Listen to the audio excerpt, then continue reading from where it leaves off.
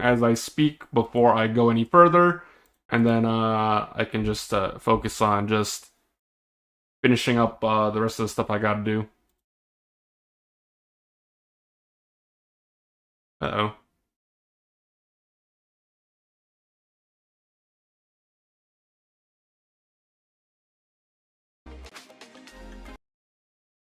No, hold on.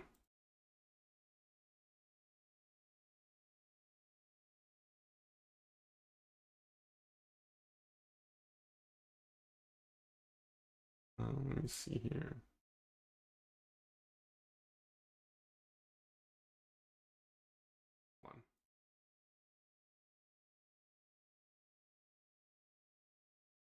I gotta change the thumbnail as well, I forgot.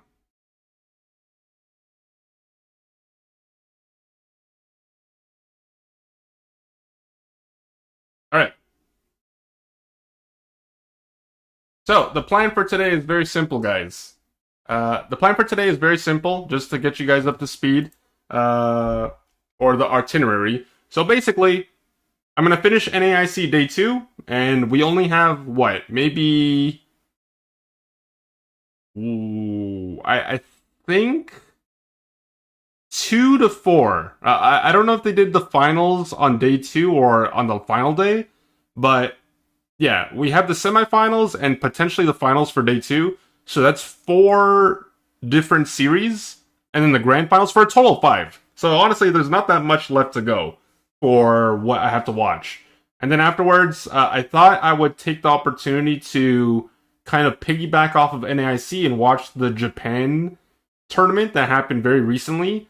That tournament basically determines who goes to Worlds from the Japan, like from the Asia region.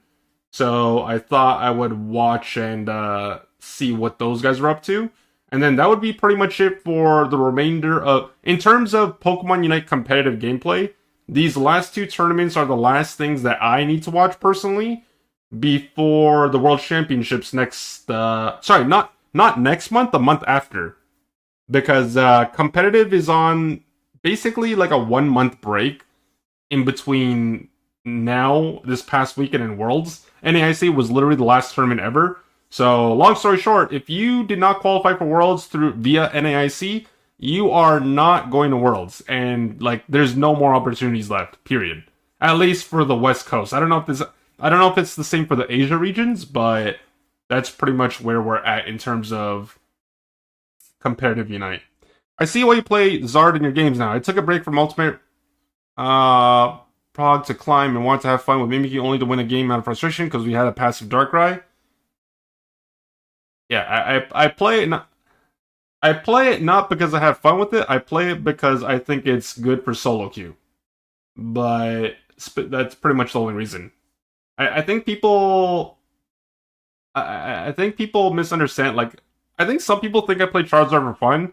Like, and I always tell people, like, I don't play Charizard for fun. I play it because I think it's a solid solo queue Pokemon. That's it. But it's not fun. It's boring. It's hella boring to play. It's literally, you get level 7, maybe you pick up a kill or 2, and then you get level 9, and then you just try to steamroll as fast as you possibly can. And snowball. But, yeah.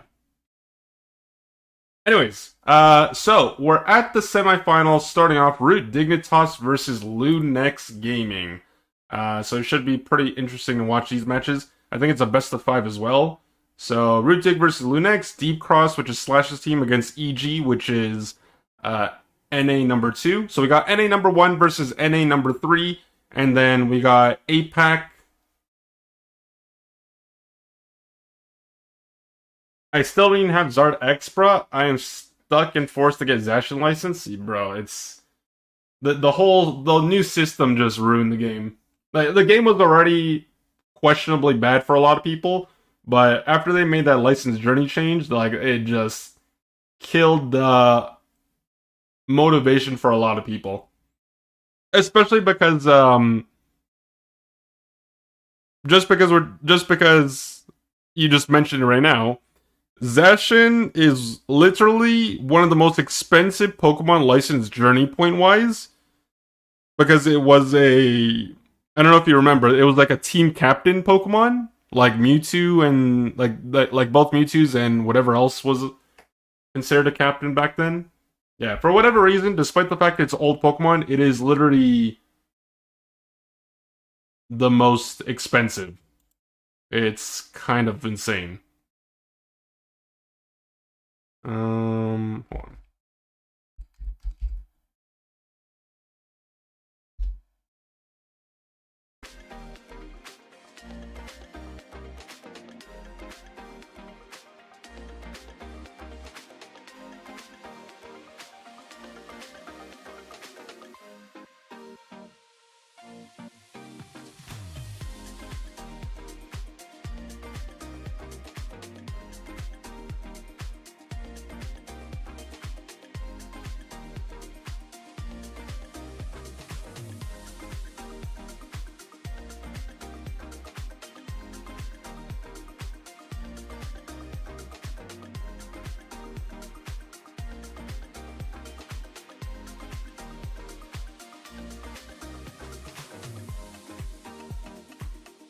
Alright, just a reminder, guys. I'll pause it right here. Just a reminder, I am now back home. I'm not at Kimmy's place anymore, so I'm back at my setup. What that means in a nutshell, if you are experiencing a bunch of ads on Twitch, because I am aware I play a lot of ads on Twitch, I multi-stream to YouTube. You can head over there. I can drop the link below, and there are literally no ads over there because I'm not monetized over there, alright?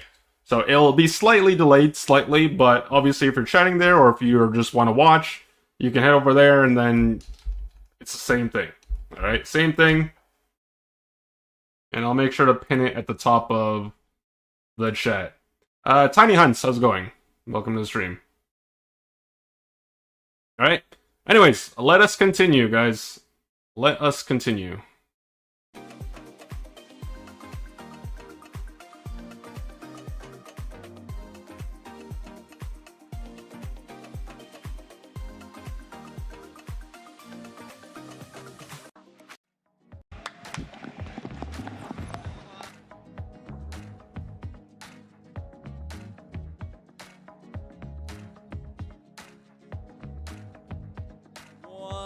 Final team has qualified for the World Championships in San Francisco, and now we have figured out our entire playing field for that. However, there are still 4 teams remaining to see who our North American International Champion will be. Of course, I am Wonder Chef, joined by... Oh, you know what else as well? So, it's not really a spoiler, because it already happened. And obviously, I assume if you guys do watch this, like if you guys watch Pokemon Unite, then I'm sure you probably are aware of the results yesterday. But basically, because Slash's team qualified for Worlds, I believe that makes it so that NA, like North America, has the least amount of teams participating at WCS this year, later this year, I think. They have, what, 3 teams, which is Root Dignitas, Evil Geniuses, and Lunex. So, in terms of just quantity, quantity, NA, not a lot of teams going. And we are bringing you the first of the semifinals matches to see who will be making it to the grand finals tomorrow on Championship Sunday. Exactly, Chef. And for Pokemon Unite, we have in this first semifinals of North American International Championships, Evil Geniuses versus... People are really digging the results. 2 teams that are very well acquainted with each other. They have been playing Regional League all throughout. Speaking of results, I don't know if you guys watched the World Cup, but unfortunately my team lost 0-1, which is just depressing and sad. But they always kind of choke, so it is what it is. Very good, much like Evil Geniuses. Right, and of course, just to kind of run down the history My team lost. of these matches, because it's so interesting. North America versus North America, like you said, both league teams. One of them, Evil Geniuses, went nearly undefeated the entire season and was looking to be kind of the top spot of North America, almost tied with Root Dig, who's going to be on the other side of the bracket. Now, those 2 were leading North America. However, Lunex, even in a previous iteration, came back, started finding their pace, and was able to defeat both the top teams at different points. Now, now, once they didn't qualify through that, they managed to add some new players. We've been talking about it a lot. It's going to be Flareons and Frank, and then kind of dominated, honestly, the last chance qualifier, qualifying that way. Now they've Sports ball? here. So with an improved team, a team that's World Cup, FIFA World Cup, man. Ecuador lost. No one. Top dogs of North America. The question is, can they do it again? Is it going to even boost their chances this time around? Well, we know that from the players that you did just You mention. wanted Muck to win? Why? Frank has been an insanely good supporter today. Plenty of comfy plays, plenty of Psyduck plays. We're also talking about Flareons being, honestly, one of the most versatile attackers in NAIC right now. Oh, yes. Although, honestly, if we're going back and talking about Frank, what we heard in that interview is it's almost like he's an underdog. playing support, right? Frank, they're just like, oh yeah, Frank comes from attacker. Just go play attacker. We're gonna give you some more Pokemon. What's you know what? They've got Smash. Root decks throughout regional league, and they were the top 2 in regional league, and they just played. So, yeah, apologies for that. But yeah, it's root deck. Well, I mean, really. Call me out on that. But I'm gonna be honest with you. I thought that guy was in the retirement home. I didn't even realize he still played, but I think that's just. I think I was under the conception that they were retired because they stopped streaming, but I didn't even realize they still played until I saw them this weekend. And it was only briefly too. So a lot of that stuff is going to change the meta. Obviously, patches theoretically too. So I don't think you can say that much for Worlds, right? There's a few things, but it might be gone by the time you get there. Muck. Very possible. The meta has been changing all throughout the season in a very, I would say, interesting way as well, enabling much more of those attackers all throughout the season. When we have Who these let the patches dogs out? and of course the releases you mentioned. I'm so excited for when we actually have Meganium and Skeledirge coming through. So all of those changes have. If memory serves me correctly. Yeah, if memory serves me correctly, I could swear that they that like, I don't know if it's just like they're professional chokers. Okay, that could be phrased better, but like, I don't know if it's just like the competitive nerves, which I feel like shouldn't really be a thing at this point because they've been playing so long in general. But like, if memory serves me correctly, I swear Muck's team always fumbles at the finish line. Like for the most part, I'm not gonna say like they're the best and North American team you've ever seen, but generally speaking, when it comes to results, they're usually up there. I would usually say like top 16, top 8, and then when it comes to like that final push to get that whatever. In this case, it would be the final qualification spot for Worlds. They fell short. And this also same with I wasn't familiar with Goofy Goobers up until literally yesterday or the day before, sorry, whatever. But yeah, they unfortunate is all I can say. No one retires from Unite, bro. Even Rin and Goof GG are looking for a team right now. Wait, really? Goof still.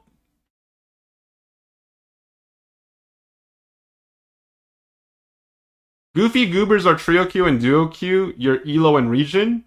Yeah, that says a lot about the other teams that lost, and they came out number 1 in their group. Like, tell that to the other teams that got stomped by them in groups. I don't know what to tell you. Whether you call, here's the thing, you can chalk it up to fluke or you can chalk it up to skill, but at the end of the day, they perform better than a majority of the other NA competitors. Sanjay, the Lucario guy? I thought that guy retired. Nah, no way. Where'd you see that? Where are you getting this information from?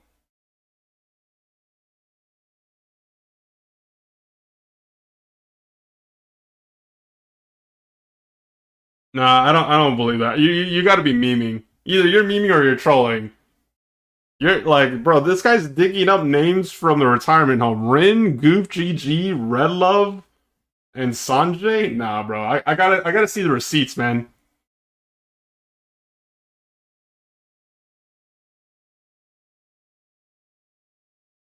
Channing unless we find 4, then I move to associate coach.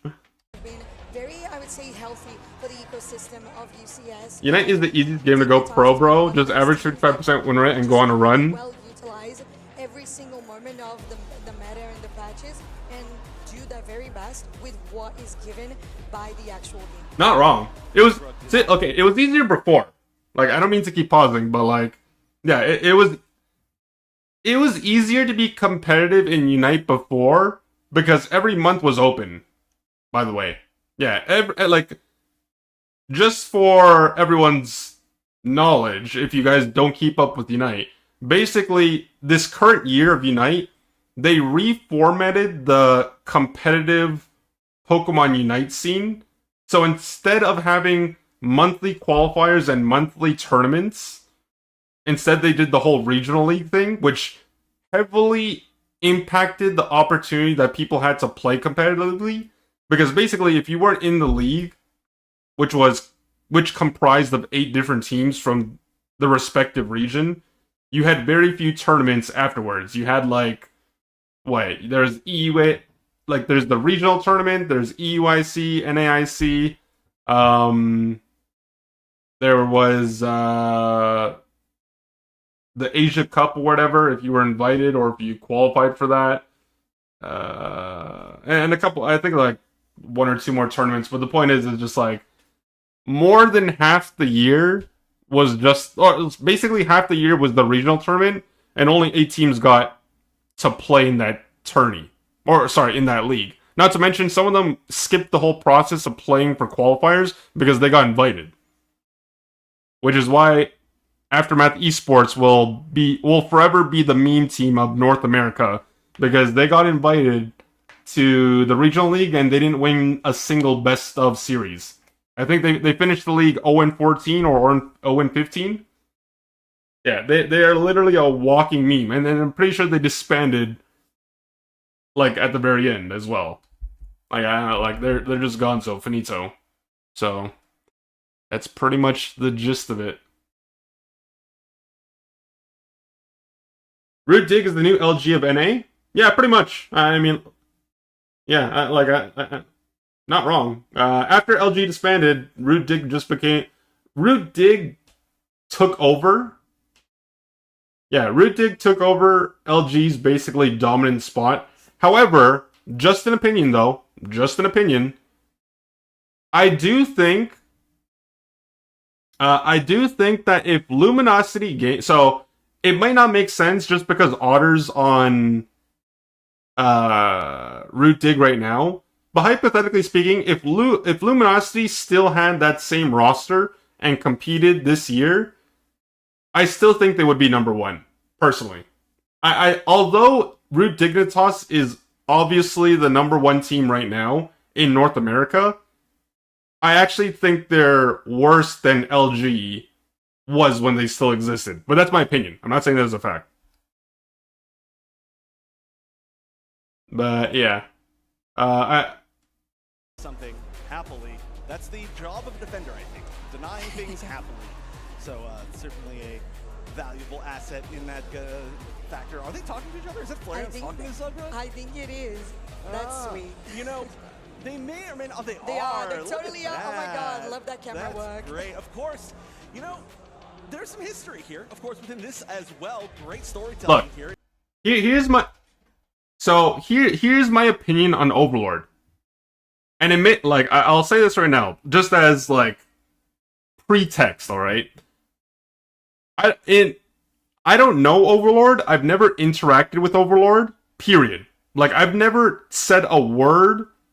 Actually, no, that's not true. I think he stopped by my chat like a while back, and we like small talk. But like in terms of like a one-on-one conversation, I've never talked to Overlord.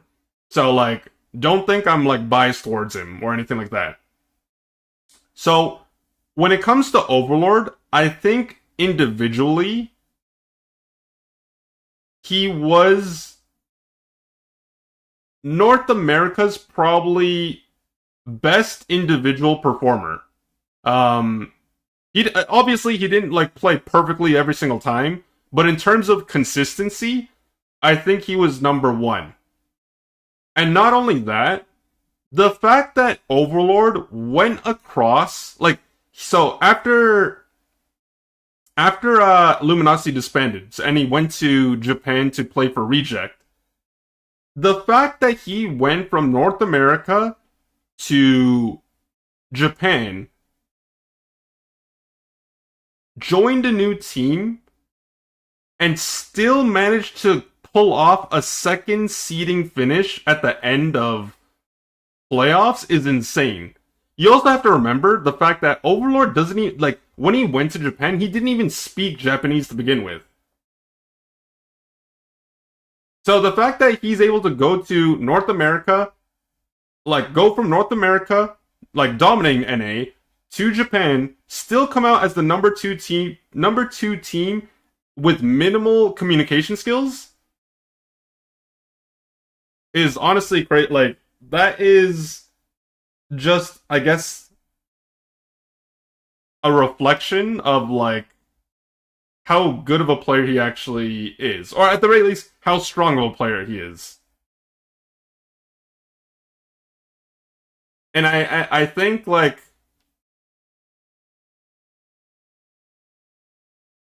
I'm gonna be honest with you.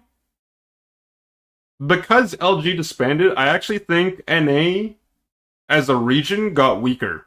Personally. That, like, once again, strictly opinionated. I'm entitled to my opinion. But after LG disbanded, yeah, I think, like, North America as a whole got progressively weaker. Because they lost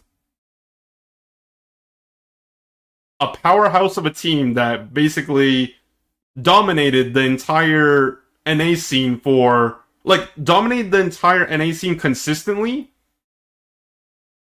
which would allow growth for other players when they played. Because obviously, if you're a competitive player in any activity, like, it's not even limited to Pokemon Unite. If you're doing anything competitive, like, if you're doing anything competitive, sport-wise, activity-wise, whatever, you want to play against good people that will challenge you to get better, or, like, change your perspective on how you approach the game. Alright? In this case, we're talking about Pokemon Unite. But, yeah, losing LG really hurt NA. But, we'll see. Here's the thing, though, guys.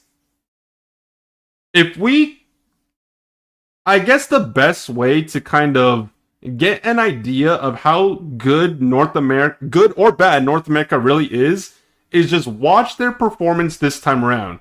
Because if you remember last year, we had several teams go to Worlds. Luminosity ended up coming in third, and they were North America's best team by far. I think Orange Juicers qualified for, like, top 16, I think, and then they got eliminated on the second day, and then everyone else didn't even qualify out of groups. So, I guess this year we just compare results and see how they do. But also keep in mind, just a reminder. Just a reminder that in comparison to last year, or in contrast, I should say, we have 2 less teams. So I think we had, what? It was LG, Orange Juicers, IX, I think. Honestly, I don't even remember at this point. My brain is, like, fucked. I'm sorry. But, you know, basically, we have less teams going this year from North America. So, if they're trying to go for the NA representation, they got their work cut out for them. And the fact that those two were on a team together that won. Is Ethan still playing, or he retired? No, he still plays. Does he not? So they won technically. Oh no, I think he was like a coach or something. No, a coach or a sub. The regional finals that was held here. I thought he was a coach in the previous year. So never mind. On the other side of the literally exact opposite side, which is really, really cool. Obviously, there's some friendliness there and some really, that you can actually say that for most of these players, right? I mean, at this point, North America, most of the regions, they have switched up who's on which roster so much that they all know each other. I got super distracted by the Sylveon in the in the PJs. It looks adorable. I'm in love. It's wonderful. And like you said, it's not just about the friendliness that you have between the players because they've all played with or against each other at any point. It's also about the fact that they're so used to the environment. Right? That's 2 different stages. And as we get into the first draft of this best of 5, we have Root Dignitas on the purple side, Lunex Gaming on the orange. You see that picture as well, Zugrug happily denying something, so sticking with the theme, we are going to see what the bans are. They are going to immediately take away that Psyduck, knowing that Frank is such a specialist on that Pokemon. I think that makes a lot of sense, as well as getting rid of a few other support options. They're really trying to back Frank specifically into a corner, see how deep that support pool goes.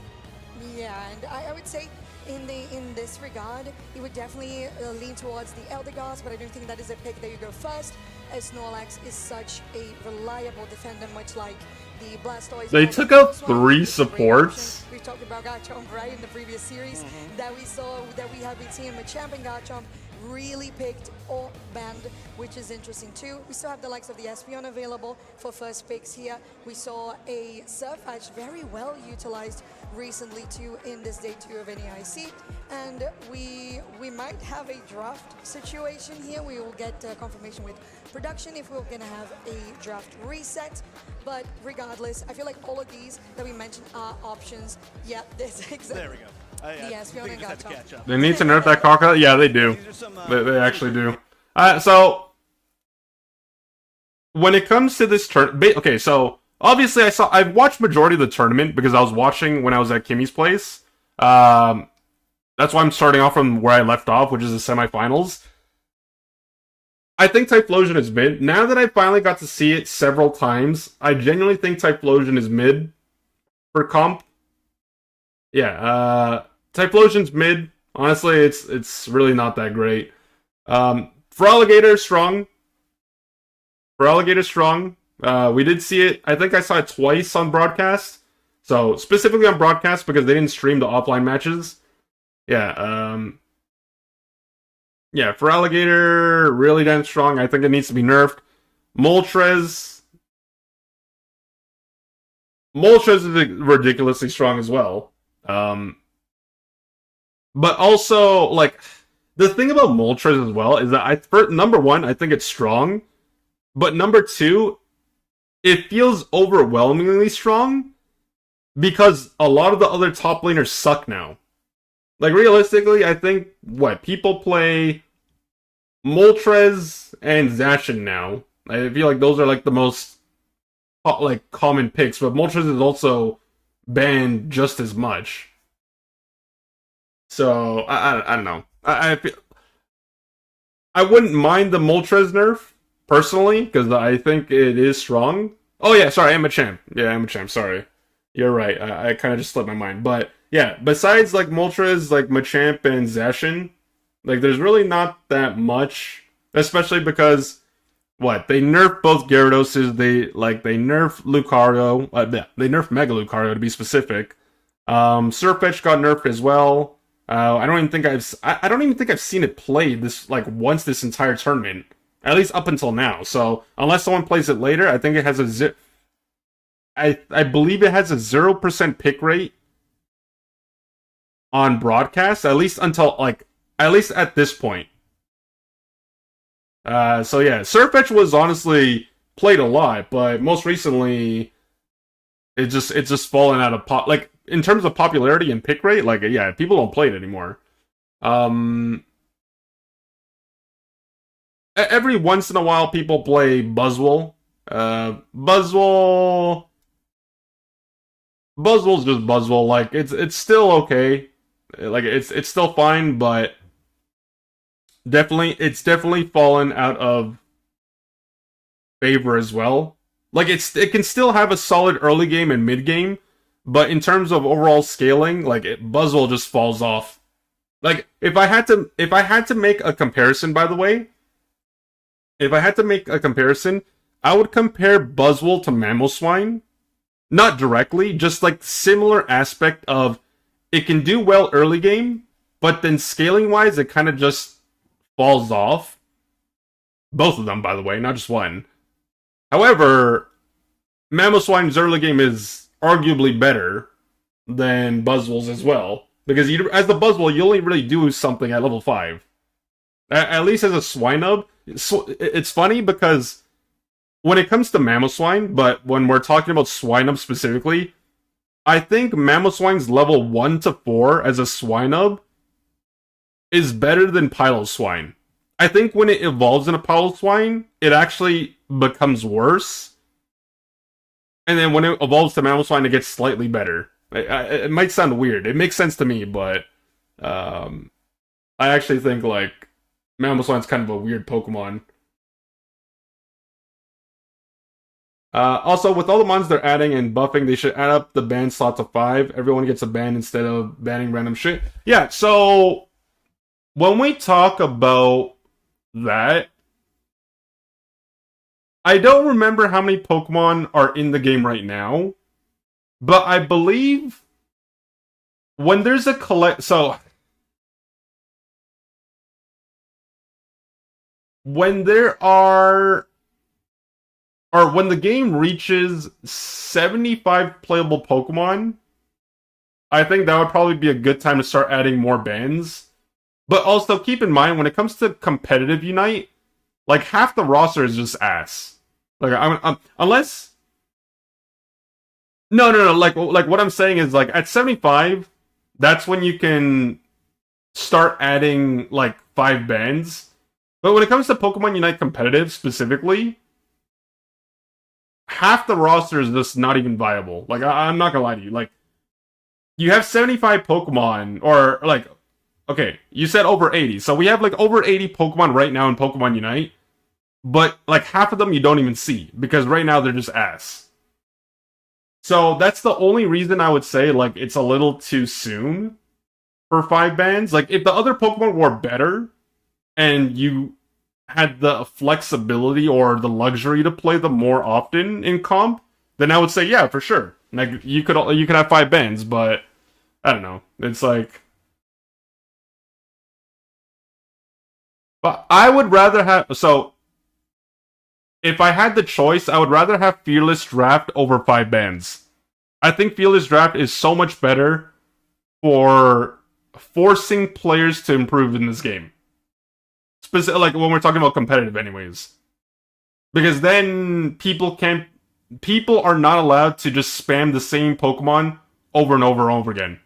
So if you wanted my opinion, if you wanted to see more entertaining matches from a viewer perspective, not only that, if you wanted to see people progressively improve as a team or individual level, force them to play Fearless Draft.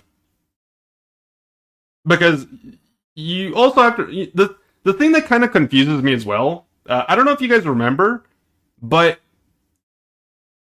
in ACL did Fearless Draft, by the way.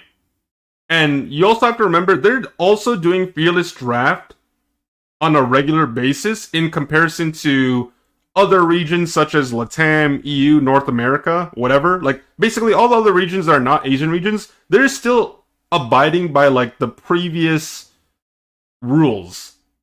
Asian regions, they're doing Fearless. And then when they went to ACL, they also had to do Fearless Draft as well. So, in a way, it was good. It was a good experience for them, but at the same time, they were at an overwhelming disadvantage because they were forced to play more than like a single strat or whatever. So yeah, I think Fearless Draft is extremely, like, some people don't like it, and I honestly have no idea why, quite frankly. Like, from a viewer perspective, you should be advocating for Fearless Draft because you get to see different Pokemon every single game. That is not an opinion, it's a fact. Like, literally, see different Pokemon every single game. You see a wide variety of different strats. It gives exposure, and like it allows like Pokemon that are not often picked some exposure at the bare minimum. And then like if the devs are paying attention, then maybe they would see some of these matches and like realistically, I like the devs are useless anyways. I'm sorry, devs are useless anyways, so it wouldn't even matter. But like at the very least, they would be able to see like what's good, like what's objectively good and what objectively needs to be buffed, and hope to God that we get some tweaks. But yeah, it's like fearless draft, like maybe like so it's something that requires a bit like it's for players that have not experienced fearless draft. It's a big adjustment, but in the long run, that should be the end game for competitive. Like it should, like hopefully soon before Pokemon Unite kicks the bucket, fearless draft should be mandatory for all regions, all leagues. That's my opinion, but I like that's what I would hope to see. But obviously I don't make the rules, so you know. Exactly like you were saying, some really solid picks. But now one thing that's going to be really important here is exactly what they do. So they got rid of a lot of the supports and then saw that Lunex did not go over support in their first 2 picks, which means that they can steal away some of the other options. Now, Mew can be played a little bit support-wise. I'm not really sure Frank has ever done that, but, or really, I mean, I guess they... What happened? Theoretically, there could be a chance that they just has experience with Mew in general, but also getting rid of this really successful Mr. Mime throughout the day. So that is going to back them into the corner of picking up this Blissey. However, that is something that they have chosen before, especially alongside a lot of this comp, which is very similar to that dominant comp that Lunex used in the last game that we watched from them. Well, is that a real Toon Slim pick? That is Toon, and that is a Duraludon. You are correct, which is definitely interesting. Well, we'll get to that point while we finish the draft here on the side of Lunex Gaming, as they chose a Blissey, Delmice, and an Urshifu as the last. I'm not gonna lie to you guys. I don't remember. So I saw. Okay. Once again, I'm gonna pretext this by saying this is strictly opinionated. So my opinion, not a fact. And speaking solely on behalf of myself, I hope NA teams in general don't fall into the trap of thinking Duraludon is this secret overpowered pick, because I actually think it's buns. Okay,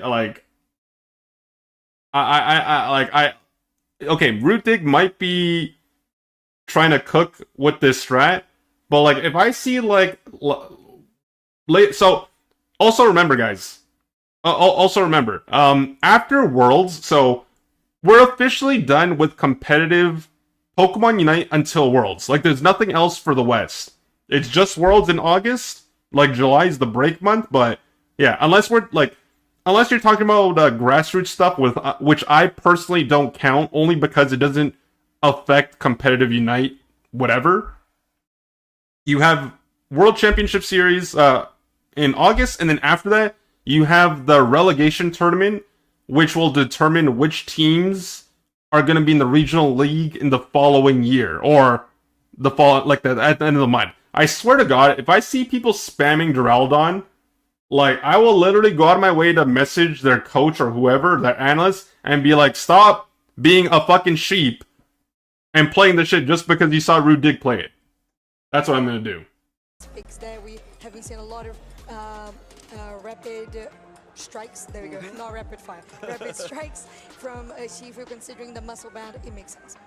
Right, yeah, it's been 100%, I think, Rapid Strike. But we, of course, have to talk about the ridiculous choice here, Duraludon, a Pokemon that, despite the fact that, you know, we don't ever really see it, has received a few buffs. However, I think a lot of people were saying it wasn't quite enough. But if you want to say, you know, if there's one signature move that Toon Slim has, it's picking something interesting, you know, one way or another. But they're here. They're in the top 4 of North American International Championships. They've got a 3 out of 5 sets. There is going to be time to test some new things. Will Duraludon truly work out? An interesting choice. Hey, if they win, hopefully whoever's doing the interview can ask them about it. But Hey, take risks now before we get towards the end of the set. That's when you can no longer take any risks. Exactly. It's the first game of the best of 5 route.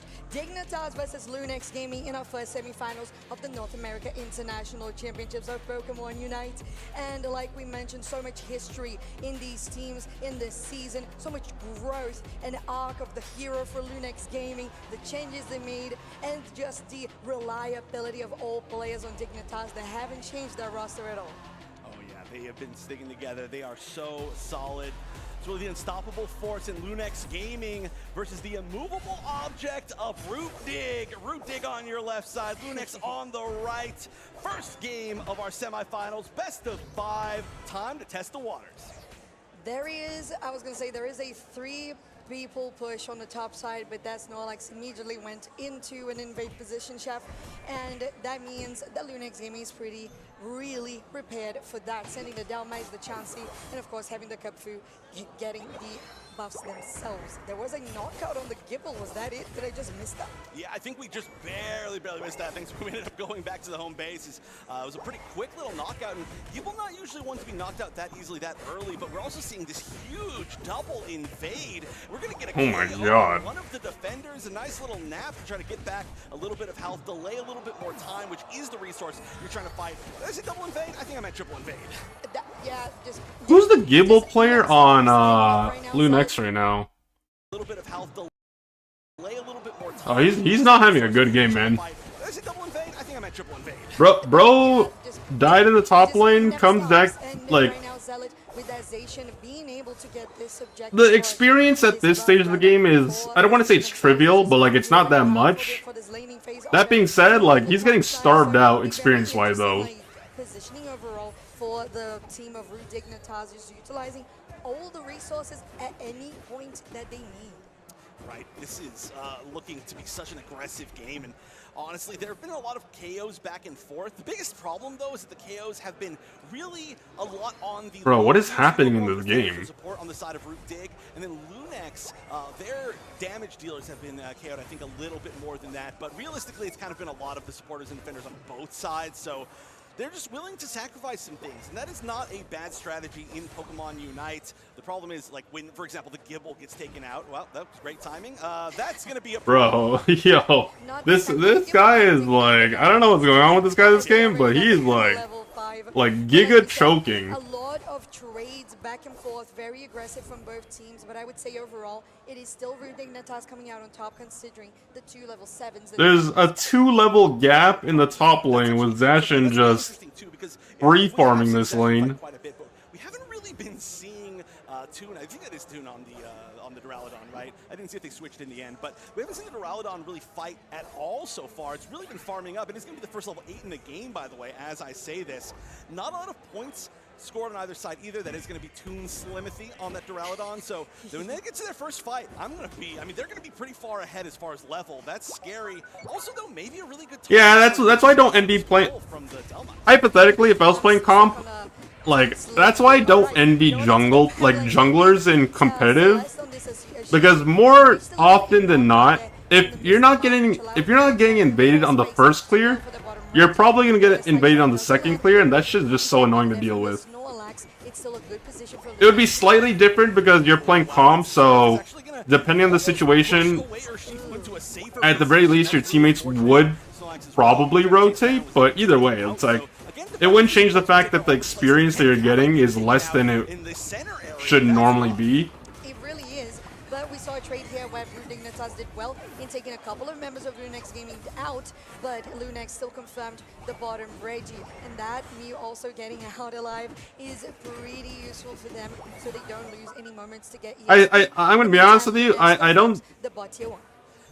don't see the vision that Root Dig have with this Duraludon pick. I really don't. That is lower or as low as the supports and defenders on both sides. That's a problem. Duraludon going to pick up actually a huge KO on that Espeon and the Mew as well. So they've got some assists on their side. Lots of good fights for them. That being said, though, Espeon and Urshifu just gave away like such unnecessary experience by overextending. is a rotation from Lunix Gaming towards this top side of the map, but honestly, it just looks like them trying to escape Zealot. They score some goals, but this Zation is just looking for more. They go on to Oblivion, but there's a 2v1. Maybe it's going to be bad for Zealot, and it is. The Livid Outrage does confirm the knockout. Livid Outrage is such a great defensive option against anybody who has to get into melee range of you, because you realistically want to try to run away from it, but you can't fight while you're running away. Plus, you're already just so close. Now, we are going to have a few other members rotate up here from both sides to try to take this Regulecki. You'd have to be kind of a miracle steal with a heavy slam or an electro ball, but yeah, that's just going to delay more time. It does. Now the down mines as well. Pulls out on the Snorlax. There's time for the Zation to come in, but it's oh my god. Dignitas does steal it. Order on this Mew is able to guarantee that now Lunex is in a position to just try to defend this goal zone. They managed to get 2 knockouts, so that feels pretty healthy for them. Although they still need to focus on the Regieleki. There's the Duraludon with the Revolving Ruin, and they're trying to get some more damage on those 2 players there, but Duraludon goes down. Lunex Gaming does manage to get a nice defense, although Root Dignitas did steal the objective. Ooh, and this Urshifu was kind of running through the team. Let's see if they can even escape. It looks a little unlikely, but okay, that mobility, just kidding. That is very likely, I guess. Oh, finally managed to take down. I think the miscommunication from Lunexia was just off, though. Because, like, okay. So we can just play it from here. So Zacian goes down trying to 1v2 the Delmise and the Garchomp. Garchomp burns their Unite move. Starts pulling the objective. And then the rest of the team shows up. The problem here is that it resets because it was pulled the way it was, and then of course it just goes back. And then like you can see here that like Garchomp is focused on trying to just get rid of the Snorlax, and like they're also not DPSing it. But then Flareon's is hitting the objective, and then they use their burst too early, and then Mew ends up securing it. So for me, it just feels like if they were gonna do that, like Garchomp had to stay on it. But obviously, I don't know what the communication is like. Like it could be like, oh, focus the Snorlax. Oh, maybe not. Like Garchomp focus on zoning while everyone else DPS it. Maybe it was like just miscommunication. Like I don't know, because obviously I can't hear the comms. It is though. Dignitas does steal it. But from like a viewer perspective, it just seems like they're doing 2 different things at once, and then it just ends up biting them in the ass. It looks a little unlikely, but okay, that mobility, just kidding. That is very likely, I guess. Oh, finally managed to take down Blissey with that big electro ball, but at that point, I don't think that's necessarily a target that really matters all that much. So a pretty big win overall for Lunex in that situation. You can see they're catching up on points as well. Garchomp's still a little bit low, but at least higher than their Blissey. Look at this, the wall just delaying them, pushing them away. Heavy Slam's going to be a really good secure steal here. Oh, I like that stop on the attack, but they still got it with an auto. There is no way that Snorlax got it with an auto. Now there's the rest of Dignitas as well. That anchor's not going to land, and the Garchomp that was painful to watch. I'm not even gonna lie to you. That like, remember what I've said, holy hell, brother. Zugbrok's favorite thing to do, denying things happily, and that's exactly what happened right there. Truly the epitome of a tank player. But wow, look at this. Yeah, right now, despite the fact that Lunex are, well, they were winning up until they just scored right now, I think Lunier is having an awful game right now. Like the Garchomp players, they're like today. This game is not their game. They gotta shake off the tilt. Chan, what Power Swipe does except heal? Oh, Power Swap from Mr. Mime. Heals and movement speed. Don't even know what direction this is going to go, right? We don't have all that much time left. We're kind of already past this time where a lot of these Unites could be used, so they are probably just going to be held onto unless they like find somebody immediately right now. And Zacian's kind of the only one that's close, but we are going to see potentially some objectives here. Looks like a lot of just patience. Maybe not really trying so much to get this objective. A 3-minute Regieleki isn't always that useful. Maybe they were trying to wait for somebody else to come up, but they realized, oh, well, I'll do one thing. It's going to be Zugra. There they are with the block. Regieleki did not get stolen. Zugra has to use the eject button in, but they don't manage to get out. Well, actually, they do manage to get out. But bro, I'm not even trying to pick on them, but every time I see the Garchomp on camera, like, the camera panning to them from the viewer perspective, they're either dying or dead. Like, and then I don't even know what Espeon's doing right there, to be honest, but okay. To be quite powerful on level 14, Chef. That Stealth Rock stun, I think, was actually what stopped the Espeon as well from escaping, which is pretty funny. It doesn't really usually work exactly that well that way. Usually you see it defensively, which is why you see a couple of them kind of just set up on the Duraludon. So free take on the Registeel. Extremely close score. Actually, it's now only 3 points apart, but Lunax with 3 points up. And at 2 minutes and 8 seconds, they're actually pushing into the center area. That's pretty bold from the side of Root Dignitas. Half HP there onto Zugray. They have to use the power nap as well alongside Zealot. Zealot gets taken down because of the blissful assists. Duraludon's down in the back line too. To take Zugray down. And on the other side, Lunix Gaming is focusing on the Mew. They're trying to chase after Inda, but they're not able to take the Mr. Mime down. They're still healing the attacker back up. Now going with the Urshifu. Inda is gonna go down. No, one auto finally. And Lunix Gaming is just setting up to get into this Rayquaza. But Chef, they're so low on HP. Extremely low on HP, and there's a chance to steal. So many good opportunities left. Look at Otter here. Who's gonna be able to take it? The Electro Ball, you always have to deal with Otter. No way, but not that many players up for the side of Root Dig. This isn't over either direction yet. It is not, but it is Rayquaza, so we know that it's a different thing from Groudon, from Kyogre. There's the top side exposed. There's a Hundabugger to be scored. Bro, I don't know what it is. Like, I really don't. Like, they just... It's okay. It's not even the secure that I'm actually like baffled about. Like things are things are going like. There's so many things that I can like talk about like how is it like I don't even understand the progression of this game. But then like we'll play from here and then I'll give you guys my thoughts on like why this shit is even happening to begin with. Okay, so just to kind of give you guys the whole thing of what's going on. So right now we got a 5 versus 3 right now, okay? Like, and I'll make sure to add my doodle board just so you guys can get that additional visual representation. So right now it's a 5 versus 3, okay? Here's the 5, you know, 1, 2, 3, 4, and then 5, okay? So you got 5 people on Root Dig, and then you got the 3 from over here. The other 2, one's, you know, in the choke point right here, like, he's about to pull up right here. Garchomp was actually backcapping earlier, so he got a few points, not that it really matters that much. Like, the trivial amount of points, like, I always say this, but, like, positioning for the endgame matters more to me than a trivial amount of points that isn't really going to make much of a difference if the game's going to be decided by a team fight or the endgame objective, whichever one. Unless you're literally pressed for time, and backcapping is like the only play or like the only sensible play, then obviously you know sometimes backcapping makes sense. But in this case, you got 5 versus 3. All right, so let's continue. They're actually pushing into the center area. That's pretty bold from the side of Root Dignitas. Okay, this right here confuses the shit out of me. Like this right here. So Zacian goes in with the thing, and then it's like, how is it that Zacian metal clawed into 3 people, and then those same 3 people just forgot about the guy that was initially here, then he ends up going down here. Like, how did they just, like, do these guys have T-Rex vision? Because how is Zacian allowed to do this much damage to 3 people he just saw, like, literally less than, like, 10 seconds ago, is what baffles me. And then meanwhile, on the backline, you also have to pay attention. So, it happens at the same time. You got, like, a little skirmish going on, then everyone else is separated, but then you also got Garchomp diving the backline, which is the Duraludon. We see them on the screen getting the KO. But Duraludon Unite moves, by the way. So Duraludon Unite moves, Garchomp Unite moves as well. Meanwhile, you got a 3 versus 2 down over here on the main part of the camera.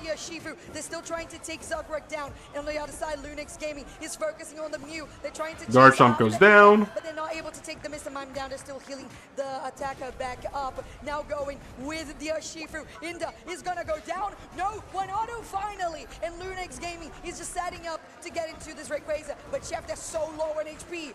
Extremely low on HP, and there's a chance to steal. So many good opportunities left. So I don't know, man. Like, Zacian and Duraludon are down. the Urshifu ended up prioritizing, like, Urshifu ended up prioritizing the, like, the zoning and the kill securing of Mr. Mime and the Mew. Like, he ends up getting the... Hold on, wait. I just want to see, like, the skill order. So, auto attack, so... Surging Strike, got knocked up by the empowered auto attack from Mr. Mime, which is their passive, then got CC'd. So right here, also as well, down, and on the other side, Lunix Gaming is focusing on the Mew. They're trying to chase after Inda, but they're not able to take the Mr. Mime down. They're still healing the attack back. So right here, specifically Urshifu, generally speaking, if you've ever played Water Bear Urshifu,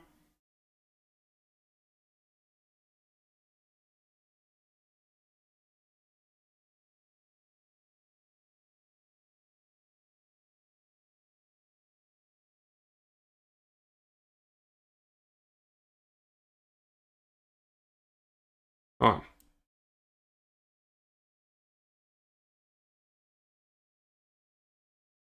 Okay. So basically, what ends up happening, if you're actually watching Urshifu closely, and the reason I'm even putting this up on the screen as well, is because, like, if you've ever seen or played Surging Strikes Urshifu yourself, basically the way the skill works is, like, you skill, and then you auto-attack in between, and then you skill again, auto-attack in between, and then skill again, auto-attack in between. Basically, ideally, you want to get your auto-attacks in between your Surging Strikes, because, to put it very simply, it will reduce the cooldown of your skill so you can use it again more. Like, ideally, you'd want to do that so you can get a lower cooldown on your skill, so you can use it again faster. It's pretty, like, standard knowledge. Now, obviously, in some cases, that's not always going to be possible. So in this case, the Urshifu ended up Surging Striking twice without auto-attacking in between. So not only do they have a higher cooldown, but also, because they didn't, like, their gameplay wasn't, like, optimized, it takes them longer to KO the Mr. Mime, because they actually had to go chasing after them a bit longer as well. So, like, right now, you see them, like, literally just chasing just to get that one final auto attack down. And then they got hit by the Electro Ball that tagged the Blissey. Then they come back. And then Urshifu also prioritized the Snorlax as well. Now, whether you want to call that a mistake or not, I mean, like, that's always debatable. Like, obviously, they got the like, Blissey got the kill secure on the Mr. Mime. And then, of course, they're focusing the Snorlax now as well on their way back. But then, like, the other option could have been to just focus the Rayquaza and try to 50-50 with that DPS as well. Because obviously, without the Urshifu, it's very hard for, you know, player number 1, player number 2 to focus the endgame objective. Because it's not that they don't have damage, it's just that they're very dependent on their skills. And that obviously revolves around cooldowns. So without Urshifu there, this HP bar is literally just, it's barely even moving. And then by the time this guy finally decides to, oh, let's focus the objective, it ends up being a 50-50 between Flareons and Otter. And, I mean, Otter's track record when it comes to stealing or securing objectives, however you want to phrase it, is just, like, the ball's in Otter's court. Like, I'm sorry, like, obviously, Flareon's just recently joined Lunex, so, you know, you haven't really seen him on this team for too long. But, yeah, Otter and securing objectives is, like, a lot of people's kryptonite, or, like, the tilt factor, and it just ended up going poorly. So it just ended up being a 50-50, but... yeah, but, like, by the time Urshifu came back, this guy's already bleeding on the floor right now. And, like, you could argue, like, whether you want to argue it was a mistake or not to prioritize the other two, you know, the time that they spent chasing after Mr. Mime and Snorlax, and not to mention they didn't even get the Snorlax either. They could have spent that time DPSing Rayquaza. But at the same time, like, that's just optimistic thinking. Like, there's no guarantee it would have, like, made a difference either, because at the end of the day, like, Otter was still alive and they ended up securing it.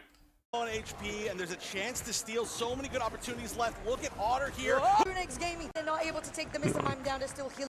Assists that is on Yoshifu. They're still trying to take Zugrug down. And on the other side, Lunix Gaming is focusing on the Mew. They're trying to chase after Inda, but they're not able to take the Mr. Mime down. They're still healing the attacker back up. Now going with the Yoshifu. Inda is gonna go down. No, 1-auto finally. And Lunix Gaming is just setting up to get into this Rayquaza. But Chef, they're so low on HP. Extremely low on HP, and there's a chance to steal. So many good opportunities left. Look at Otter here. Who's gonna be able to take it? The Electro Ball. You always have to deal with Otter. No way, but not. There's a chance to steal. So many good opportunities left. Look at Otter here. Who's gonna be able to take it? The Electro Ball. You always have. Low on HP. At the end of the day, it was just a 50-50. So many good opportunities left. Look. Because also,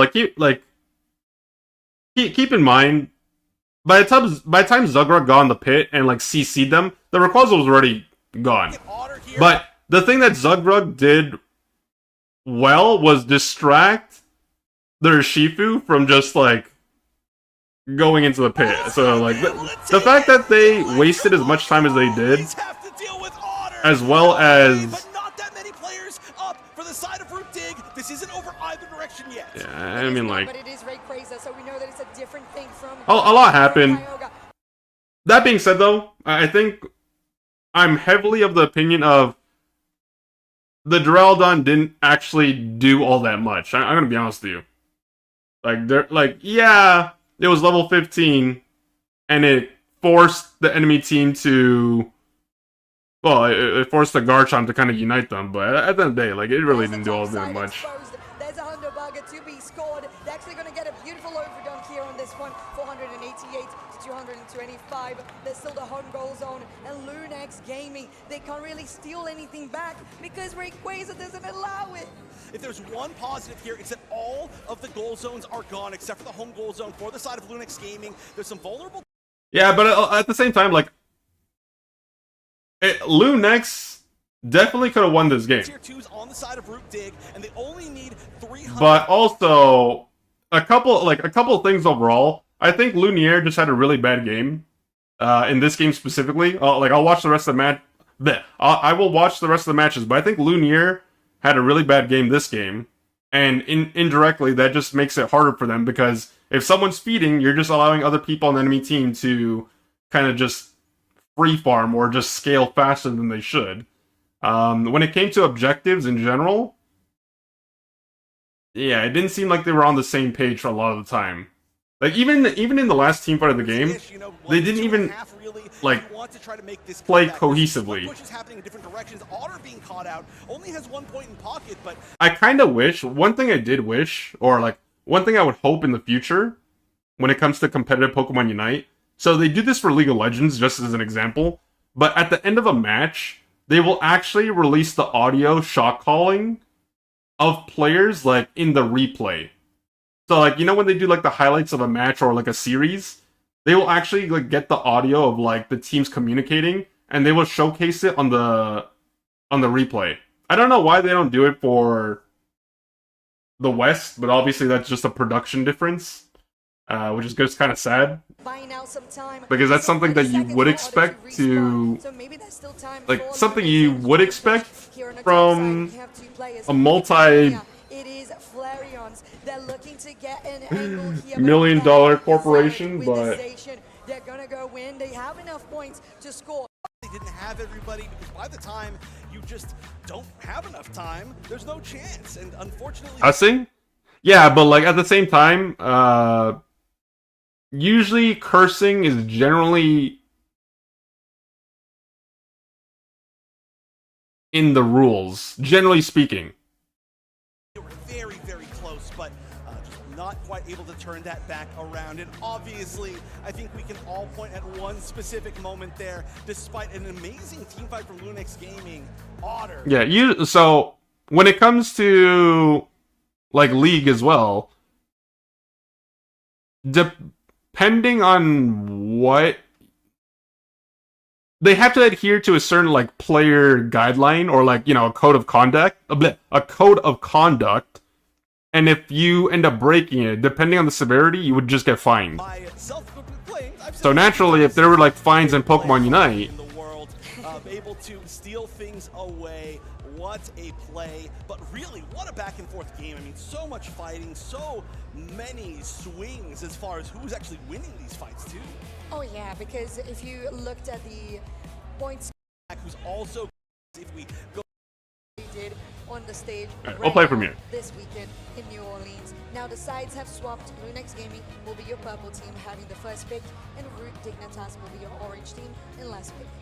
We'll see if any of these bands are any different, but so far, it's looking like it's pretty similar. We are going to see the Snorlax banned away. Now, Snorlax, of course, was going to Root Dig in game number 1, as Zugrug so happily denied everybody with. But that does mean that they are going to happily deny that pick from the other side. And I do assume that means there's an assumption, that would be a first pick on the side of Lunix Gaming. So I think Root Dig thinks Lunix values it highly. Root Dig knows they value it highly. They're just going to get rid of it, get rid of the Espeon. A lot of different changes here. I would say this could be an angle for Feraligatr first pick, considering that's what Root Dignitas, or actually what Lunix was picking in the first, banning in the first game, because that purple side, that's what they decided to do. And Root said because Feraligatr. The Espeon since it's on the map. And that's exactly what's happening. Are we going to see an Articuno potentially? I was specifically talking with Zoinks a lot about how we expected to see a lot more Articuno. We actually did see a pretty good amount of Articuno in day number 1, but just at the start of day number 1. And hey, that's the answer. I mean, I will say, this is only the second match, so my opinion might change, but I feel like the bans from Root Dig are like really unusual. Like the approach that they're taking from game 1 to game 2 is just like really, really different. Because in game 1 they just banned 3 supports. They banned Comfy, they banned Psyduck, and they banned, what was the third support? Comfy, Psyduck, and God, not Blissey. Blissey was played. I don't think it was Hoopa either.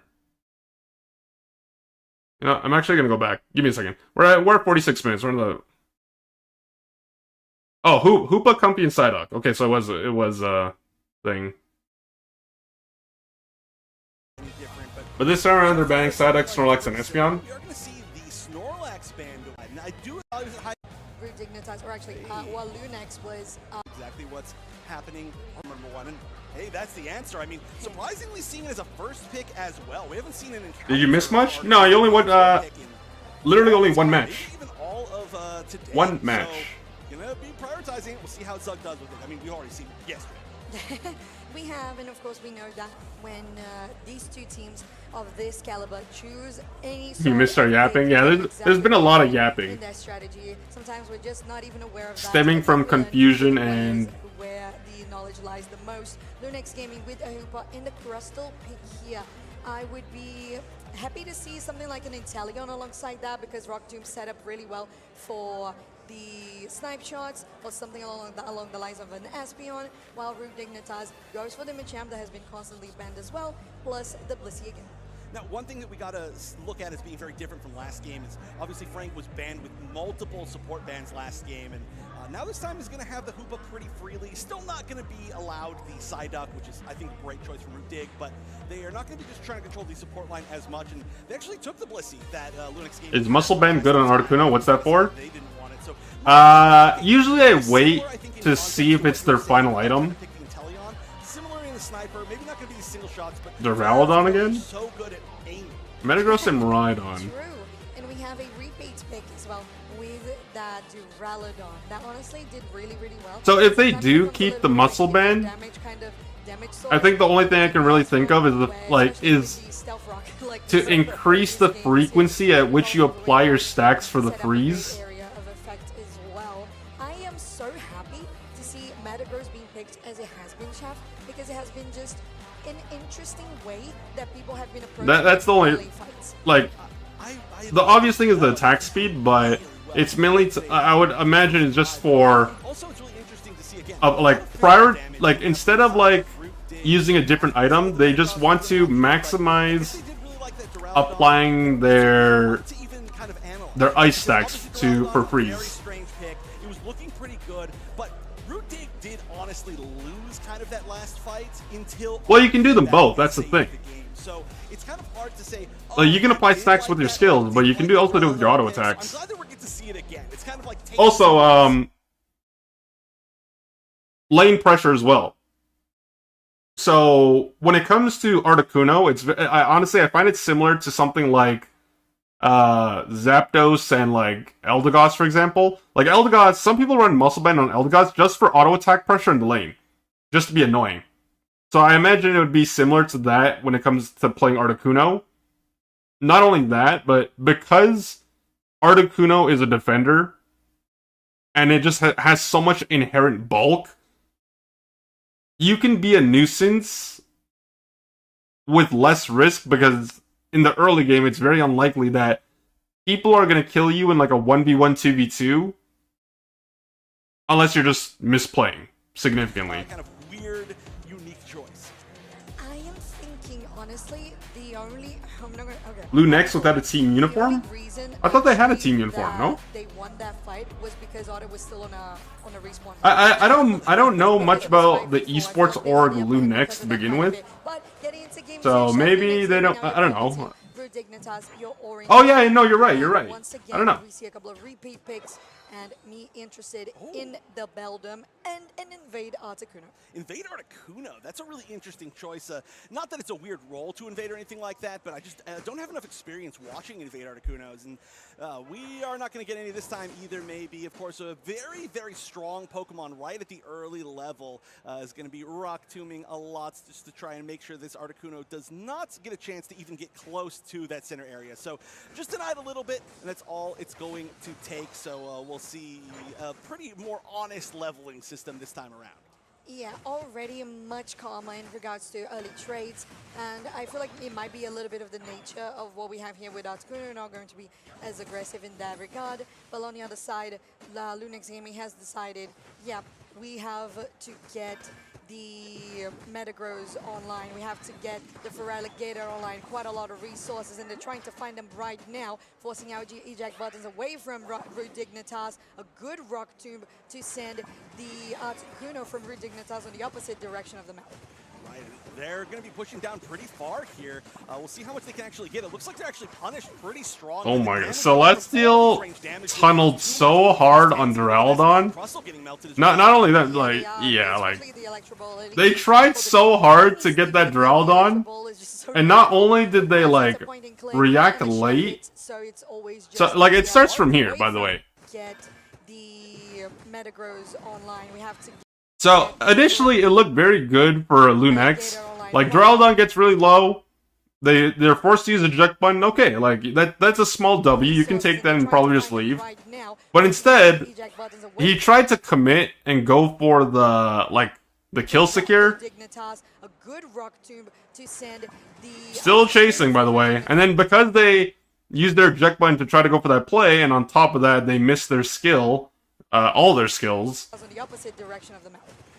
They literally just got slowed and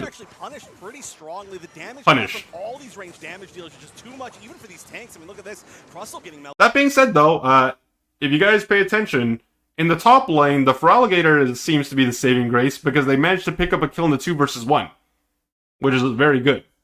So, despite the fact that Lunix fumbled in the bottom lane, top lane is going well. Yeah, they are, especially the Electro Ball early game for the Mew. Well, any stage of the game, the Electro Ball is just so powerful. Of course, it's a point and click and a sure hit. Some of their players look completely checked out. Really good at getting those final hits on some enemies.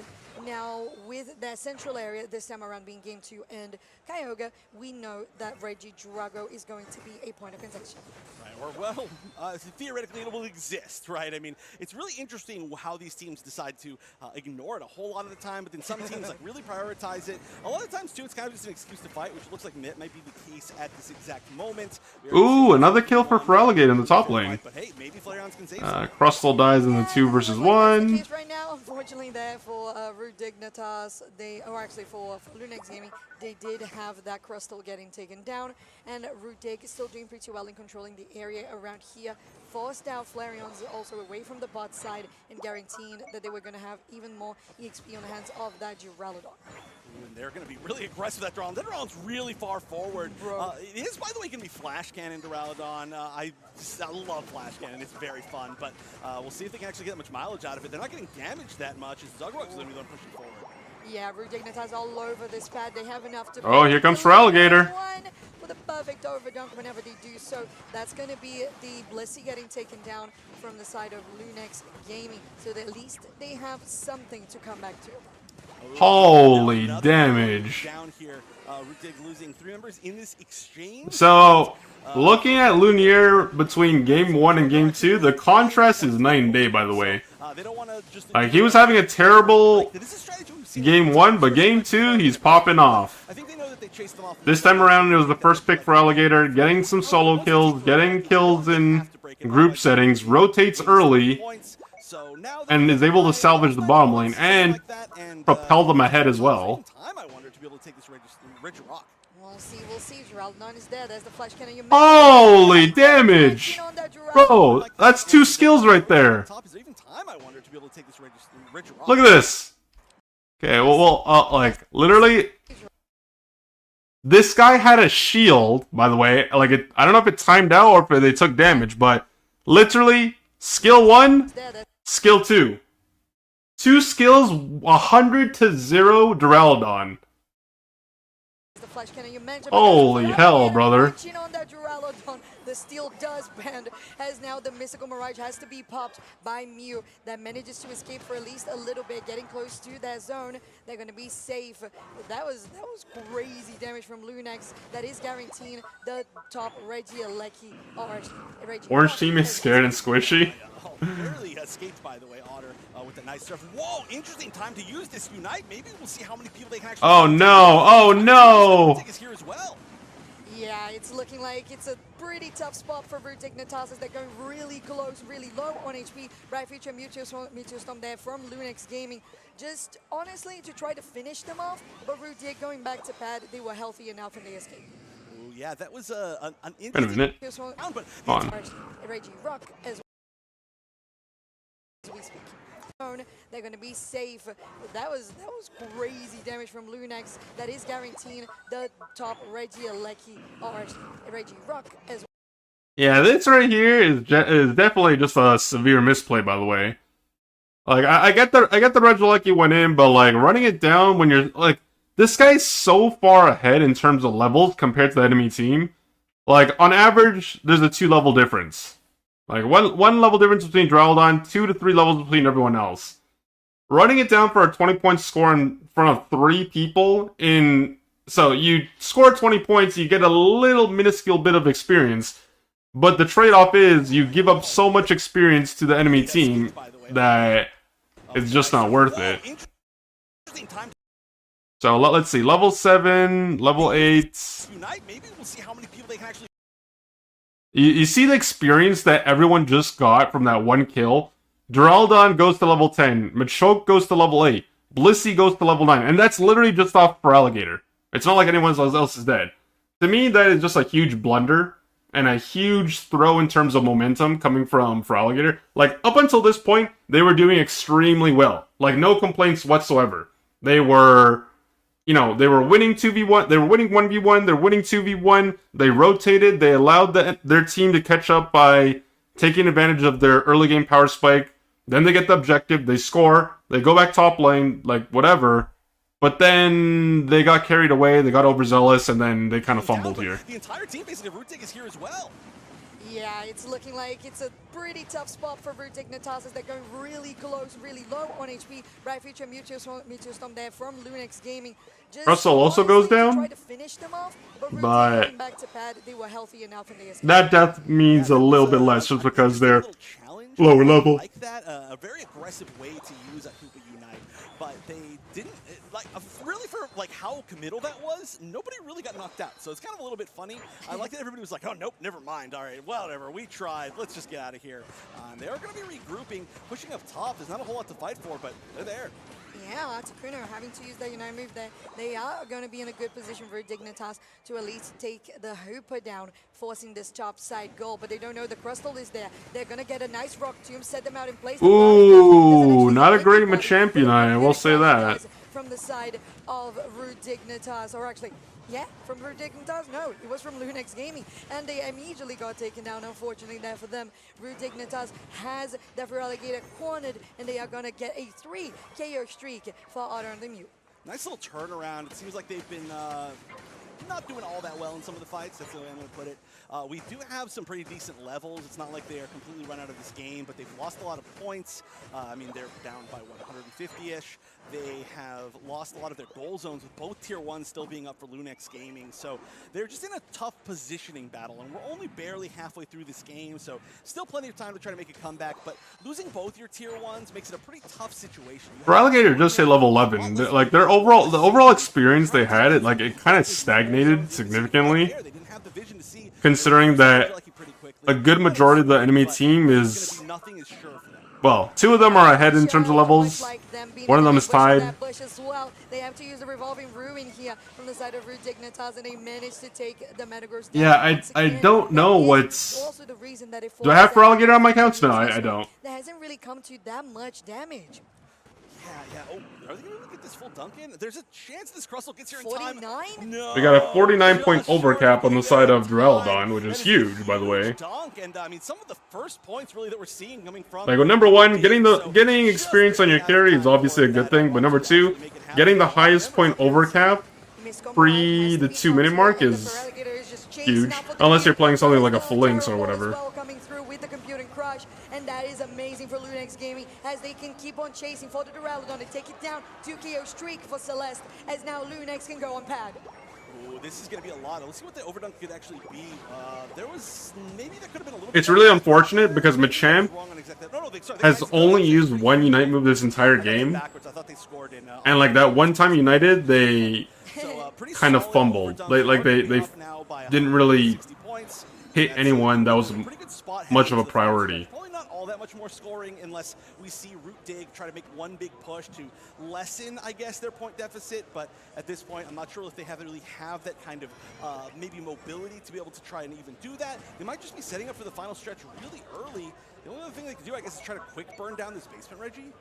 We'll see. I don't think that would be a wise choice at this point, giving up the position on your central area, especially because Lunex Gaming having the Crustal, they cannot afford giving that much more vision so they can get ambushed themselves. As we said, just having Dignitas getting cornered to the bot side of the central area, but still being able to push them aside, going onto the Gyro Ball, Metagross, and they're going in with the Revolving Ruin. The damage that comes through from Lunex actually manages to dig them down with the Feraligatr, and now finally the Bright Future Meteor Storm is looking quite bright itself, as Lunex Gaming almost gets a wipe, although that's a Machamp that has come back. They are going to go in, but they don't have the Unite move. Are they going to be able to escape? Are they going to be able to steal it? They are on bad, they're not. Lunex Okay, I was about to say though. Okay, So I was literally, I was gonna talk over it, but then it ended so quickly that I was kind of just like stunned. So the big difference between last game and this game is that Lunex have a significant point lead in comparison to last game. In terms of levels across the board, you could argue it's relatively even for the most part. I mean, Metagross is the highest level in the game, level 14, but in terms of the average level, it's pretty balanced across both sides.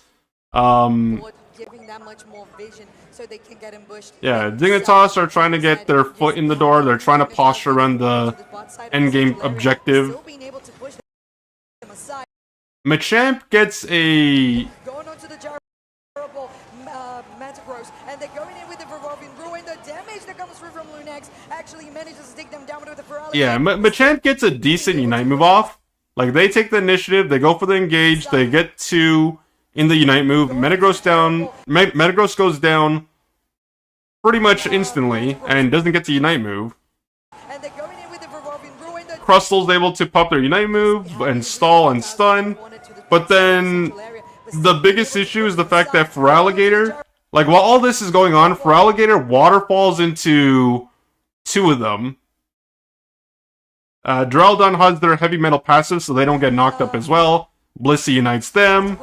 That being said, look at the damage that's happening, and that's literally, it's a combination of Crustal stunning them, but look at the damage that Feraligatr is doing to multiple people on the enemy team while Machamp is going aggro. Like, this right here is insane to me. Their HP bars are just evaporating. Crunch, the damage on Crunch is fucking insane. And the fact that the fact that they're so clumped together and they were able to hit multiple people is just like, I'm sorry, but like, it needs to be nerfed. The fact that you get so much mobility from your waterfall, but on top of the fact you just do so much, like, a shit ton of damage with Crunch, yeah, like, this damage output needs to be nerfed. So, yeah, Machamp got a decent Unite move off, but you also have to remember, the biggest threat on the team that has been, like, the most consistent damage threat is the Feraligatr. So the fact that Feraligatr was left untouched is the undoing of this entire team fight, because now, without the Machamp Unite move, it's going to be extremely difficult for these 3 to threaten the Feraligatr, especially when they're getting the jump on the backline as well. Because it's not like the Feraligatr is getting engaged on. It's the opposite. Feraligatr was standing in the bush, and then the moment Duraludon pops their Unite move, it was literally just here, waterfall, and then, you know, big chomp. Big chompity chomp chomp, crunch on their bones, and they just get grinded into dust. With the revolving ruin, the damage that comes through from Lunex actually manages to take them down with the Feraligatr. And now finally the bright future Mewtwo Storm is looking quite bright itself as Lunex game. And I'm going to be honest with you, if we were to compare this game, like the end game of this game to the last game, it's also very different in the sense that Lunex actually grouped together and they were cohesive with their movements. But in last game, they didn't do that. They all split across the map, did different things, and they ended up losing a 50-50 smite secure on the Rayquaza, but like, you could argue if they were more coordinated last game, they could have potentially won.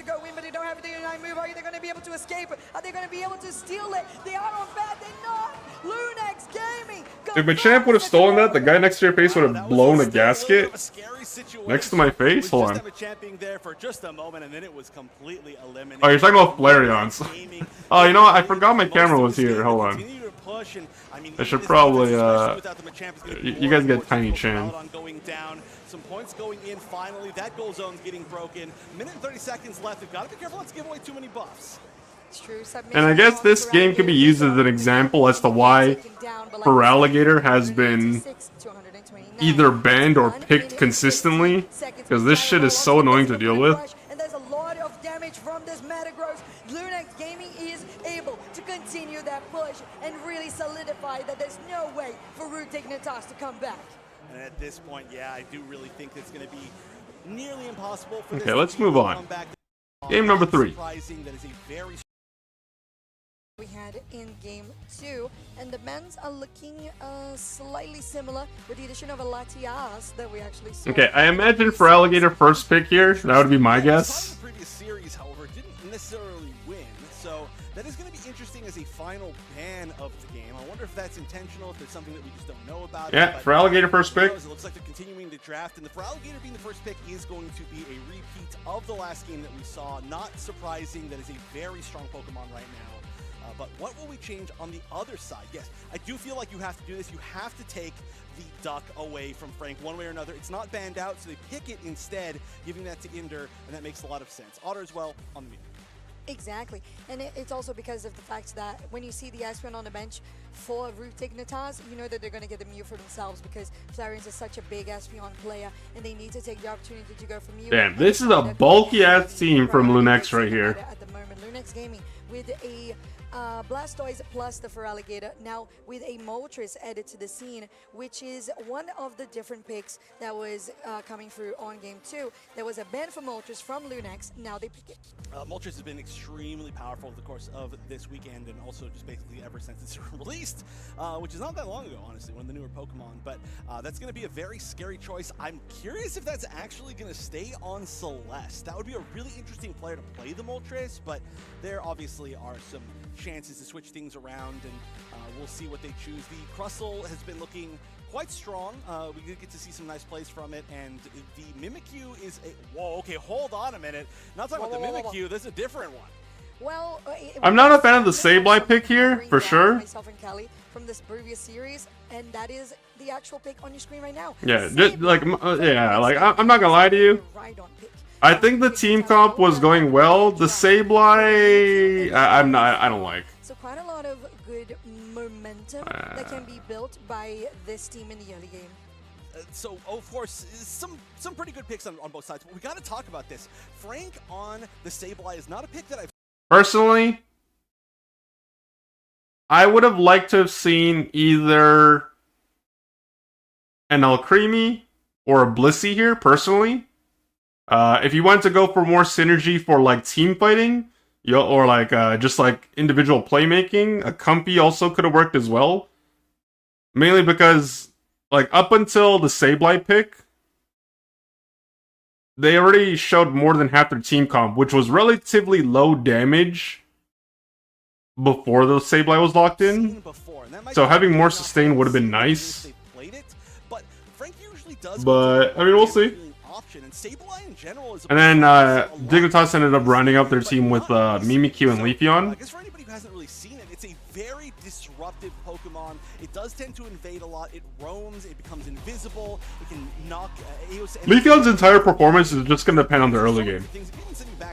That's it. At points. So, a very, very aggressive Pokemon. However, we don't usually see a roaming strategy from Frank. I'm curious how they're going to play it. Will be a little bit... We need to see a Shan UCS run? Nah, I'm good, man. I'm good. In general, very interesting. That's what I'm wondering as well. When you think Sableye, you're thinking of invading, you're thinking of backcapping, being a nuisance, and just trying to Franks all around. So we'll see if Frank is going to take that path. Bro, let me put it to you this way, alright? They don't, like... In order for me to be motivated to play competitive Unite, the amount, like, the money... Like, okay, because here's the thing. I wouldn't just, like, if for whatever reason I decided to start playing competitive Unite, which I've had no interest in the past 5 years, like, zero. I've never once played a competitive Unite match because I've just had no interest, period. In order for me to be interested, the incentive to play has to be worth the time, like, I value my time, so the incentive has to be worth it. Right now, I just think that Unite players don't make dick from competitive Unite, with the exception of Worlds and getting a high seeding. But the amount of time that is required for you to be a good team, qualify for Worlds, and hope to God that you actually place well to begin with is like a tall ask in general. Like there are people that have played competitive Unite for years and they have nothing to show for it. I'm not saying that to be disrespectful. I'm just saying that that's like the sad reality for a lot of people that play competitive Unite. Like they've been like, we're on year 5 of Pokemon Unite. There are a lot of teams that there are a lot of teams that have been actively trying to be like a pro team, pro players, whatever, and they play like every year only to fall flat when it matters. And then like what does that yield them? Like you could say you had fun, sure, but like for me, that would not be my end like goal. So it's like to put it very simply, if I were to play competitive and if I were to end up like 80% of the teams that play competitive right now, as in they play, but they don't produce results that are quote unquote meaningful, I wouldn't want to do it. Practicing that we are not yet. For me, I always play to win. If I'm like, for me, winning is fun. I play to win. If I'm not winning, then I'm gonna try to figure out why we're not winning, and if like the collective entity of my team is not willing to put in the effort to do that, then I wouldn't want to play. Aware of, so it could be a brand new, fresh look on this player on Lunex Gaming as we are on the Groudon map for Game 3. Look at that, appeared as soon as you said the name. Love that. That's right, Groudon. So no Rayquaza stuff going. And then like not only that, but when it comes to just a lot of competitive teams that play this game, I just think that they have. It's a mix of either they have the wrong mindset when they play competitively, or their work ethic, as in the time, like the way they utilize their time when it comes to practicing, or like the time that they invest to be a pro player, whether it be as a, you know, as whether you want to phrase it as like their collective group or on an individual basis, I don't think a lot of teams utilize their team, like I don't think they utilize their free time properly. Because so many of the times when I watch these games, like there's I like half of the NA teams that play this game, they still don't know how to draft, and it like mind boggles me. And it's just like, bro, how can we have a team that's been playing for years and you still don't know how to draft? Like, that's something you should learn within your first year. It's like one of the most, it's like 1/3 of the game is just knowing how to draft, period. The other 66% is a combination of theory crafting strategies, executing them, and just being good individually. And then obviously there's like a couple of things in between, but you get the idea. Going on as we go into game number 3 here of our 3 out of 5 semifinals. Both teams tied at 1 apiece. Lunex on the left, Root Dig on the right. Root Dig. I said the on the right, more Western than the Root Dig. It is in fact a Root Dig. And this time with a Leafeon on their squad, like I said, we are going to see quite a lot of good action in the early game from this very good early game evolution. While on the other side, the Totodile still having to go through the evolutions themselves. They are going to have to go. Alright, we got the Leafeon half clear, and they're already in the bottom lane, by the way. Sure that they have the enough impact that they can. And I am trying to see exactly, I can't read the name. Who is on this Moltres? Lunar. That's Lunar. Okay, so they did end up switching that. Yeah, I was going to say that was going to be an interesting pick if Celeste was on that. So they also, of course, went top path. They let goes down. That was going to be the case. But they didn't switch that until kind of the last second, so I missed it. So that does make a lot more sense. Of course, Moltres has been really dominant in that top path. And Celeste, now we get a chance to see kind of what they can do otherwise. And so far, it hasn't been a really aggressive game with the Sableye. We're just playing a little bit safe. Yeah, Frank, as you say, is coming here to the bot side, seeing if there's any chance that can actually confirm any objectives, and it's going to be just forcing out eject buttons from the Root Dignitas bot lane. I just want to point this out right here, by the way. Seeing if there's... So they tried to go for a really aggressive play on the Mew. So Squirtle went for the Skull Bash eject button play, and they tried to follow up with the Water Gun. The crunch on the Croconaw basically took Mew to less than half. With it, like, also Miraidon was there to do a little bit of damage as well. But like, that shit is so overtuned. I'm sorry. Yeah, Frank, as you say, is coming here to it's basically like an empowered auto attack. Any objectives, and it's going to be just that just does a boatload of damage. They're slowly walking away. I thought they were going to be a little bit more in danger there, but they actually... It's Croconaw. They just kind of walked alongside them. I was like, oh, what's going on? But they're just making sure that nothing is going to go completely wrong. This has been Oh, okay. Well, I was about to say until this exact moment, I was saying this is a very passive game, especially considering these teams and what we've been seeing in all of our previous sets. I was surprised at how passive it was. Even still, I mean, even with this little annoyance, this is like a defensive play from a Sableye. It really is, because we see on the side of Dignitas end up being the one to be more aggressive on the invades. Now Lunia with that Moltres we have been talking about comes through, but gets completely eaten and chomped by Celeste. Yummy. They're going to try to chomp down this Red Drago as well. A couple members here, yeah. Oh, try to waterfall over the Leafeon, didn't quite hit.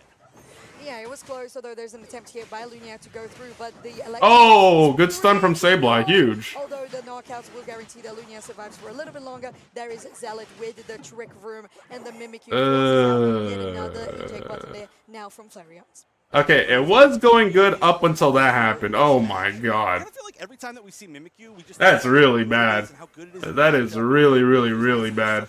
That is, okay, it's going really, really, really bad. I don't know what's happening to Lunex here, but like, all of a sudden they just fumbled the ball into the enemy team's end zone. Immediately, as soon as they get the level 8 there, Tune, with the Emerald 2 step, will take down that Miraidon, guaranteeing a lot of pressure on this bot tier 1 for Dignitas. They managed to get yet another. Bro, I don't understand what's happening. Like, I need to rewind it just to kind of process, like, all the shit that just happened in the last, like, this is like the last 1 minute. Drops? Unfortunately, the drops were only for the official channel. So, like, the Pokemon Unite channel or the Pokemon channel. Now, that being said, as long as the actual drops event hasn't ended, you'll still have an opportunity to get the drop. You just have to wait for the actual channel to rebroadcast. Like, they'll show a VOD of that event that happened. They've already done it. I think they've already started doing it, so like, the drop isn't over, I think. Don't quote me on that, but yeah, if it's still active, you just have to wait for the channel to go back online. Yeah, so like, a lot of things happen here. So Sableye ended up getting caught out. Then Leafeon considered going for an aggressive play, but then they got caught out by Moltres. There's the waterfall into the crunch. And then it seems to calm down for a bit. But then this is like the beginning of like a cascading domino effect of like, I don't even know what happened here. So there's the waterfall, waterfalls into the wall, crunch onto Crustle, deals some damage, Moltres goes in, Sableye gets a good stun onto Mew and Crustle, stunning them both, followed up by the knockoff. And then here, Mimikyu actually rotates from top to bottom. Trick Room onto the Moltres, followed by the Shadow Claw onto Sableye. Picks up 2 kills, so they trade for kills back and forth. I don't exactly know what... I need to look at what Feraligatr was doing. Hold on. Pretty good, although the knockouts will guarantee that Lunia survives for a little Okay, so Feraligatr went down. They're like more than half HP. They hit level 8 as well. Oh. So Feraligatr used Waterfall to try to go aggressive onto the Leafeon, but they missed the Waterfall, and they ended up going past the Flux Zone, or like past the goal, and then they got stuck. Kind of feel like every time that we see, and then because Mew was also rotating as well, they interrupt the recall, and then they just get picked off. Too far into the other team's base, but I do think that he just knew that he was gone, so that was going to be it. Immediately, as soon as they get the level 8 there, Tune, with the Emerald 2 step, will take down that Miraidon, guaranteeing a lot of pressure on this bot tier 1 for Dignitas. They managed to get yet another one with a double KO there for Otter on the Mew. Frank is not having a good game, by the way. Pretty close to that. Like, I'm gonna say this right now. So Frank is the Sableye, alright? For some people that play this game, and like in some situations, sometimes dying doesn't matter too much. In other times, it does matter. It's really situational. But if my support is dying, and I think this is Frank's 5th death of the game, maybe 4th or 5th. I would have to rewatch the match from start to now. But if they're dying 4 or 5 times in a span of what, 3 minutes basically, you're dying too frequently. Like they're trying to do too much in a short amount of time. Like they're going for those high risk, high reward plays, and it's not panning out in their favor. And because of that, they're just like, yeah, they're not giving up too much experience because they're relatively low level. But at the same time, like, because you're constantly dead, you don't have that momentum because either your team is waiting on you so they can make a play, or like they can't afford to really do anything because they're outnumbered, like whatever, like the list goes on. Had a problem last game of not being able to score, I think, as many points as they wanted to early, so it does seem like they've been prioritizing the special team. Oh, look, there was some stuff going on up here, as we're going to see. Look at that, maybe you're trying to get out of there, and Trick Room going to be a great option for you. Yes, it will. They're gonna have to use just that, and I think that Zagreb really wanted that Trick Room would work on him as well. Oh, the thunder! You're going back. What? No, why would you do that? Okay, I thought they were already out of range. Maybe it was a hitbox misconception, but at the end of the day, it was still a 2 KO streak there for Flareon. Maybe also hoping that one of these citrus berries was going to spawn because it just spawned. Okay, so Root just took the Regieleki in the bottom. So 144 to 142, so it's a 2-point difference. In terms of levels across the board, it's relatively even for the most part. Yeah, just to get even more pressure across the map, allow for more even maneuverability, and they managed to do so now, getting a knockout on the Feraligatr. Frank also with the Electro Ball chasing. Ooh, Mew gets the kill secure on Sableye. Triple kill for Mew, securing the kill on Moltres.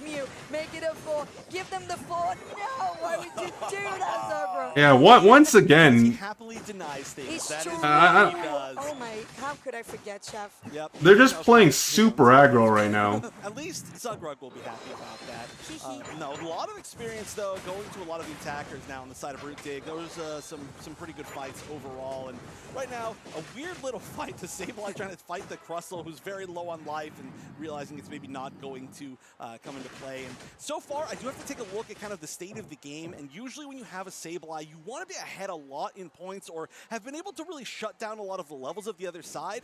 That is the opposite of what we're seeing right here. I want to be positive, but it's not looking Ooh. good so far.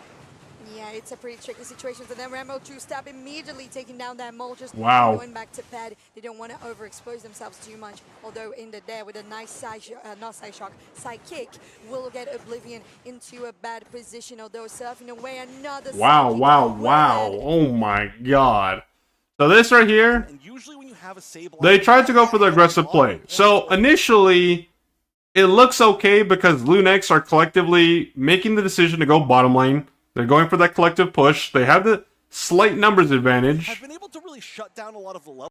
Sableye walks into the, like, face checks the bush, That is the spots 2 of them, lands the auto attack, so the initial stun, followed by the knockup, so crowd controls them. we're seeing right. The problem is here is that Feraligatr is trying to go in. And usually when you have a Sableye, Well, actually, it's a 2-part problem, by the way. or have been able to really shut down a lot of the levels of the other side. That is the opposite of what we're seeing right here. So Feraligatr tries to go in, and waterfalls into the Mew's light screen. Not only that, Blastoise also got walled by the light screen, but then eject buttons, and they still miss their It's not surf. looking good to me for Lunex so far. Yeah. Mew actually gets away. They surf away, and CC's 3 of them. Leafeon comes in to sparkling 2-step onto the Moltres, kill secure. Immediately taking down that Moltres and going back to pad. Blastoise trying to escape, gets stunned by Psyduck. In the there with a nice side kick. Surf by Mew. Get Oblivion Surf. into a bad position, Gets although tagged by the Mew surfing passive, gets tagged by Psyduck again, another and then side kill secure by will Mew. land on the Sorry, Blastoise, Mimikyu. and Rudik takes 2 KOs. Yeah, that was just honestly, like, Mew just clutched up that, like, Mew saved that entire fight on multiple Attackers occasions. in the game as they support. Ooh, pulls in the Miraidon as well, but it doesn't look like they're able to catch. Like, they straight up just got outplayed there. Was that the Unite, I think, to make them back up for They the side? did. Yeah. Just managed to stay alive. They do, in fact, 10 seconds for the bottom ready to spawn, and Rudignitaz in a great position and control of the map to do just that, while Lunex Gaming is positioning for a trade of objectives on top lane. Yeah, this is going to be relatively free on all directions. The only thing that's going to be happening here soon, Raging Drago is going to be spawning in center. But again, not necessarily sure that that is going to be something that is prioritized. Crossel as well was testing the Considering Lunex have been trying really hard to, but they're like, already got that path cleared. they've been playing extremely aggressive this game. If they were going to go with this tier 1 that's still available as approach, pretty much everything except for score, which is obviously very close, but they would I feel like it. big lead in about a minute. Oh, I'm sorry. I'm just waiting to see what happens here. Okay. Nice Hydro Typhoon from Blastoise, followed with the secure on the objective. We trade 1 for 1, 1 for 2 in favor of Root Dig. Dignitas, as now the play rough is on Lunia as they are trying to get away. This is a KO streak for the Mimikyu, and they keep on pushing, but look at the damage from the Miraidon. Are they able to commit to this? Oh, that's so sad. And it's Otter once again coming out on top. We were really close to the charge beam time, like the charge beam expired, and they didn't have enough damage to kill secure the Mimikyu. That could have been some good experience going over to Miraidon if Flareon secured that, but no dice. One last time before the final, stretch before we can get it back. So I'm not sure there's going to be all that much more. What I was trying to say before though is that if Lunex were gonna go for this gun ho, like non-stop fighting approach, I feel like it's all the more reason why they should have played a support that offers more utility to the team rather than the Sableye. Because I like literally right after they locked in Sableye, I specifically said I would have preferred seeing an Alcremie or even like a Blissey for more utility, or if they wanted to go for more like kill synergy, even a Comfy probably would have been better. I don't think the Sableye has really done all that much this game. Already Root Dig just sitting, pre-positioning in this center area. They know that they're going to have a team fight advantage in this moment just because of the Sableye, who's actually throwing around these little kind of vision wards, basically, that allow you to see around. With Groudon on the block, Chef, this is the moment. The teams are just 10 odd points different from each other. Night Psychic on that Blastoise will make it. Okay, 3-man Hydro Typhoon. Oh! Crustle goes down without uniting. Sableye whips their Unite move. Leafeon goes down. Sableye goes down, so 2 for 1. Surf from the Blastoise lands on the Mew. They trade 2 for 2.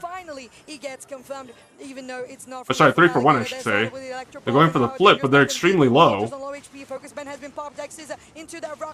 they're still focusing on Groudon. They're standing. Oblivion is there with that Blastoise. The objective is still standing in. It's Root Dignitas who takes this one. Otter once again. That was kind of painful to watch. I'm not gonna lie to you, man. That was just painful. But Otter just has to be checked before you go for that. It was the Mew passive, yeah, that secured it. But like, oh my god, man. Going around these little kind of vision wards, basically. Okay, so we'll play from here. With Groudon on the block, Chef, this is the moment. The teams are just 10 odd points. Okay, so Blastoise gets initially they get hit with the Mew passive, then they get stunned by the Psyduck. They get rooted and pulled. There's the Hydro, so they're forced to Hydro Typhoon relatively early just because they're taking really low. So Blastoise kind of got caught out. Like they were trying to go for a flank, but also got caught out in the process. Hydro Typhoon onto 3 peoples, which is a decent Unite move. The problem is the follow-up wasn't necessarily there. Like Moltres and Sableye are here, but Feraligatr and Miraidon aren't really pumping out the necessary damage. So, Surf into Crustle, they get crunched by Feraligatr, they get kill secured, so it's a 1 for nothing. And Miraidon and Blastoise have both united for that 1 kill. The Crustle gets knocked out and the Meteor Storm actually does some good in zoning them out. So unfortunately, I get the idea. Sableye thought they would continue pushing upward, so they tried to go for a cheeky Unite move to send them back to base. Unfortunately, No dice. There's the waterfall into Leafeon, followed by the Crunch, Surf, Hydro Pump, Blastoise, and Feraligatr able to get a second kill. So it's 2 for nothing. Overall, it's good for Lunex as long as they're able to capitalize on the fact that they have those 2 kills. But then how does it go wrong? Well, so they're focusing the Psyduck right now. There's the Headache. Moltres gets the kill secure onto Psyduck. Meanwhile, Sableye gets taken down in the back line. With numbers once again, jump on that Psyduck, make it Peking Duck, but it's not going to be the case this far, as finally it gets confirmed, even though it's not from the Feraligatr. They started with the Electro Ball. We know how dangerous that can be. Moltres on low HP, focus. But it's yeah, the problem here is that so okay. There's a couple things happening right here. With numbers once again, jump on that Psyduck, make it Peking. So despite the fact that Lunex have gotten 2 kills, Blastoise extremely low. Celestial less than half HP. If you pay attention to what happens over here in this little, and it's like they're kind of isolated as well. Like Miraidon's off here on the left-hand side by themselves. Feraligatr's focusing the objective over here. These guys are fighting 2 different battles. What ends up happening over here, specifically, so let's just put a star right here, is that Miraidon ends up getting isolated with the Mimikyu, and obviously, as an attacker against the Mimikyu, you don't want to be anywhere near them. But not only that, because they got close to being threatened, they end up ejecting over the wall. So what ends up happening, Miraidon goes over the wall with the eject button, so let's just put an E over here. Then they have to walk around all the way to try to get back to be present for the endgame objective. Meanwhile, Celestial's going to go focus the objective, and then these guys are getting taken really low. So by the time everyone is collectively able to, let's go focus the objective as a group, they get taken really low, and it reaches the point that they get stuck in the Groudon pit, not being able to really do all that much. But it's not going to be the case this so Psyduck goes down. So overall, Lunex pick up a collective 3 kills. But by the time they get that kill on Psyduck, the Crustle with Unite move also has already spawned, and they're on their way back. So at this point, we have a less than half HP Moltres. We have a bleeding on the floor Turtle that's literally limping for their lives. Feraligatr relatively healthy, and then Miraidon's able to circle around. But also keep in mind, Miraidon's less than half HP as well. There's the Rock Tomb. There's the Unite move from Crustle. Stuns the Moltres. Turtle goes down even before the Groudon goes down, so you lose 2 because they're just... One got stunned, one was already low HP. And then here... This right here is just unfortunate. Because look at the HP bar. Look at that. Miraidon used their Charge Beam. Didn't have enough damage to secure it. Just with 1 HP in a Dream. And then unfortunately, Mew's passive, it comes down to... It ends up coming down to another 50-50 in terms of the Smite fight. And then once again, Otter comes out on top and just clutches it up. Still standing in its root, Dignitas, who takes this one, Otter, once again, and make it another.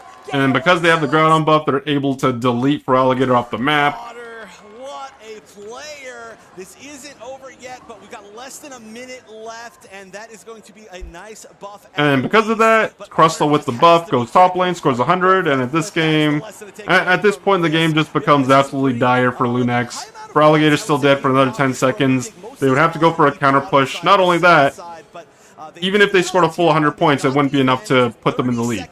This is a really difficult choice to make. There's not a lot of points left on this goal zone, 14 points, but I mean, a little bit more than a Hundo Burger is going to be the difference between one team or the other team being in the lead. They're going to try to score up top, and in the meantime, there's a push. And then instead of even defending, you got Crustle and Mew going for a back cap. They both have the Groudon buff. They double cap on the top tier 2, and they just solidified their win. Yeah, that was just extremely rough. Is the record of this best of 5 in favor of Root Dignitas. Wow, And like once again, it's not like Lunex couldn't win these games. These were definitely winnable games. It's just the end game or like the game like.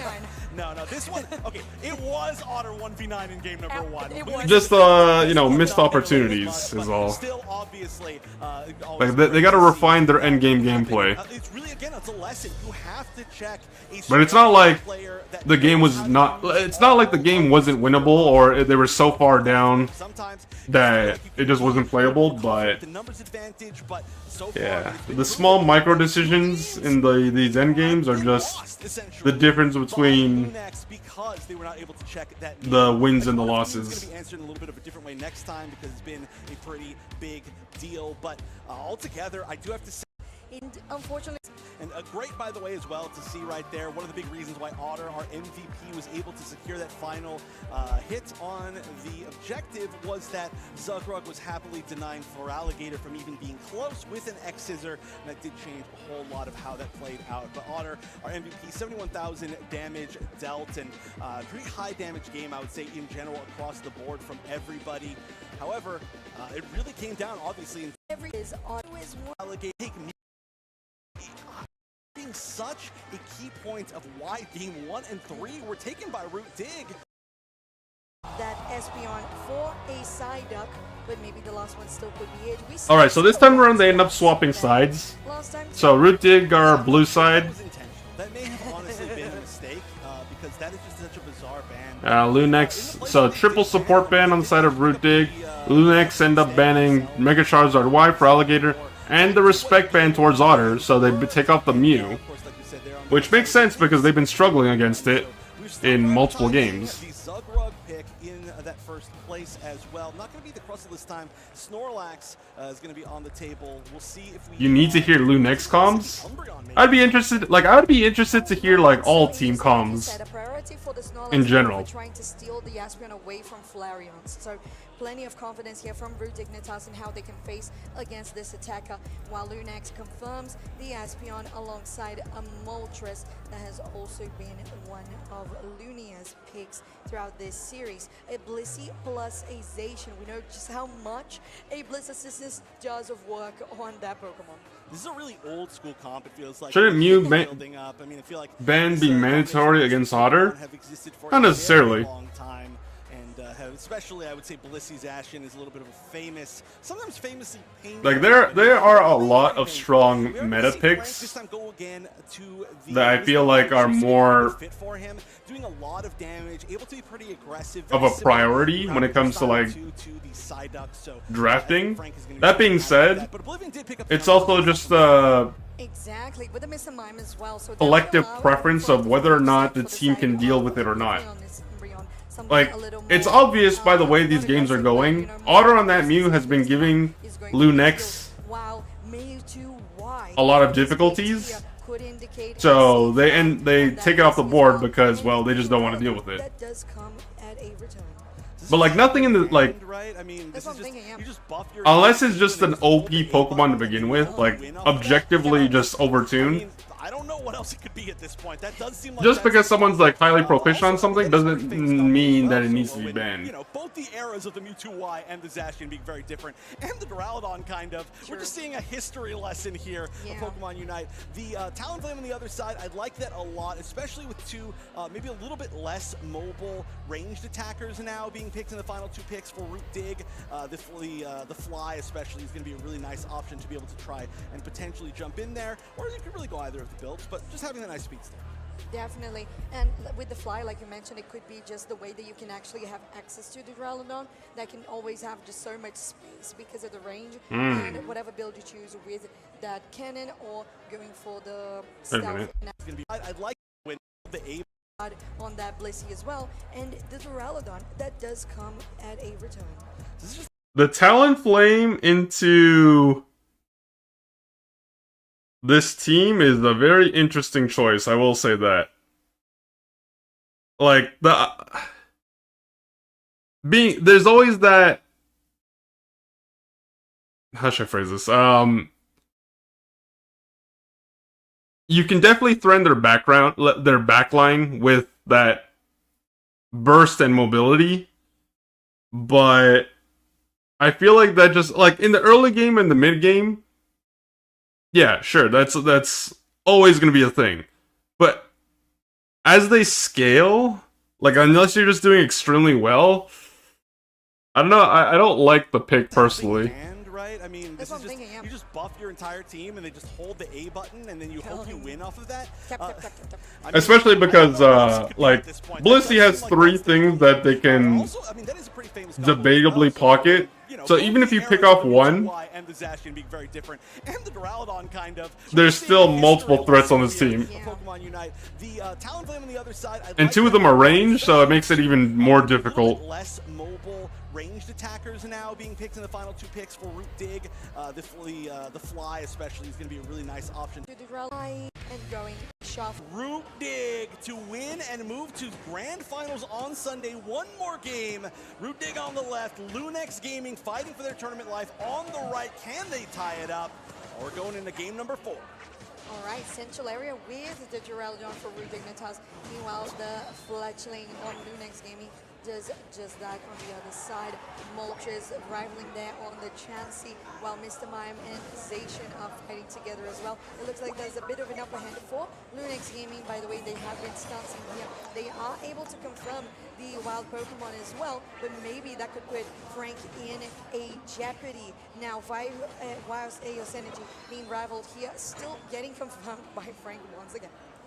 This is 2 tough paths. I mean, or I should say tough comps in the path, right? Neither one really wants to fight each other. They are both very, very strong. So a little bit of a stalemate, which is why we didn't see any KOs quite yet. A few points in from Lunex Gaming, I believe, on the, maybe, I don't know, the bottom path or the top path, but nothing huge yet. The Espeon finally evolving, though. That's going to change this significantly, and a big focus on bottom path, especially from Lunex. 4 members here against 3 of Root Dignitas. They managed to take the Swablotaria, but the Duraldon... Yeah, that is just straight up, like, not respecting... Nothing huge yet. The Espeon finally evolving, though. That's going to change this significantly, and a big focus on bottom path, especially from Lunex. Like, okay, seeing Mr. Mime walk up the way they are, I just feel like they're just... 4 members here against 3 of Root Dignitas. They managed to take the... I don't know, they play way too aggressive, man, that's all. Like, they play way too aggressive, and they just don't respect the early game from something, like, although I think Duraldon is trash in general, they're level 5, especially when they're playing Flash Cannon, actually does a fair bit of damage in the early game. It's so funny these teams are going between these hyper-aggressive games into those passive games, these safe games. See if we can actually finally chase something down. Looks like Frank might be the sacrifice here to make sure that Lunaire gets away. Ooh, good light screen there by Frank, just making sure that they escape. Meanwhile, we have this rotation for the central area here with 4 members of Lunex Gaming. A good heavy slam, but immediately getting that level up helps out the Talonflame, and they remain standing. Well, there was a 2-for-1 trade. Oh, I just realized right now that Celestial went Brave Bird. Yeah, I don't like that. I really don't like that, actually. Like, they're prioritizing that upfront burst, but I feel like they kind of had to go fly this game. Unless they're just extremely confident that between them and, you know, any follow-up, if at all, is going to be enough to just win these team fights relatively quickly, but I just don't think that's really realistic. Yeah, it's so true. While on the other side of the map, top, it is 2 knockouts. They were confirmed on either side of the team as the Reggies are spawning. Oblivion has taken a stance here alongside the Moltres on this pad. There is the heavy slam that will just get them out of the pad themselves. Rotation over Dignitas to try and pair it out. They are there on the objective, but Lunex does confirm it. It's going to be Lunia who does it with a revolving ruin now from the side of the Duraludon. Root Dignitas turns the fight around, although they didn't get the objective. There's a flame sweep too, but it just brings them closer to their own, not their central, their pad, and to get that healing. Ooh, so low, and the Brave Bird will actually not be able to KO. Manages to escape, and they get the reverse KO with the Yeah. Ugh. Get that healing. The Brave Bird Talonflame goes in on the Snorlax with the Brave Bird. low and Just barely misses out. Mewtwo's there for the punish. And not only did they get stunned by Future Sight, but they literally just get auto attack. And what's even worse is that that is unbelievable. What a tank. Mewtwo was allowed to get their Mega Form as well, so that just allows them to just A-press with Red Buff. Just even those final moments, it felt like the fight was over, but then one little, I guess, bad math moment right there meant everything. And a nice secure, by the way, kind of uncontested, but here they come in to fight for it. Yeah, there's going to be a 3v3 here, but they are just gauging if it's a good call, considering, of course, Flareon's with the Side Shock doing so much damage. They need to understand that they only go in if the Side Shock has already been used. Right, they were just a little bit too late for that objective to actually fight for it. They came in, they're like, let's fight for it. It's already gone, and just kind of backed up. They realized, all right, we don't want to deal with this range, and it's just nice that they were able to burn it down for the side of Lunex before anybody was able to rotate over. So good mass from them, but wow, trying to chase down this Mewtwo. We'll see if they can find it. Ooh, Stealth Rock Okay. as well, and it does confirm more damage than necessary there to actually not just take the knockout, but also scare Lunex away from the central area. The Flash Cannon too, doing so much onto that Mr. Mime, but having Zugrak there to help. A Flame Sweep though, very nice safeguard used by the Ender on the Blissey to deny that Flame Sweep and allow for the 2-3 KO streak. 13 on the Duraludon. That was one of the funniest KOs I've ever seen in this game. The Flame Sweep goes through because of the safeguard, and then immediately the Duraludon had used the Unite. Zacian actually went down in the 1v1 against Moltres. That's saving grace for the Lunex right now, because they've been having a rough game overall. Moltres also scored 40 as well, so closing that point lead. Mr. Mime actually... Oh, they're going in hard for this. Time, though, from the side of Lunex Gaming, but they get immediately retaliated with 2 knockouts against them. Holy. Holy. That was just painful to watch, man. Somebody clip that one for me. Mr. Mime goes in with Showtime. Blissey with the Safeguard and Helping Hand on both of them, so they're not getting CC'd. Talonflame actually misses their Brave Bird, goes in with Aerial Ace, gets a little overzealous here. I think that was the Sovereign Sword from... Maybe Zacian? Let me see. I feel like that was a definitely fried chicken kind of moment. Showtime though. Yeah, so that was Sovereign Sword from that was Sovereign Sword from Zacian, so they just went down From the side of Lunex Gaming, but they get immediately retaliated with 2 knockouts against them, make it 3. Root Ignitas is not wasting any moment. The levels are really showing it. 12, 11, 10, 10, and 10. 10. 10, 10, 10, 10, 10. We are pretty low for this Rachel Lecky up here, but I'm not really sure what they're going to have to... Whoa, what was going on right there? And they're just zooming in. Another Flame Sweep going through everybody. Well, that was a little unfortunate. Maybe it could have hit, but the mean look did just change that trajectory, so we'll see. Midnight Bronze, though, very aggressive there by Oblivion, still healing quite a lot because of the Mr. Mime. Reggie, like he does hit pad, Lunex will take it down, so that makes them not that behind in points anymore. Ooh, if they hadn't gotten that defense, that would have been a huge dunk. Nice little stun, just to be like, okay, we're leaving, by the way, sorry, bye. But wow, again, we're going to see... Meanlook is so useless? No, not necessarily. I think the problem with Meanlook in this game is that they just barely have any follow-up. Like, unless they hard commit to a fight, there's not a lot of things that Lunex can do to that person in the Meanlook. It's like, Umbreon has to Meanlook. Ideally, Umbreon would Meanlook someone, and Talonflame would go in with Brave Bird or whatever. Moltres has to go in and commit as well. Good heavy slam onto Lunia. Now Moltres is in terrible position. position, and the Snorlax doesn't go down yet, but the Duraludon does clean it up on the other end as that team is forced to get out top side. 230 points is what Lunex Gaming have accumulated this far because of a 50 dunk from that Talonflame and the top tier 2 that got destroyed in the meantime. Right, they had a few scores and some minor scores as well from 2 other members right before that, so it did make it a little bit more of an overdunk. Very nice math from them. They were able to get rid of the points in their pockets as well, so that they're not just holding on to too many, whether they get KO'd or whether they need to score them later. Getting them in now is going to give them a nice little lead, and 30 seconds left. Lunex, this could be their last chance. Rutig just needs to close this one up, but they do have the deficit of points. Wow, oh, pushed pretty far forward here. Okay, so yeah. Umbreon's taking a boatload of damage. They tried to mean look the... Yeah, they tried to mean look the Duraludon, but they got cleansed by Blissey. There's a safeguard as well. Oh my god. They are one member down, 2 of Lunex Gaming. Again, Toon is doing just the cleanup of the house. Bro, look at this, man. This was just disgusting. They really tried to come in on the Duraludon, but they, like, between not having the damage and just... So there's the Duraludon Unite move. They got the shield. Brave Bird with Talonflame goes in. By the time Talonflame Brave Bird connects with Duraludon, they are taking to like what? Like literally what, like 1/10 of their health? They try to get the damage on Duraludon after the Blitz assistance. They lose the shield, but then there it goes again. 3 people inside of Lunex go down. Umbreon goes down. 4.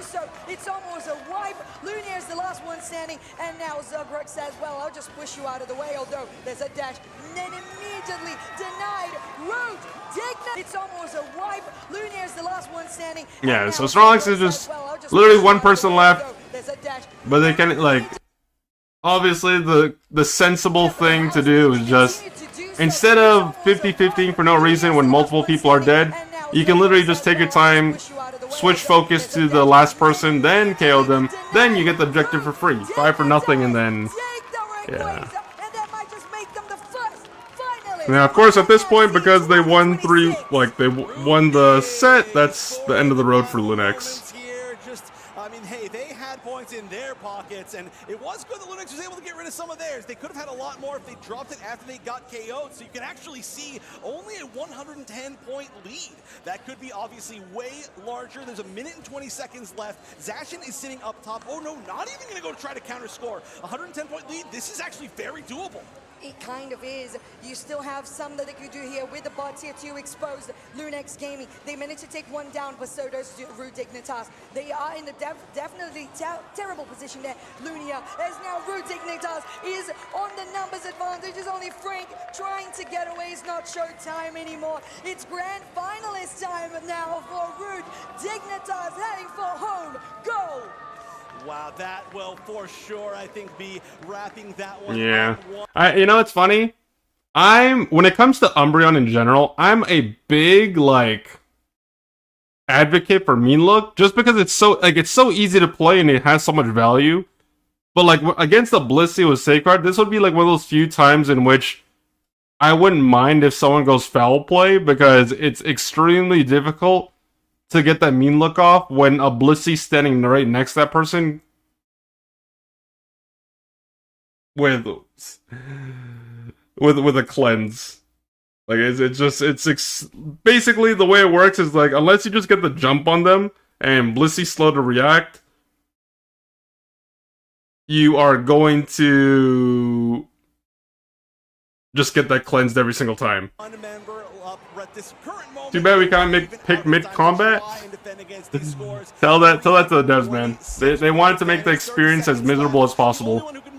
Get to the other side. Well, I guess both of the Firebirds here could potentially do it, but they're not even going to try. They're going to fight for the last few moments as Root Dig has solidified their spot. They're just trying to get a little bit more stats. Hey, you're here, might as well enjoy the time that you are. But Lunex Gaming already qualified for Worlds. Obviously would have loved to win, but making a top 4 is impressive. However, not as impressive as Root dig, moving to our grand finals on Championship Sunday. Rude Dignitas for the second time on the podium of an IC 2026. Make some noise for Rude Dignitas, your Pokemon Unite Grand finalists! They're focused in. Honestly, for how big of a win that just was, they're not that happy. I don't think Zugrug's happy until he gets to deny something to somebody. He did deny, I guess, Imagine he denies the dap. Yeah, he just goes, whoop, no, just no, kidding. never mind. And then he smiles. But no, I mean, honestly, again, they look really locked in. And that's really kind of how they've been this entire season, is they have had their eyes on the horizon since day one of this season, you know, for an entire year. They have been aiming for worlds, even when they run into some small little hurdles, you know, whether it be at any of the other ICs, whether in the regional league, they just need to move past it, and that's exactly what they've done. Give me 1 second, guys. I'm just gonna pause it right here. I just need to read something very quickly. It'll take like 2 minutes. Sorry, I just got distracted.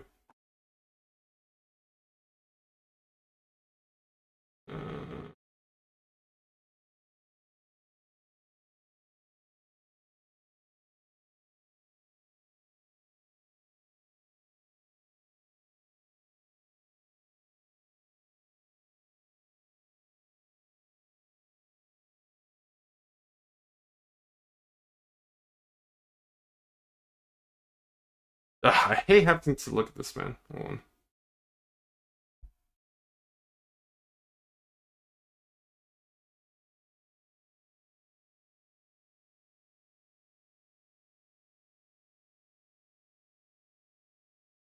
Sorry, it's like about basically. I'm getting contacted about a sponsorship opportunity, but like, I'm just reviewing it as all.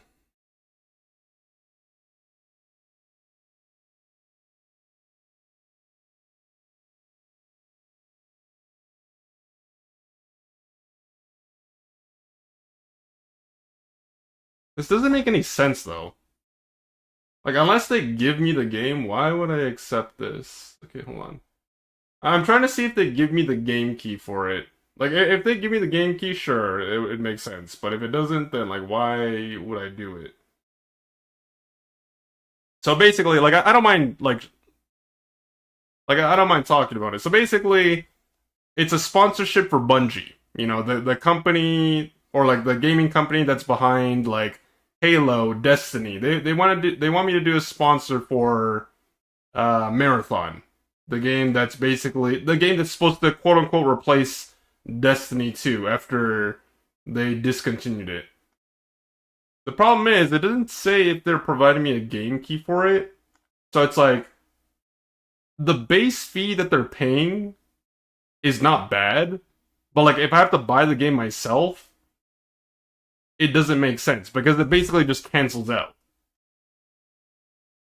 Because basically the amount that they're paying me for like 1 hour is basically the value of the game. So like if they give me the game but they also pay me on top of it, then sure, no problem. But like if they're basically making me buy the game out of my pocket, but then also no, because like normally when they give you the game key, like it would tell you, but in this case, that's not the case. I did a sponsorship for Marathon before, but at the time it was still like in beta, so it was free for everyone.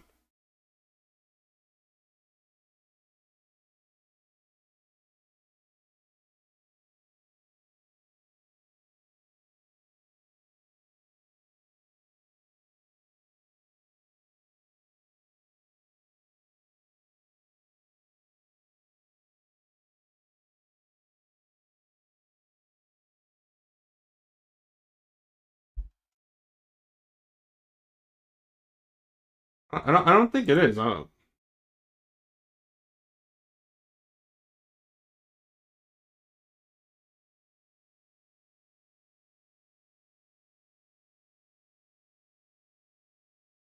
Mm, No, they wouldn't respond to you. Usually, like when, like sometimes wait, is it open? Hold on. Oh, this one's an open invite. This one's not okay.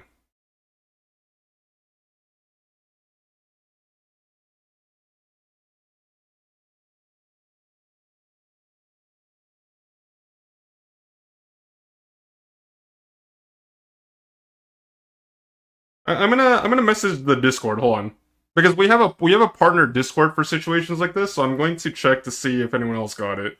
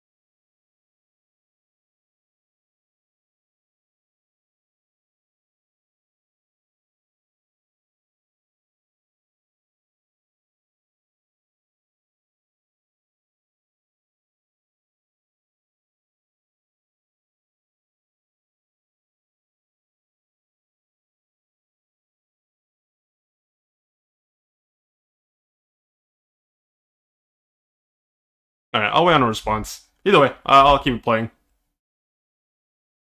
They are getting closer and closer to their goal. Obviously, already Worlds qualified. They're looking to win another IC here with a 3-1 solid win over Lunix Gaming. It's hard to say that they may not be the favorite. Did I just double negative right there? I would say it's solid that they're the favorites going into Grand Finals. Yeah, and we know as well that the two possibilities to fight against Rare Dignitas on the Grand Finals are Deep Cross Gaming or Evil Geniuses, just waiting on the other side of the second semifinals of NAIC 2026.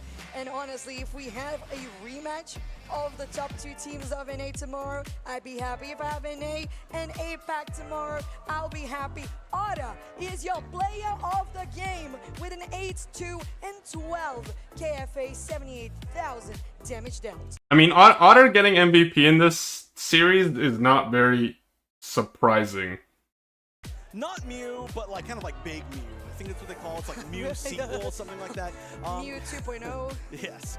Two with over 100,000 damage on the Duraludon. So I still feel like I don't really feel in my heart what the choice of that Duraludon was for. But I mean, it's just Toon doing a lot of damage. So it.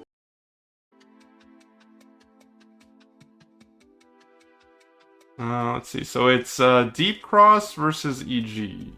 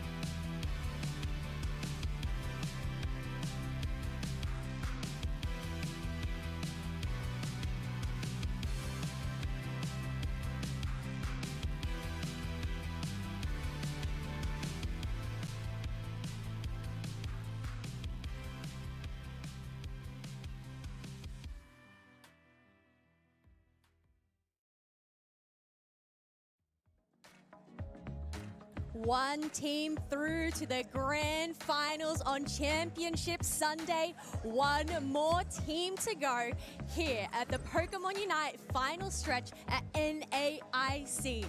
On a scale of 1 to 10 Zoinks, how excited are you for this next matchup? 30 to 50, somewhere in that range. I cannot contain my excitement. This event has been so fun all the way through, and our Final Four is incredible. We had such a good best-of-5 set between our last two teams, and now we got such a fun one. North America versus APAC East, Curios versus Slash. I mean, we could not write this one better if we tried, and only one of these teams can make it into the grand finals for that Championship Sunday match. Yeah, I think that is the really interesting storyline going on into this next set.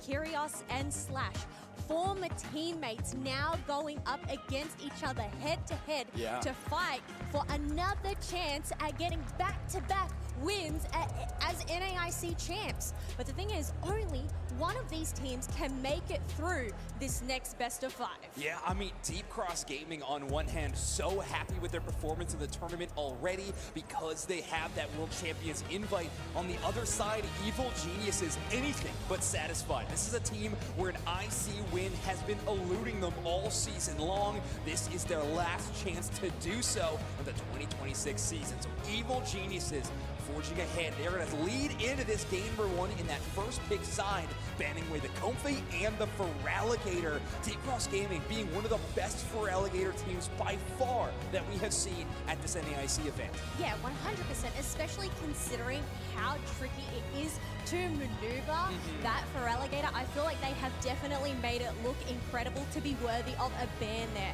Otherwise, we do have that Mega Charizard White, Moltres, and Snorlax taken away from Deep Cross Gaming. All right, well, Pokemon like Mew and Espeon are still available. Rolling Down does pick up that Hoopa, though. Does end up playing that Portal Hoopa, something that Duke's Nexus brought up quite a bit. This support Pokemon, we're seeing so much Trick Phantom Force from the field. However, when it comes down to rolling, they are a master of mobility with those big portals. But here we go, Deep Cross Gaming picking up some power options. Yeah, especially considering we have seen Ducky play a fair bit of Mamoswine here today. We've seen both Vin and Curios pick up the Espeon, so taking those picks away from them, I think is a good call from Deep Cross Gaming. But also just the crowd control that this pair can bring. Yeah, and combo-centric as well, right? You're talking about the crowd control. You're picked up in an Ice Fang. That makes Z-Ray's job hitting those skill shots on the Espeon that much easier. Lines them up for some huge special attack damage. Christmas is going to go to the Mega Lucario. It has been probably their most frequent picked Pokemon outside of the Zacian, and with their own team banning it, they are going to lock that one up, prevent Deep Cross Gaming from getting it. We'll have to see what the top pathway leads to, and it looks like 94 wants to take the Garchomp. Yeah, and I know we've seen some incredible Garchomp plays here today. We didn't really see it much during day one, but we have seen a lot of it here. But you know what? We're talking about crowd control and the Psyduck. I feel like that is just another combination into the mix that is going to be tricky to deal with. It's a great combo. One more note on the Garchomp too that I love into the Evil Geniuses. God damn. Is its counterplay. EG with the powerhouse damage team. Mega Lucario, Mega Charizard X, Zapdos, and Blastoise. I mean, like, Blastoise is more of a, you know, it plays more like a support than a damage dealer, but still, it can still put in work. Into Blastoise. Blastoise's Unite move is talked about so often as one of the best teamfight Unite moves for endgame. It makes it really hard for melee Pokemon to get within range of major objectives. Well, Garchomp's Unite move does give that unstoppable for a whole long time. You can avoid that big Unite. They're going to round things out with... On the other side of the table, we got Deep Cross. They have a more traditional team comp. You basically have one of each role. Defender... Well, actually, no, sorry. My mistake.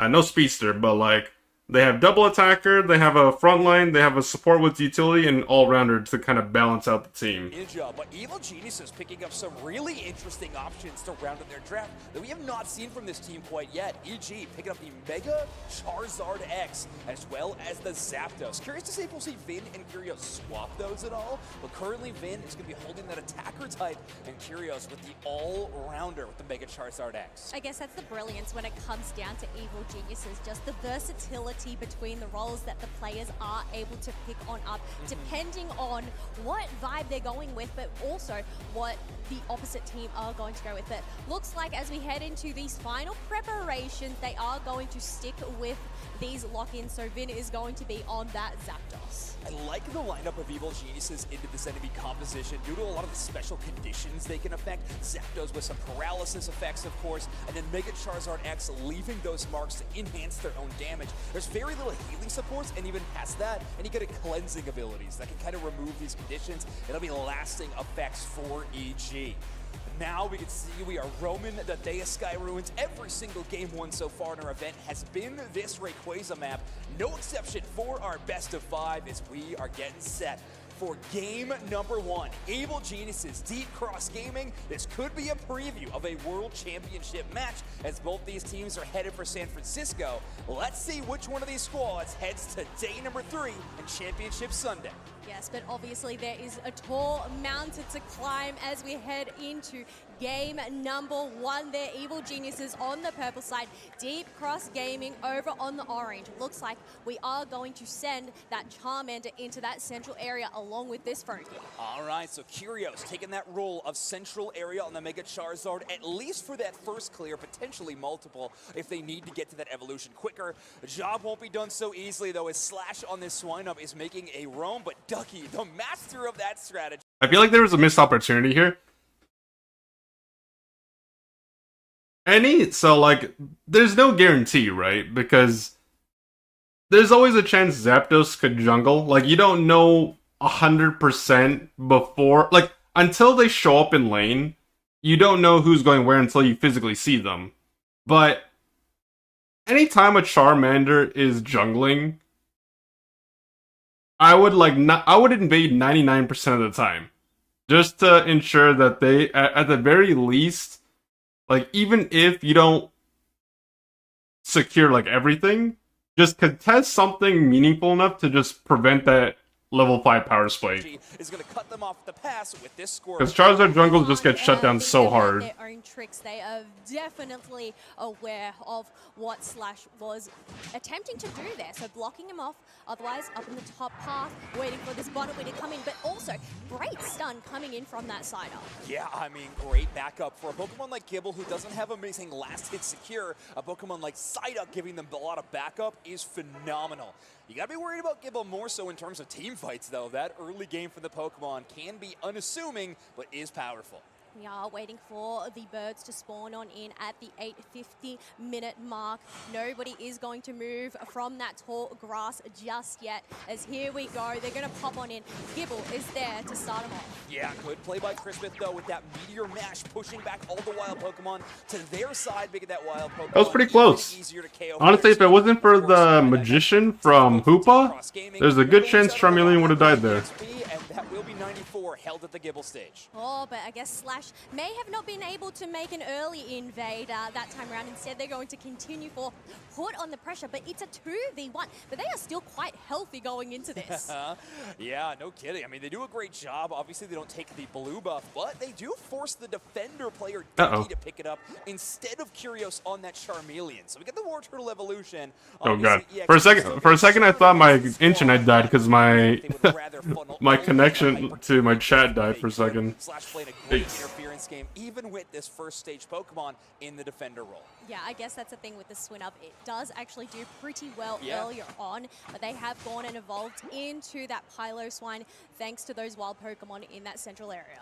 Well, in terms of levels and leading the lobby, it is the Greninja for Deep Cross Gaming. We have the Mega Charizard X just hitting level 7, but they are trailing at the moment. Cyrus doing a great job, and that is a ton of burst damage onto the Ducky. Espeon can't quite get the KO. We are just shy of Unite moves. That could be a totally different landscape even 1 minute from now. Yeah, minute 30 into this game, and no points have been scored just yet. We do have a rotation from Evil Geniuses thanks to that Hooper, and they are able to go and take down this this Gabite, there is a lot of wild Pokemon to secure up here. Yeah, Mega Lucario with a big burst of damage. Curios also just a fiery form of that Mega Punch. Power up punch for the Lucario. Opens the path, and then it's 30 points in for the Mega Luca right now. Curios is going to dunk in 26 as well. And Evil Geniuses getting up on the board, but most importantly, stacking those late game scaling items. Every score will increase their attack damage stat, and they are doing a great job of keeping pace overall macro as well. Not much of an overdunk up in the top half by Evil Geniuses, but this Reggie Alecki, as they go and secure, is going to pressure that tier 2 pad. So they're not going to worry about that, especially considering they can make quick rotations if needed. But that tier 1 pad for them has actually been depleted. Yeah, this is going to be all the way to tier 2, and if anything, it's going to provide a lot of vision for... I mean, it's a pretty standard game for the most part. Like, they just ended up trading top or bottom. I feel like if Charizard had Unite Move earlier, they would have been more inclined to be more aggressive in that top lane, but that wasn't the case. Greninja was level 9, but because they didn't fight, like, because they didn't encounter each other, like, there was no fight to be taken, so that level 9, the fact that they got level 9 when they,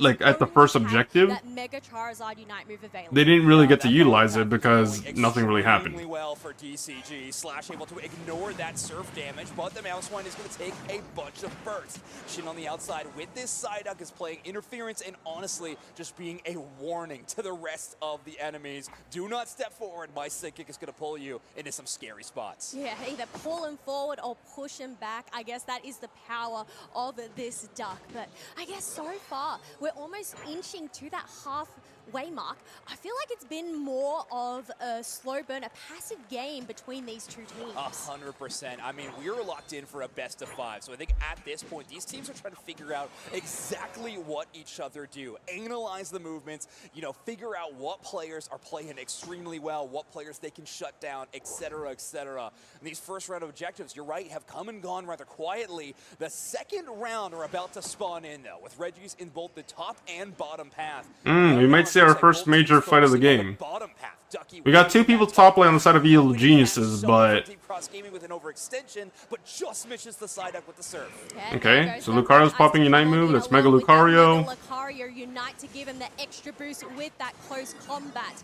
We do have Slash looking for a pick. Who are they going to go for? Okay, good secure. The Lucario, but they still end up getting the secure for Evil Geniuses. Yeah, great work by Chris Smith, canceling that close combat animation a little bit earlier with the power-up punch. They go back through that portal and are immediately punished by DCG. They're going to take down that Mega Lucario, but Curios on the other side does find a way to... Charizard and Zapdos actually went top lane for the fight.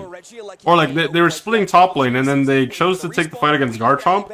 Garchomp got the Zapdos, but Charizard ended up kill securing the Garchomp. So they traded 1 for 1.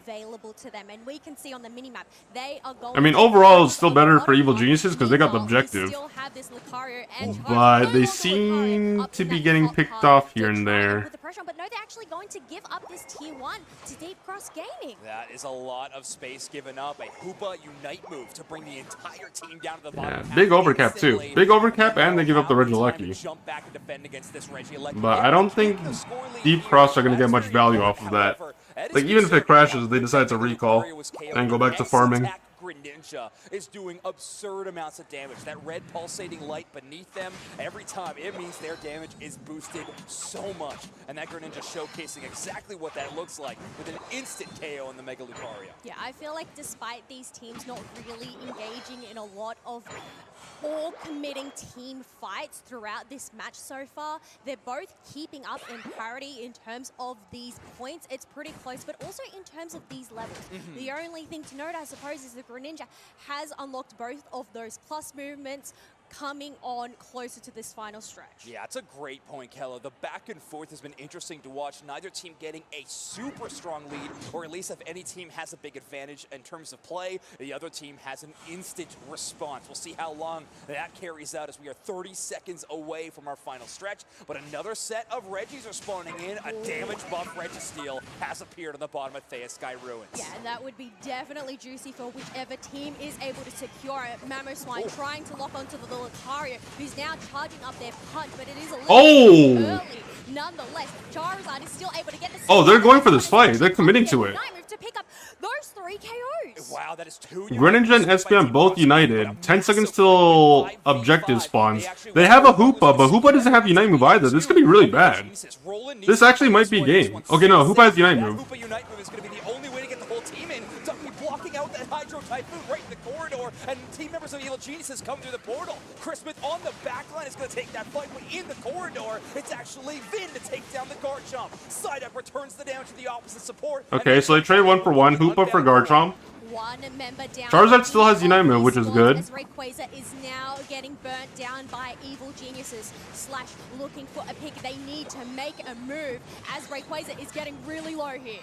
There is a Greninja and an Espeon. The Mega Lucario is standing in the face of the Rayquaza. 3 KOs. Oh, God. Rayquaza, as Deep Cross Gaming will take our first objective of the game. Yeah, and that is pretty much a team wipe. That was painful to watch, man. Dunks raining on through.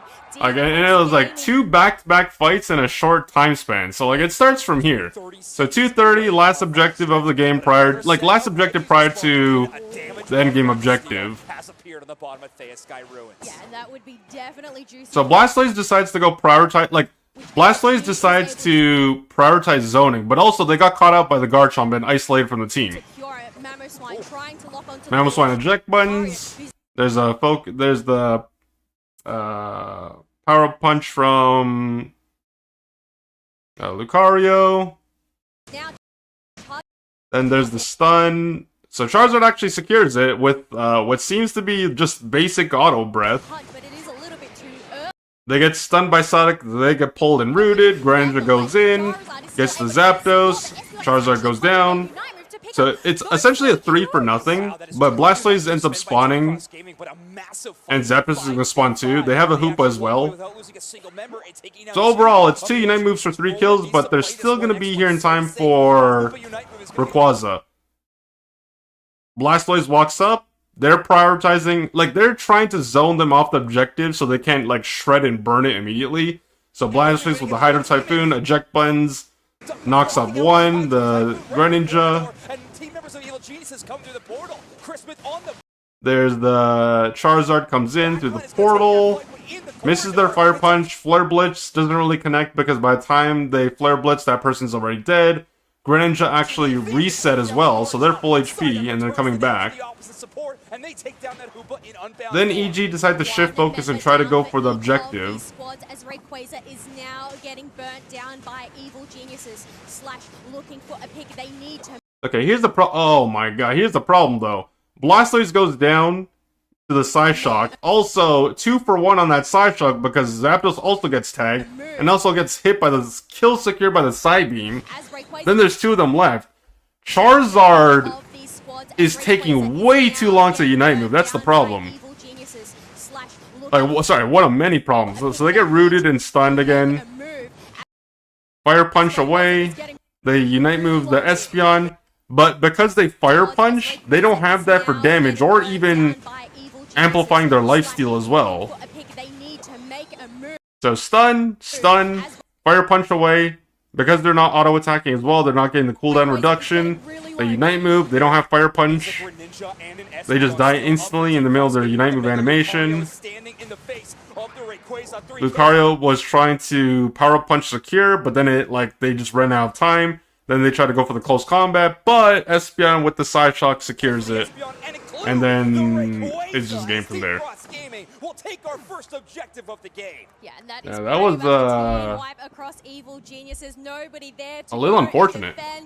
A little unfortunate.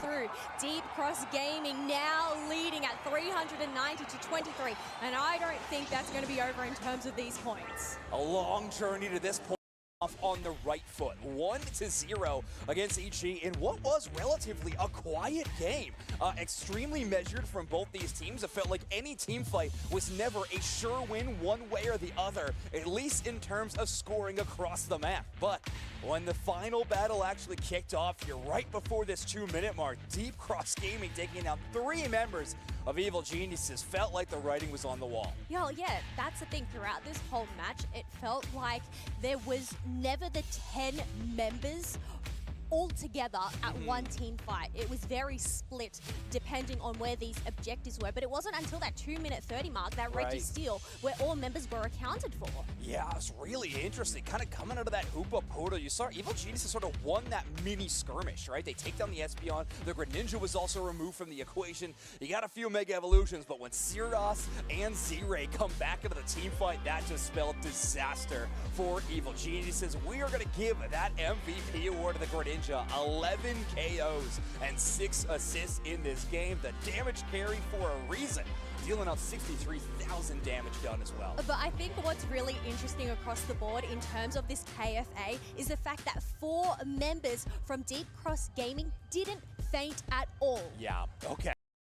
Till that last pick, but they are confident in this one. But Ducky is going to take that opportunity to lock in that Mr. Mime. All right, would not be shocked here to see Evil Geniuses play a little bit of that double mage potentially, but no, actually going to lean into the melee. So Vin not going to be playing an attacker, but this time picking up the all-rounder Machamp, just too strong to leave on the table, and the brawl is going to be right there to match with Deep Cross Gaming. Feraligatr and the Urshifu are going to be 2 options that are great at getting that damage done and lasting. And Slash is going to bring out the Articuno. I feel like there's a lot of choices here for Curios, or whether it's going to be one of these evolutions, maybe even a Latios. I know we have seen them play that a fair bit, but they are currently hovering over this Blastoise as this last pick. So we'll have to wait and see whether this is going to be the Damn, they got a boatload of damage on their team. They don't really have that range. Are they actually going to go in for range, or are they just going to stick with this? Yeah, sticking with the brawl would be interesting. Obviously, Z-Ray with their item build right now is... So I'm not too familiar with Ray, but I would say like the one concerning thing is the fact that there's no range on the side of Evil Geniuses right now.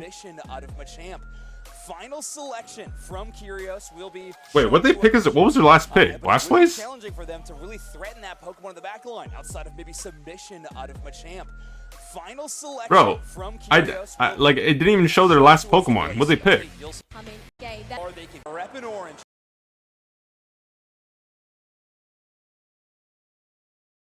But I think What is that, Umbreon? Into the top half. Attempted invade have this Chansey and Zacian paired. Bro, what is that Scuff production? How did they skip the last Pokemon on the side of...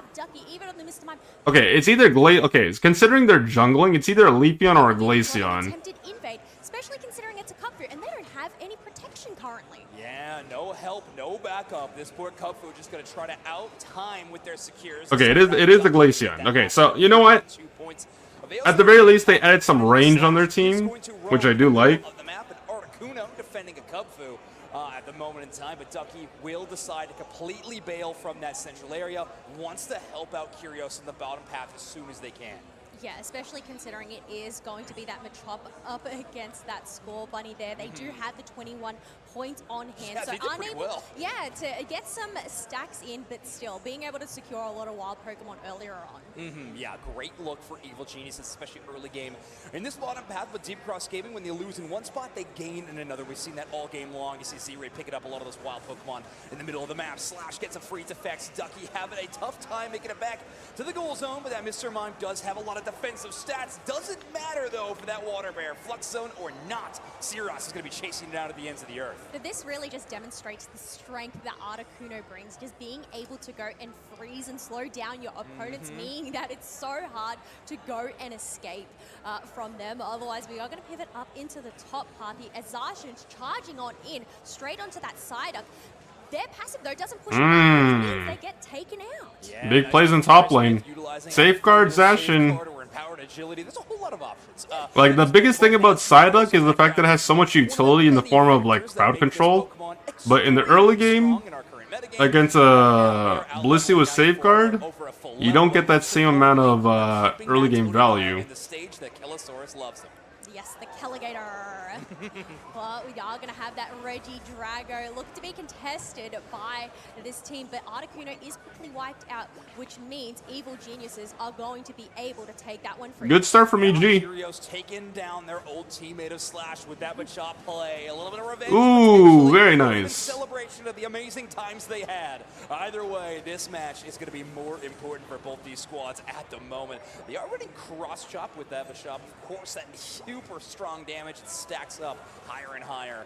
But all right, now it's just Slash contending this bottom path, and Evil Genius is doing a great job of keeping the levels down on the opposing side. But Deep Cross Gaming has gotten Feraligatr going on top now that EG has abandoned that path. Ooh, the way Kyrgios just zoomed towards that Raboot to get that submission and that KO for them. We do have Urshifu here at that level. At level 9 does have the Unite move available, but it looks like Evil Geniuses, they're going to have 4 members, because I can see the Glaceon on the minimap head towards the top path where we have a Reg Ice waiting. Yeah, 94 will communicate that to the rest of the team. That means Deep Cross Gaming is going to have to go ahead to try and take down that Reggie Alecki. Will be contested by Ducky in the bottom path, but on the top side, Evil Geniuses do not have to worry about any kind of competition around that basement objective. They will take down that Feraligatr instantly and get a ton of scores on bottom side. Ducky, on the other hand, is going to try to defend against this Reggie Alecki and 2 members of Deep Cross Gaming at bottom. And in the end, we'll have to relinquish that tier 1. This is very reminiscent of Game 1 in terms of these squads just focusing on different lanes, not really committing to a full team fight in one of these areas. Otherwise, those birds are going to spawn on him. Deep Cross Gaming looking to secure those, especially considering we want to get more Unite moves available, but they already have 3. Right. Okay, yeah, I was just going to say, the Unite moves, Kella, let's see if that changes the tempo at all. We got some big ones, and how about Champ starting things off with submission and jumping directly into the barrage blow. That Feraligatr executed yet again, make that 2. Articuno down. Again, Kyrgios feels like big plays from EG. Slash at this point in time. Now the goal zone only has 2 members left to defend, and 5 members of Evil Geniuses are extremely interested in dunking some points. Yes, and that is going to be a successful break, and now Evil Geniuses have the lead at 176 to 158. One thing I want to make note of as well is this Mr. Mime is actually a confusion wall Mr. Mime rather than the power swap that we have seen here today. So I guess just that ability to push back a lot of those melee range characters being Urshifu and Feraligatr. Yeah, oftentimes we see that chain together when you have a Pokemon like Blastoise or something like that to really utilize that defensive effect. But at the time right now, it looks like damage is going to be the focus for Evil Geniuses. And it's putting them in the lead, 176 to 158, and a solid level lead specifically with Kyrgios' Machamp. They have been doing fantastic. We are about to see a Reggie spawning back into the top side. Not Reggie Alecki will be one of the 3 original Legendary Titans. And Chris Smith is going to bail out of the way of that Articuno. We do have Vin there that has all of their Icy Shards available, going to be doing holy hell. Bro, the amount of times I've seen that happen is like, these guys are not respecting the submission Machamp.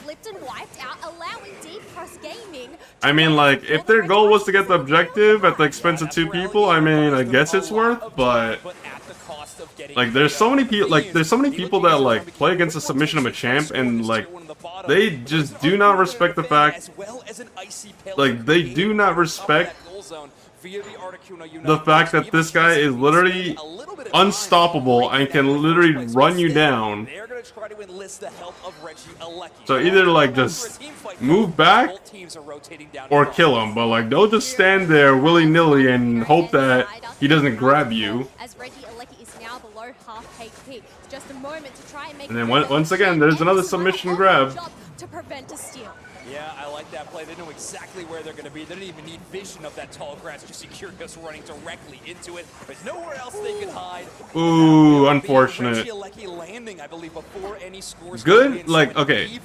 Good Unite move from Articuno to delay the breaking of that goal long enough for the Reg Alecki to crash so that there was 0 overcap.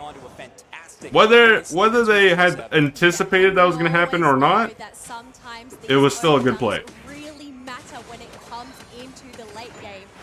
So I actually think it was a 20 on 20, so 0 overcap. Plus they get farm in the bottom lane. until the final stretch. Members trying to look for those level 13 power spikes. Yeah, we got Glaceon there already made actually level 14 probably. Chris Smith hanging on the top side is only at level 12, but there's not too much wild Pokemon experience to take down, especially when Machamp needs it. So they're going to clear all those Indeedys, and it looks like Evil Geniuses do want to fight over this topside Reggie. I don't know if This could be dangerous. Like, it could go either way, but if they commit to this, this could potentially be the last. Even in space, Crispin is pulled in by that Psychic, but Safeguard just barely gonna pull Zacian out of danger. Safeguard saving the day for that Zacian, which means they're able to take that ship. No. Okay. So Deep Cross decide to forego that idea, and they decide to prioritize positioning on find some positioning because the pit. is almost here. Yeah, price you're gonna pay for that is Zacian is gonna be taking this next team fight only at level 12. You can see they're not even close to that level 3 benchmark right now, and Kyogre is gonna enter the map. Final stretch has begun for Alligator roaming around on the top side, lurking in that tall grass. As Cinderace already starts doing damage into a checkpoint over the wall. Oh, they really want that Cinderace. They want him badly. Oh my god! Yo, Cinderace just choked so damn hard. Oh, Cinderace, Cinderace, Cinderace, buddy.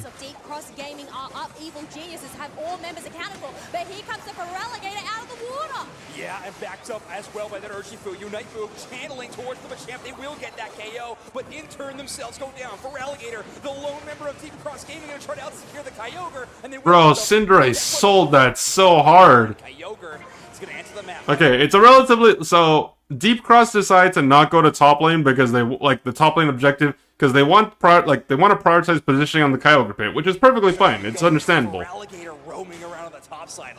Cinderace blaze kicks the Kyogre. It gets stuck in the pit. Like, they blaze kick into the pit. They get stuck in there. They faint, and now they have nowhere to go except for ejecting outwards. But because of that, like, all their basic skills are on cooldown.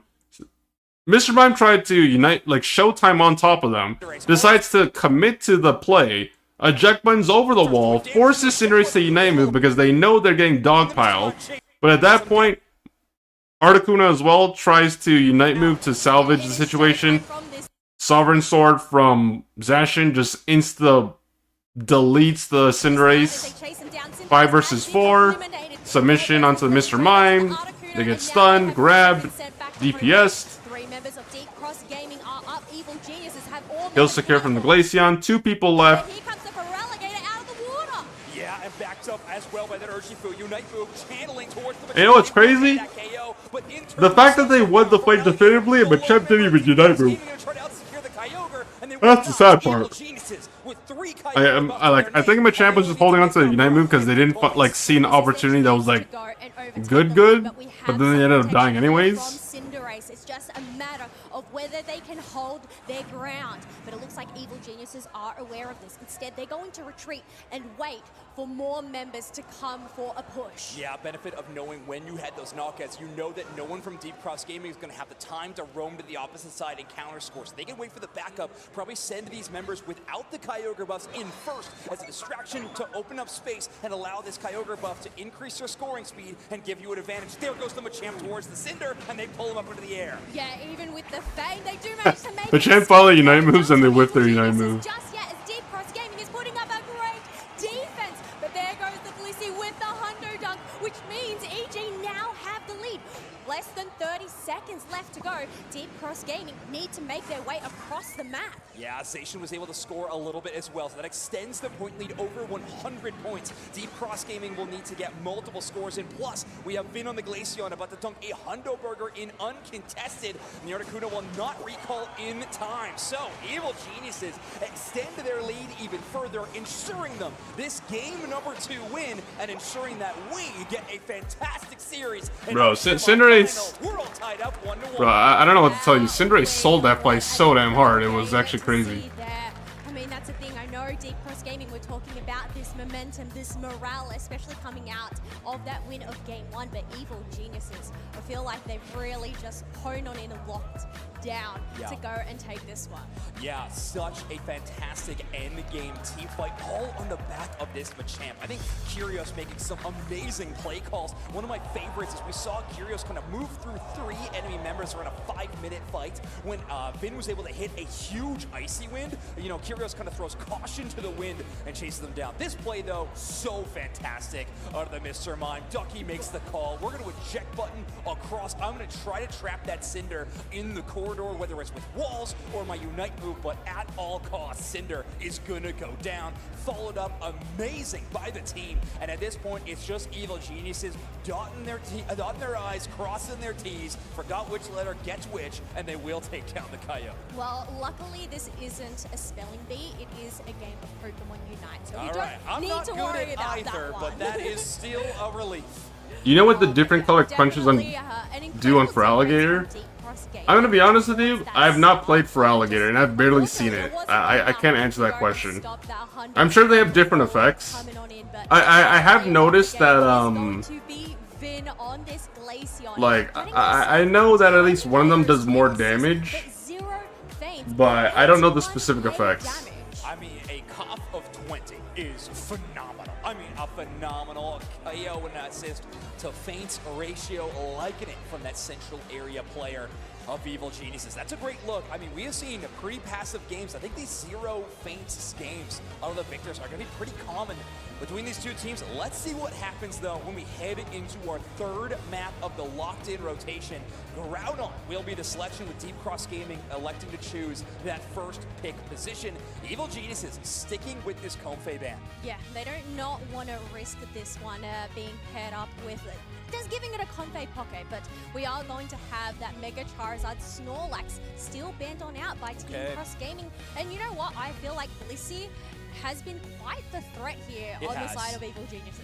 It has, and people aren't really willing to pick what I would consider the natural counters in some ways, where like the Umbreon has been kind of falling down the priority list a little bit. So Deep Cross Gaming just gonna say, let's take out that Blissey entirely and give Slash maybe some more options in terms of selection. Also, we get Shin on that side up. So Evil Geniuses are banning away the Feraligatr. We'll see if 94 goes to something new. I have to imagine Crispin will pick up the Zacian if made available. Yeah, well, that is going to be available. They're going to lock in Moltres first pick along with this Machamp, which I've got to say, yeah, some incredible plays in that last game to get these setups with this submission. All right, well, yeah, this has been a permaban, or at least for the last 2 games for Evil Geniuses, banning away the Moltres. Honestly, didn't know if any of the members of this team were really comfortable playing that Pokemon. I mean, so far, it is still in the prove it stage, but they are putting first pick priority towards it. I was going to say, given Evil Geniuses' track record, yeah, they're sure, pretty good at the game, yeah. 100%. I'm sure they would have, you know, every single new Pokemon that comes out, I'd say they definitely spend some time practicing that up, seeing how well they can go and utilize that. However, we do have Espeon and Mega Lucario selected onto Deep Cross Gaming's side. And I do know one thing though. Like I don't know if it changed, but I remember seeing a video. Like, so basically, when you use Crunch, or like when you get the ability, basically, like, I don't want to say randomized. Well, there's like the RNG aspect to it. So basically, like, whatever Crunch thing it lands on, like, that's the one that's gonna have the active effect. But I remember seeing a video saying that you can actually control which one you like, which effect you get by like double tapping the skill or some shit like that. But like I said, I haven't played the Pokemon, so I don't know if that's true or not, or if it's still the same. So much, Kello. I think draft decisions like that only come from series that can go the distance and teams are going back and forth, because you gotta try something new. You gotta tech exactly to what the context of this tournament is gonna be, and even in specific games, we get individual metas. So okay, so we got a damage-heavy team with 2 all-rounders and a speedster and attacker, plus support. And then we got a more traditional team comp, quote-unquote, with your attacker, defender, support, and double all-rounder. What this ends up looking like. Obviously, Curios is going to pick that one up, and Chris Smith will adopt the Machamp. But I mean, imagine Slash is playing Serena. Potential option that is. Since when does Slash play Serena? Yeah, especially considering how powerful we have seen it there, especially with that Metal Claw. But I guess not really much range damage on the side of Deep Cross Gaming. So maybe this Greninja, whether they are going for that double team to try and bait out Deep Cross Gaming's Talonflame here. Oh, that could be a fun one. Not to mention, if you can bait Slash into Unite moving a double team clone, I think you're going to feel pretty good about your chances of winning this game. I wouldn't say I didn't get Typhlosion. Yeah, I needed to die. But it will be an interesting reaction. The last I don't even remember what Pokemon I got for free, like last. But like ever since the release of like the legendary birds, I don't have Zapdos, Moltres, Articuno, Meganium, Typhlosion, Feraligatr. I don't have any of them. We are taking a look at this draft. I right now we're going to treat it as it's real. This is Machamp final pick. Significantly slowed down in like how much I grind and Unite. But also I'm just lazy and I don't like doing the events. I'm literally just lazy. Across the 2 days. I should have at least at the bare minimum got Zapdos. But I just forgot about the event. Like I was on the last board too. Like I just had one more section to go. And then I never got around to doing it, and then eventually the event expired. Could be said for a lot of the Pokemon on this roster. I say Moltres, Greninja, and Machamp, all three Pokemon that do take quite a bit of skill expression and knowledge of that Pokemon and its mechanics to really get the top tier value out of that Pokemon. Oh, 100%. I feel like Moltres is quite a technical Pokemon to go and master in terms of that passive. Not only do you get that burn, but also being able to get that cooldown reset on a free move if they end up getting those boosted autos up and running. Yeah, it's phenomenal when that happens. So, yeah, we'll see what happens here as our series is tied up 1-1. This is our final game. It's going to be on broadcast of day number 2. We can see here the game is going to be remade. We'll let you all know what we're looking at in terms of draft as soon as we are made aware. But either way, this series is going to go the distance. I am so happy. 1-1 between these two teams. I would love a best of 5. Game is being... Oh, I just realized... I was literally thinking to myself, like, why is this taking so long to start? And I just realized the game was being remade. I mean, that would really be the perfect scenario on our side. Probably not on their side, though, because I'm sure they want to get this semifinals over. And this is, like, the one thing... Or not even the one thing, but, like... The thing that baffles me is, like, the fact that we're going into year 5 of Pokemon Unite. This is, like, one of the biggest events of the competitive circuit for the year. And they're still, like, taking 2 steps back when it comes to production evolution. Like, bro, like, how do they still deal with these... Whatever, like, obviously it could be a different problem from, like, last time. But, like, how are they still dealing with this stuff and not rectifying it in, like, a timely fashion? Is beyond me. Making it through to the grand finals, day 3, to go up against Root Dignitas. Very true. I mean, Slash, at this point in time, has now been able to take down Trainer. You know, already starting with some of their past teammates that would love to take down. Is going to be pivotal, right? Getting that level 5 ASAP. That way they can start what the getting heck? that Eon energy side. Wait, they have a completely different draft. So wait. Espeon, Mega Lucario. I'm assuming that's going to be Scyther and Serena. And then Moltres, Machamp, Crustle, Eldegoss, and Latios. So they switched up a couple of things. They didn't stick with the same draft. So this is Normally when like the game is being remaked or like remade, majority of the draft, like I could have swore they just kept the same draft, but it must have been like an error on whoever's side was like experiencing technical difficulties. Not to mention, wouldn't be surprised to see either Ducky or Chris Smith kind of rotate into the central area to help defend. That could be a mistake punished by Evil Geniuses if they could sort of read the room, if you will. Yeah, they are definitely no stranger to invades. The thing that I find funny is that like they went into like a custom match, waited for like everything to spawn, and then they got like a snippet of like recording just so they could have this in their Comes to these intro matches, before the matches. folks, as we are getting ready to head on through to game number 3. It is going to be the crowd on map. Deep Cross Gaming over on the purple side, Evil Geniuses on the orange.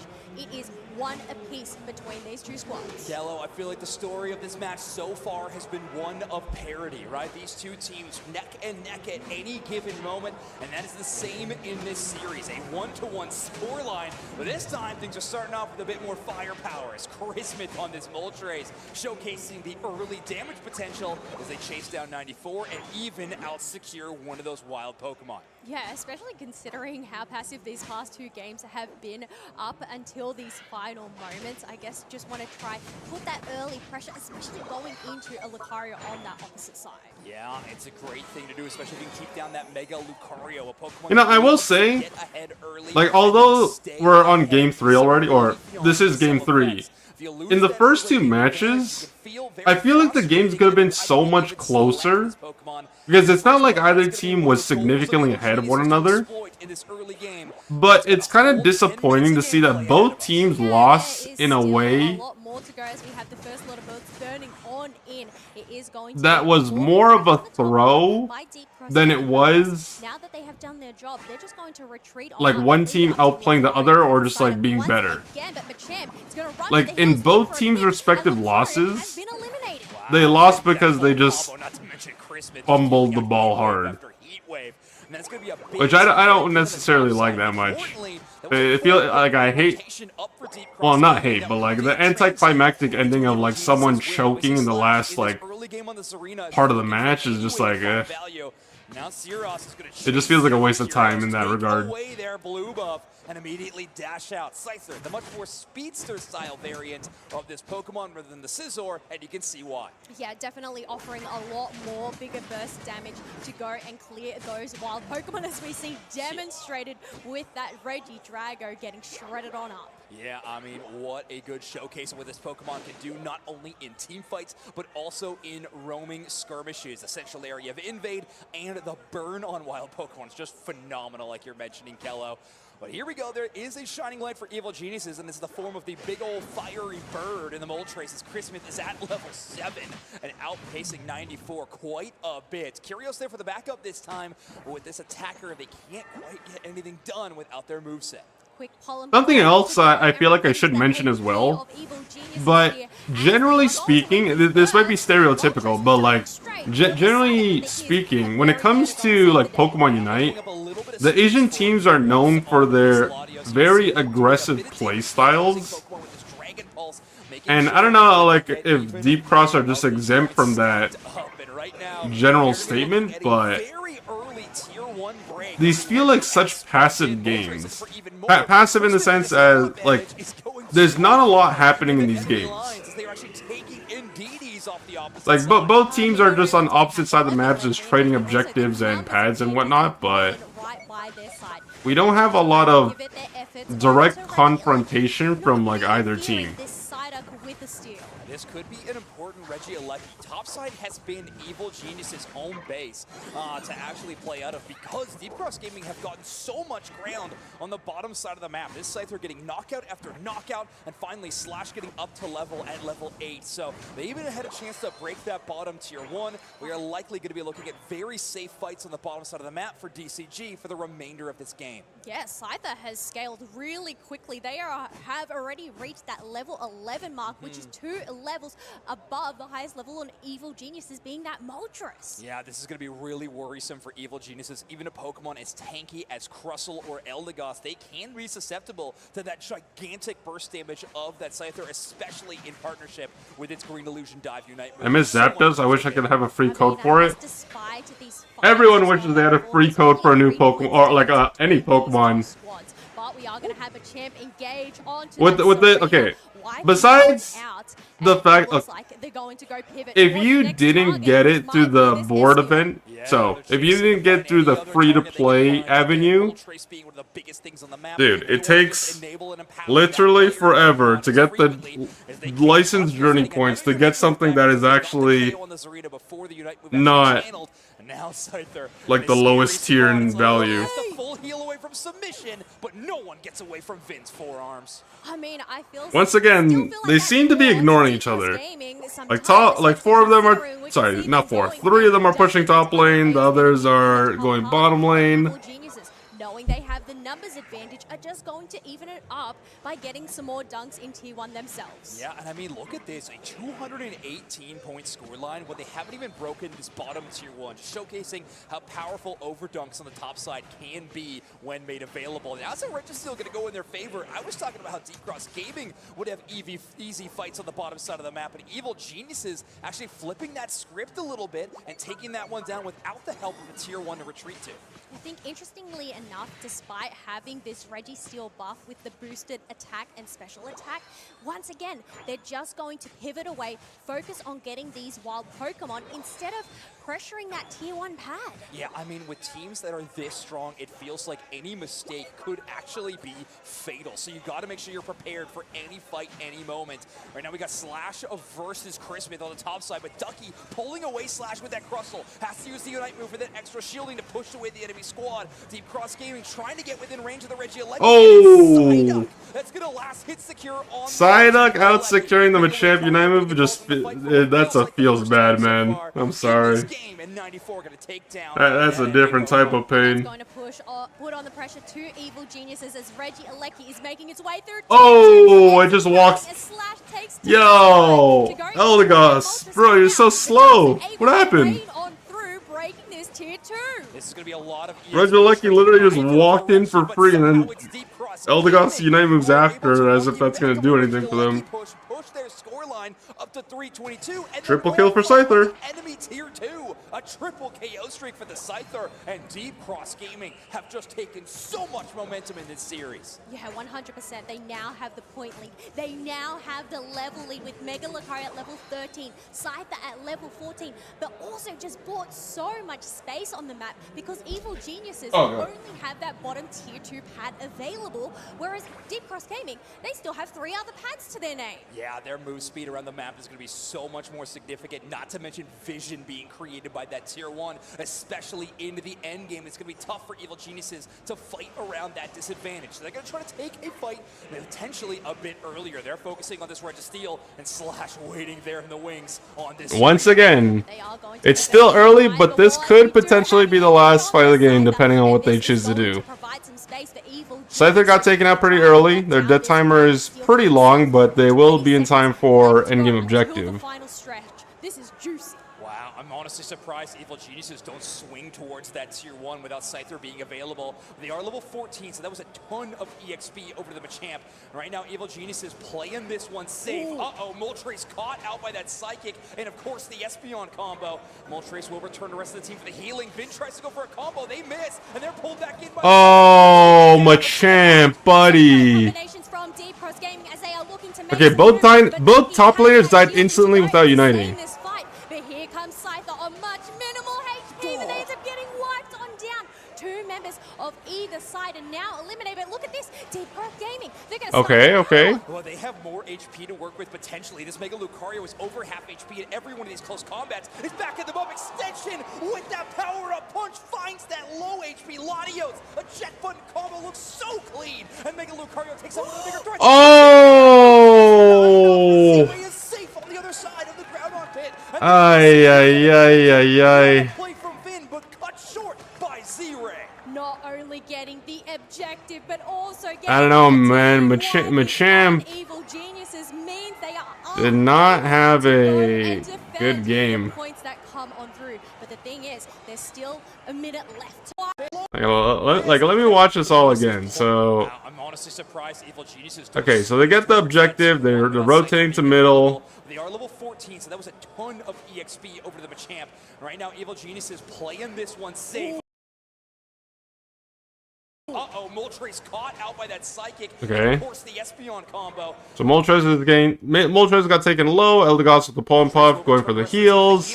Machamp goes in, whiffs, gets taken less than half HP, gets tagged and dragged by the Psyduck into the Espeon Unite move. So this is literally, unless you got full heal there or like a Blissey safeguarding you, there's literally no way you're, even for a fraction of a second, going to be allowed to do that with your... By the side, they're taken down. Machamp out. Some great combinations from Deep Cross Gaming as they are looking to make some moves, but Ducky has that shielding to go and sustain this fight. But here comes Scyther on much minimal HP, but they end up getting wiped on down. Two members of either side are now eliminated, but look at this, Deep Cross Gaming, they're going to start the ground on. Well, they have more HP to work with potentially. This Mega Lucario is over half HP in every one of these close combats. It's back in the bomb extension with that power-up punch, finds that low HP Latios. A jet button combo looks so clean, and Mega Lucario takes... Yeah.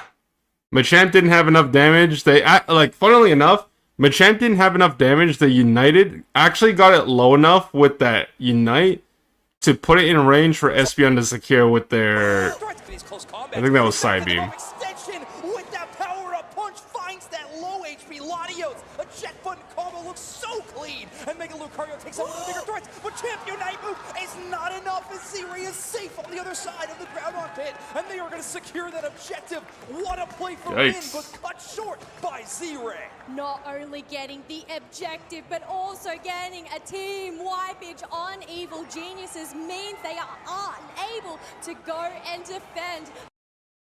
That ability to get that stun with that side shock, but also being able to utilize that Unite move to catch out multiple opponents if they can head up with that eject button. But okay, because Espeon has been selected by Evil Geniuses, Z-Ray is actually going to pivot over to this Mew. Now, I know we saw incredible Mew plays from Monster Otter from Root Dignitas in that previous set.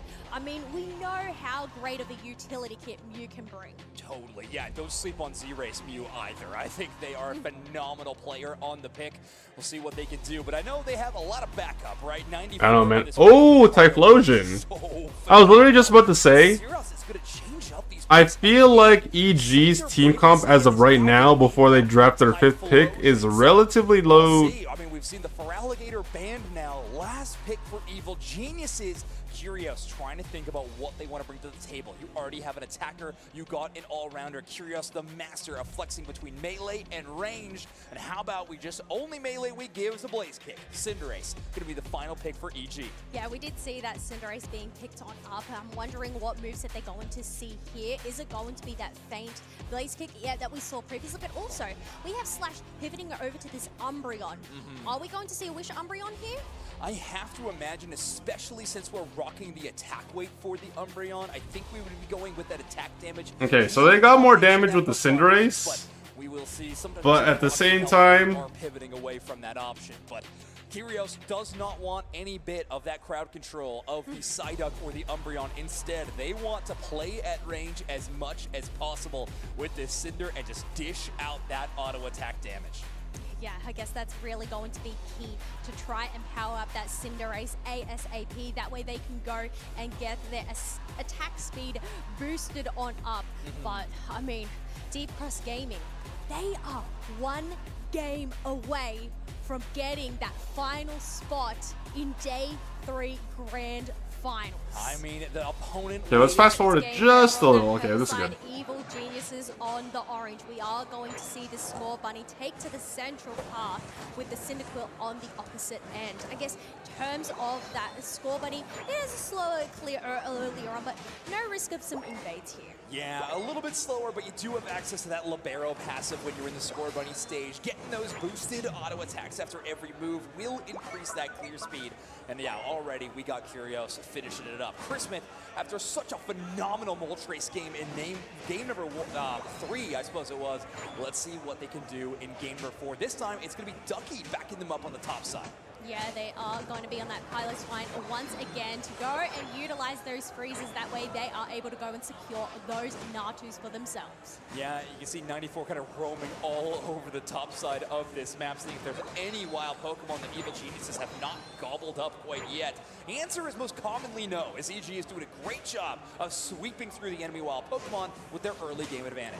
Yes, and that is going to include these birds that spawn on in, but we have a rotation from that Umbreon as Flame Wheel is going to be... What were they doing? I'm so confused. And to go and utilize their... I suppose it was. That way they are able to go and... Wait. Yeah, already we got Curios. slower, but you do have access to that libero Oh. passive when you're in the score bunny stage. Getting those boosted auto attacks after every move. As it was. Okay, Let's so see he what went, can do. he finished his jungle clear. For themselves. Yeah, you can see 94 kind of. Then he went top all over the lane. top Then he side went of back. this map. Oh, I see. Okay, so this is what confused. Like, If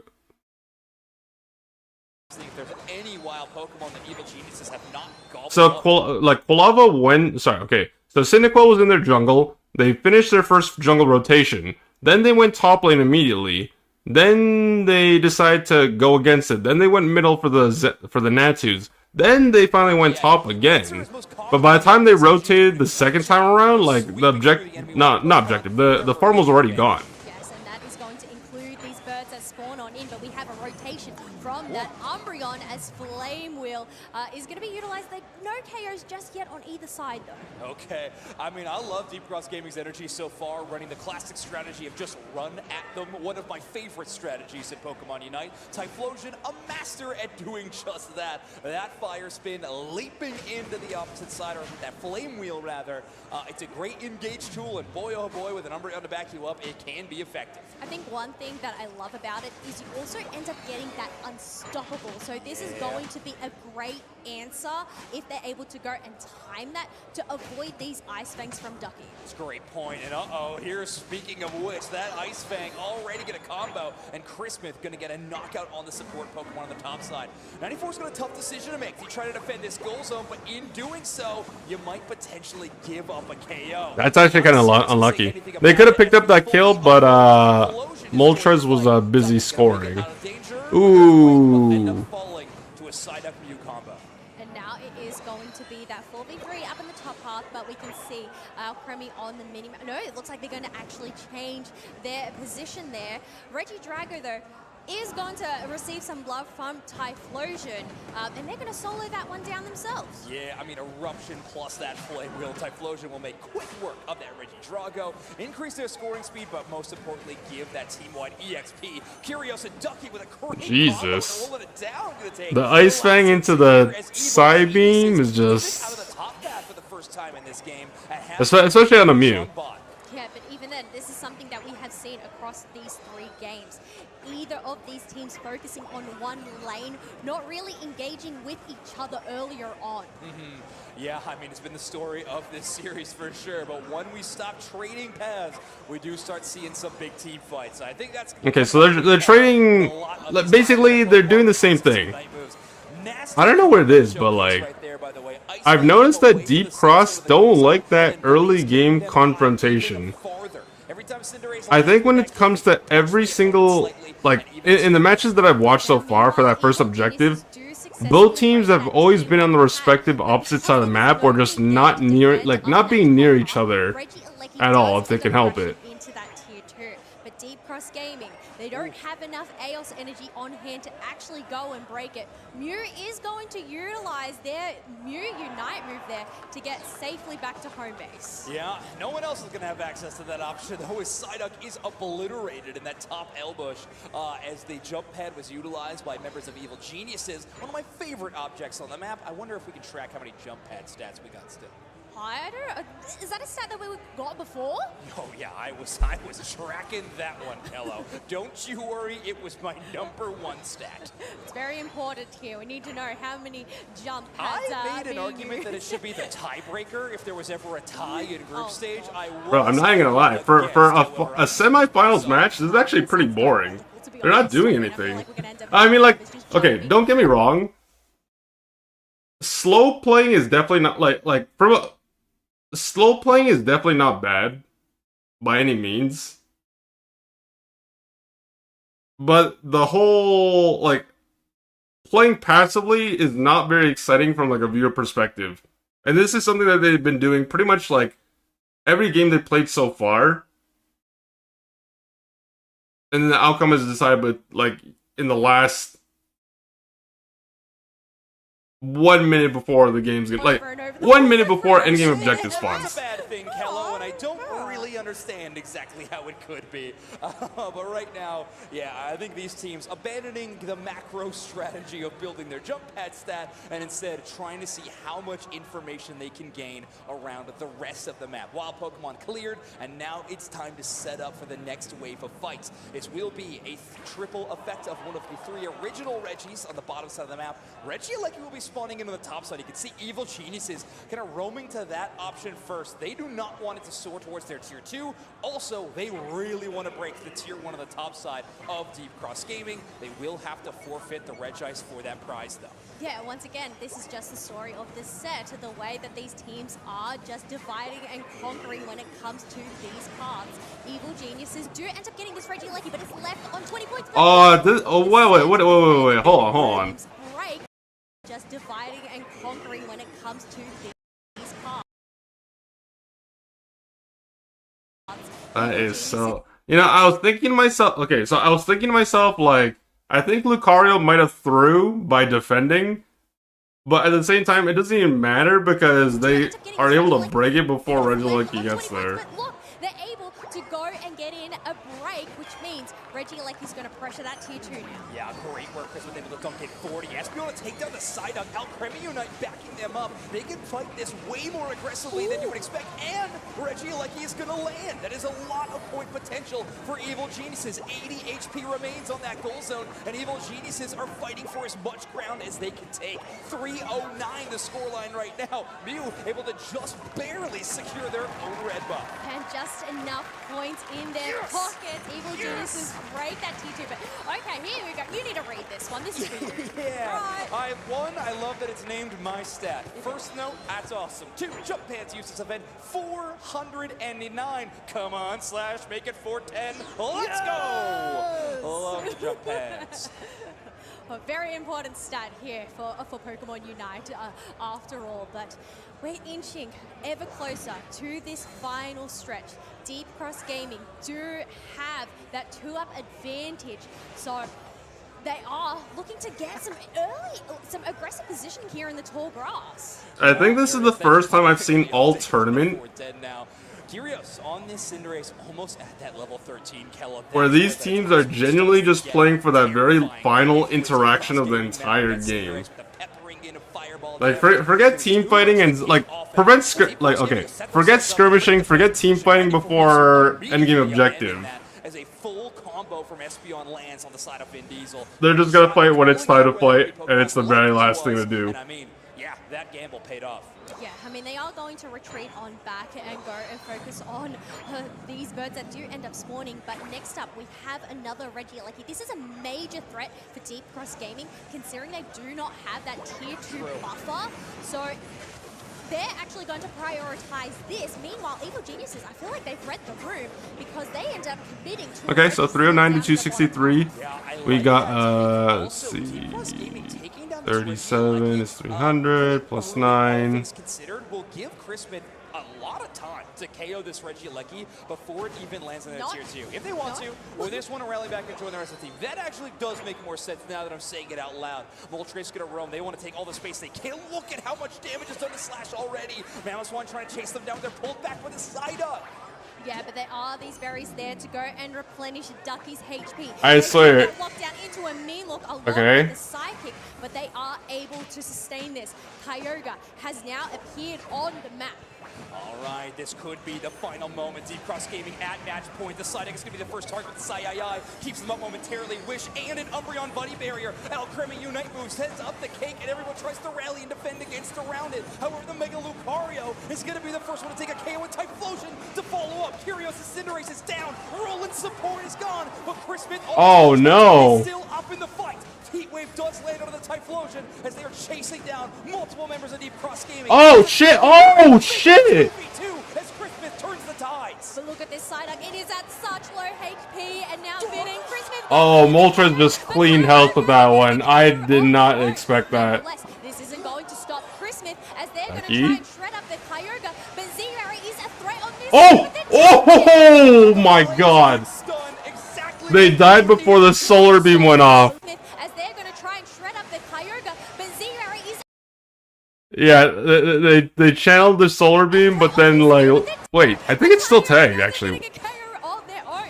Nonetheless, this isn't going to stop Chris Smith as they're going to try and shred up the Kyogre, but Zero is a threat on Oh no, that was Moltres. For some reason I thought it was Mew, but it was Moltres.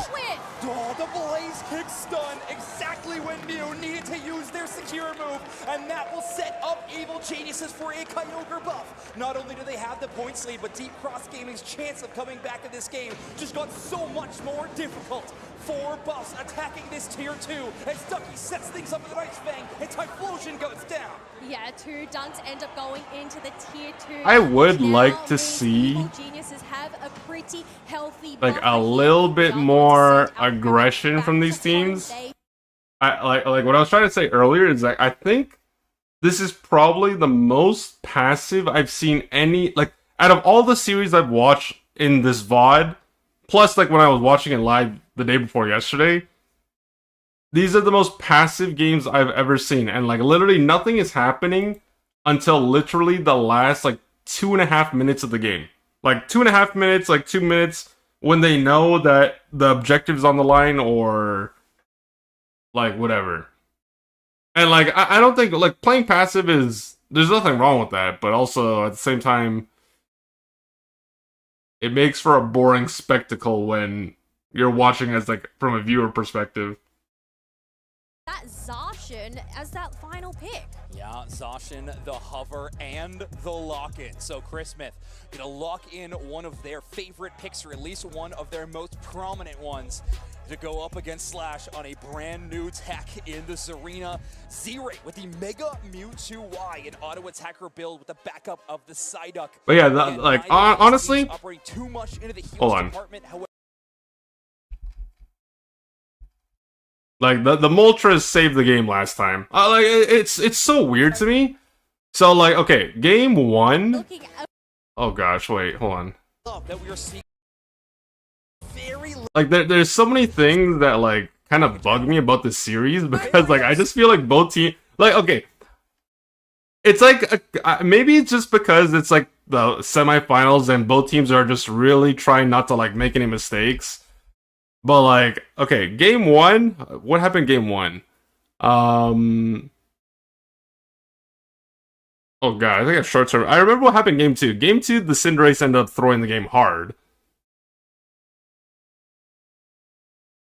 more sense now that I'm saying it out loud. Moltres gonna roam. They want to take all the space they can. Look at how much damage is done to Slash already. Mamoswine trying to chase them down. They're pulled back with a Psyduck.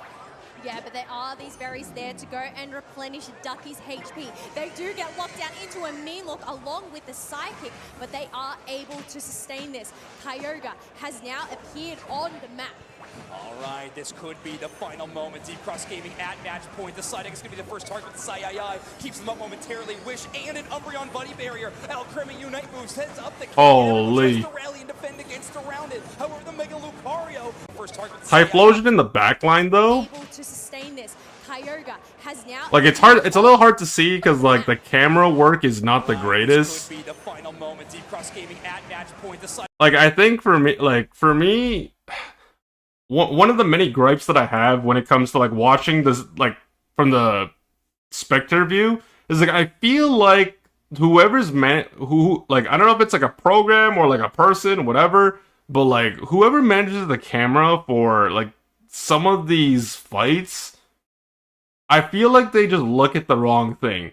Because like the team gets a little split up down the middle. Let's just put it like that. And I feel like they're focusing on this. But in reality, like what Typhlosion does to the backline, like they should be focusing on this.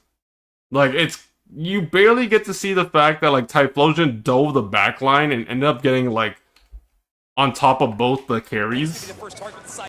So like they're still focusing on the Mamoswine, and then like you can literally see that, oh, they switched focus. Like I don't even know what the camera person's looking at. Like I think even they confuse themselves. Like Alcremie Unite moves, Espeon Unite move, Lucario Unite move as well. Lucario kill secure the Mamoswine. Typhlosion Unite moved as well. They flame wheel, they eruption, they actually kill secure the Cinderace here. And then like here it's looking very grim. You see 3 versus 2 and you think to yourself, oh shit, well, this is bad. But then Christmas over here with the Moltres saves the game.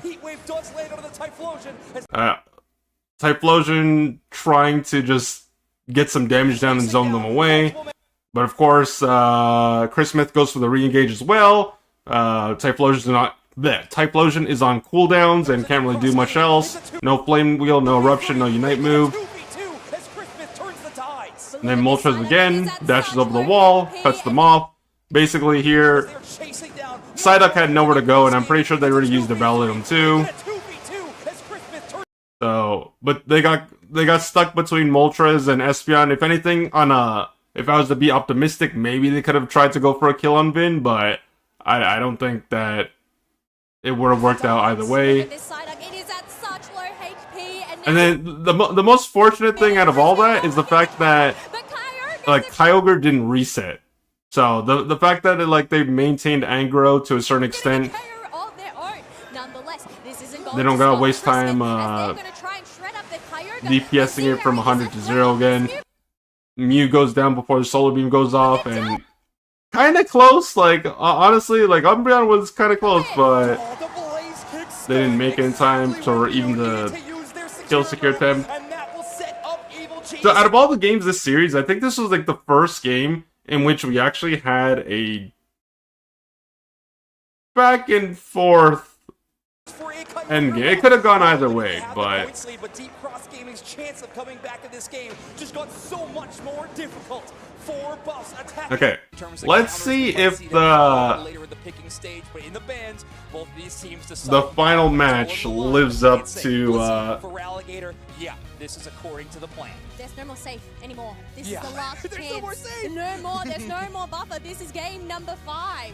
Wow, I mean, I gotta imagine I am so happy I am in this position. I am not envious of either of these teams sitting across from each other. Or maybe I am, because then I would be really good at Pokemon Unite. But 94 picking up that Moltres first pick. Hello, Chris Smith.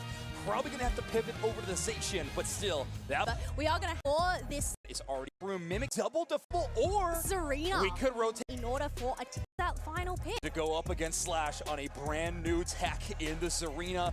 Z-Ray with the Mega Mewtwo-Y, an auto attacker build with the backup of the Psyduck. Geniuses Having at N. Who's going to make champion game of Pokemon Unite. Let's get Game 5 started. Here we go, folks. Deep Cross Gaming over on the purple side. Evil Geniuses on the orange. Everything is on the line. All right, early game going to be dominated by Curioso. That's Machopper in the central area, but watch out for that Moltres on the top side. Moltres versus Zacian is going to be a really interesting one to keep track of. I mean, the story of the top path so far, I think, has been in favor of EG, but 94 now has access to the Moltres. Yeah, and they are going to put that pressure on it, considering they have that side up. We do need to get this Umbreon online ASAP, but Deep Cross Gaming, they're doing a great job of shutting it down so far. Yeah, I mean, this Psyduck so phenomenal in the early game. It's a tough knockout, and it can provide a ton of stunts. Jeez, in the bottom half fight already popping off as the Mimikyu and Zyros is getting involved. Ducky for the chase down. Tackle and the freeze. There's the combo. Machamp plus Espeon does feel like such a winning strategy game after game here at NAIC. Let's see if that's the winning spot for EG in this Game 5. Yeah, well, that's the thing. It's still early days when it comes to this final game of the day. The Birds do come on in, shredded on up, as we have Zacian trying to make a retreat, but they end up getting wiped out. Wow. Oh, man. Gaming having a big surge of offense at the top side. That is, That goes on not down good. To 24 already. And take a look at the mini-map where Bounce Suite is. Slash really looking for EXP wherever they can, and they try to pocket a buff from Evil Geniuses. They are stopped short, but still, finally getting that Bounce Suite evolution. I mean, on the opposite side, you could see that Ducky actually went in for an invade of their own, and it looks like they managed to pick themselves up a red buff. All right, so a trade of our two defender players, I guess, technically, in this this situation, but they will both receive some buffs. Reggie Drago does spawn in. Neither team super interested in that objective in particular, as Ducky wants to set up yet another play. There's the Machamp pulling the Espeon, aims for the Mewtwo instead. Mimikyu going to get the trade out of the Piloswine, but that's a carry for a defender in favor of EG on bot. And now we're going to pivot over to this Reggie Drago. That Evil Geniuses are able to go and pick up uncontested. That is going to give one of those members that extra speed buff. It's a relatively low-level game for the most part. Neither jungler is anywhere close to level 9, so that's not something that anyone has to be really concerned about. Slash is still level 5, so they haven't even hit that Serena power spike yet. Mimikyu just hit level 8, Mamoswine just hit level 7, or Piloswine I should say. Piloswine goes down in 4v2. And opens the way for Cirrus and Slash to get in major points on this bottom tier 1. Knock, knock, knock. Here comes Deep Cross Gaming into this tier 1. They don't have enough points on hand to go and get a successful break. Nonetheless, this is going to provide some necessary stacks for Slash on the attack weight, but they're also able to go and secure this Reggie Alecki. The thing is, how many points was this? This left on a clear 20. Yeah, I mean, this is likely going to be Evil Geniuses allowing this to land. It will be a little, I mean, they're up by a significant amount of points, but it's unfortunate that the Regieleki didn't allow them to overcap. Evil Geniuses cannot use the Regieleki to surge onto their own side and actually catch up with the points race. Instead, Deep Cross Gaming keep their tier 1s very healthy. Oh, 100%, especially considering the lead. Where's Mac? He was here. He was here earlier. 39. I know we've seen a quieter set between these two teams, but Deep Cross Gaming, I feel like they're playing more stealthily here. Yeah, they are. He's probably salty that the Mavericks gave up Brunson now that we are the champions. You know, making some plans about what's going to happen later on in this tournament, but already, Roland taking some damage from that Mega Mewtwo. That X attack starting to hurt. Big stun though by Finn on the Espeon. Z-Ray's got to teleport away, chases them down with the side strike. Great body block by Ducky on the Roland on the Umbreon. Yeah, but I think that was a great way to keep Evil Geniuses at bay as those birds do spawn on in, which are all going to go over to Deep Cross Gaming's side. They now have 4 Unite moves available on their side, where Evil Geniuses, they have 3. But there goes the engage on the side up, who is caught out all alone, and this is now going to give Evil Geniuses a numbers advantage down here. So tough to walk in. Oh, look at this play. A Mega Mewtwo Y Unite move to open up the way to know that Slash will have an open scoring attempt on that tier 2. Gets complete vision on the minimap for a moment, realizes that that bottom path is completely clear, and has a chance to get a big score. Problem is, Umbreon on the quick rotation makes it extremely hard to get away. Mean look, submission, Espeons, a bajillion stuns, and an Ice Fang Mamoswine. I mean, Evil Geniuses are making an impossible maze for Deep Cross Gaming to solve. Big win for Deep Cross Gaming, though. They're still holding on to this points lead. Well, here we go. We have all members accounted for up in the top half as Reggie Steele is going to pop on through. Machamp looking for the engage as Umbreon's also utilizing their Unite move to zone out Deep Cross Gaming. All right, Machamp actually returns to defend against that Zarina who had gotten to their backlane. We're looking at a 4v4, but Evil Geniuses are currently hurting in that HP department. Christmas is going to go down, and now Deep Cross Gaming have complete control of the Reggie Steele. Slash is going to take that final hit. This goal zone is left at 6. Evil Geniuses cannot afford to give it up for a huge overdunk. But instead, Deep Cross Gaming, they're not looking to break it just yet. They want to go and get all of this wild Pokemon experience available to them just to get a further scaling for their squad. But so far, it's pretty equal across the board in terms of these levels. Yeah, and not to mention a Regieleki for basically free. One of the things that just allowing this goal zone to be defended by a couple of members of EG opens up the space. Ducky gonna jump right in front of that Shadow Sneak. Great job by this defender player. But now Finn is gonna be joining back with the fight with that Machamp. So is the Zacian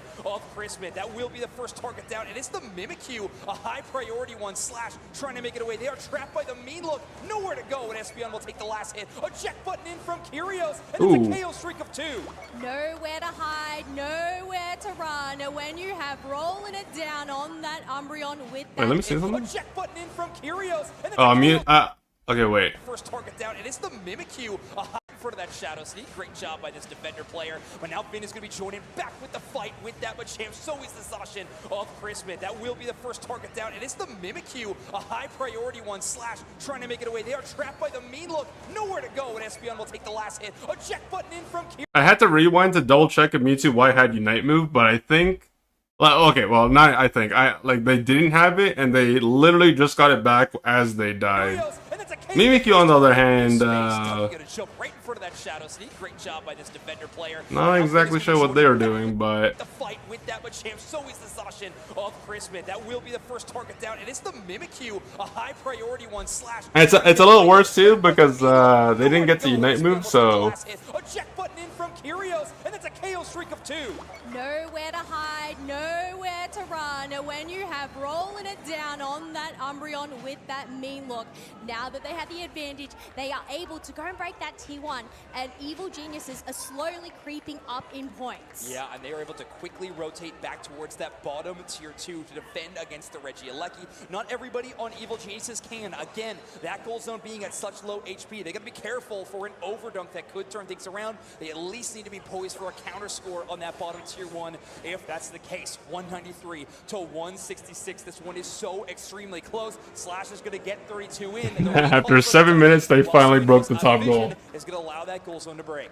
Yeah, Decent overcap though. Give them that extra space up in that top path as we have another objective spawning in 20 seconds. We can see that rotation from Evil Geniuses as they come on up because there are no more wild Pokemon down in that bottom. Yeah, all that is left to do is fight. We are 40 seconds away from the final stretch. Any one of these battles will be extremely risky. As Sarita caught out Mewtwo Unite move for the cover. They want to make sure that Pokemon is stunned and is nowhere to go. Ducky goes down. That Mamoswine will be KO, but will have tons of time to respawn before the final stretch. But again, a Regia Steel buff for the side of Deep Cross Gaming at the price of a... So Evil Geniuses decide to forego that top lane objective for positioning on bottom lane. They could potentially go, they know that they did top lane, so they could potentially go for a back half, but...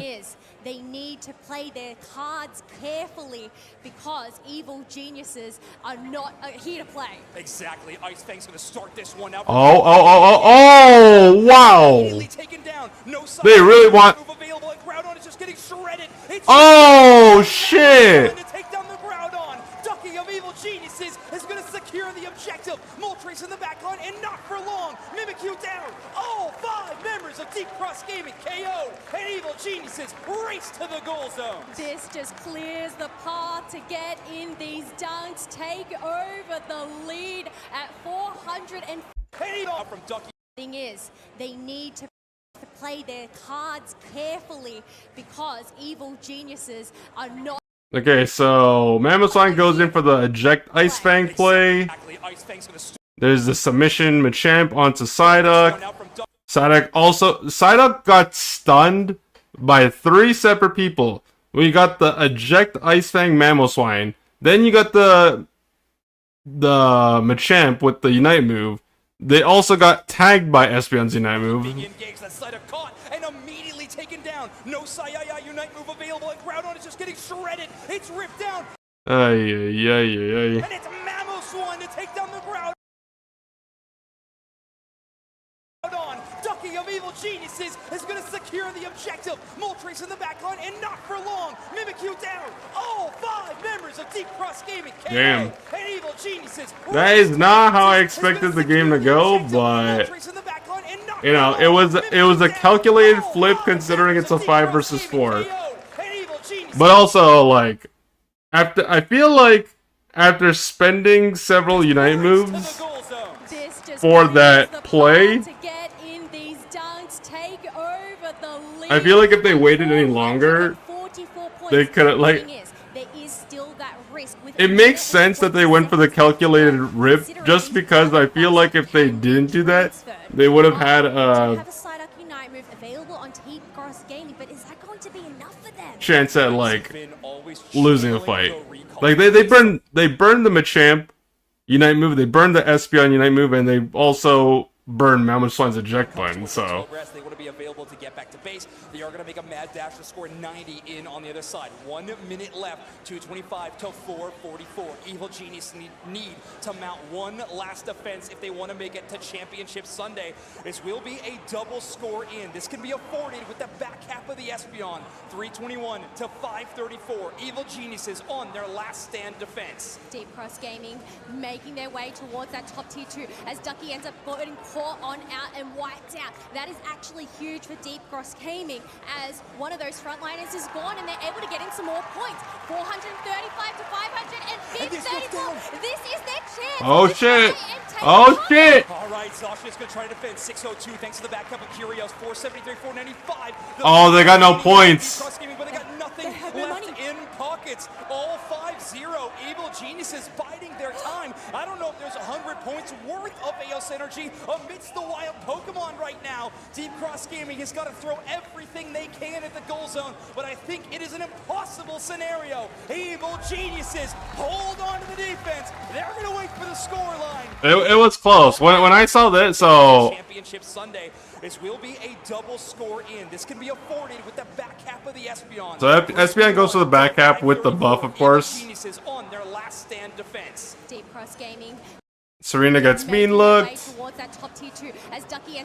Mamoswine goes down. One of the buff transfers over to Mewtwo Y, which is obviously good. One of those frontliners is gone and they're able to get in some more points. 435 to 500 and Big 34. This is their chance to try and take a comeback. Yeah, if they had more points here, it could have been a different story. 435 to 500. Espeon going down there, ooh, that's what made it sweaty too. This is their chance to try and take a comeback. All right, Sasha's going to try to defend 602 thanks to the backup of Curios. 473, 495. The points are raining in from Yeah, Deep but Cross. at this point, like, you know it's over because they just have no points.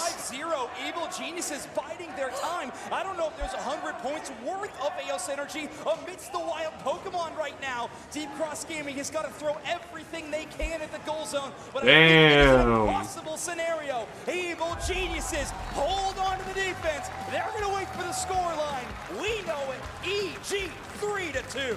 Oh my goodness, what a final stretch coming out from these two teams. But Evil Geniuses able to hold that lead, and that does. Bro, yeah, why does Ducky look so sad or so mad? I can't tell.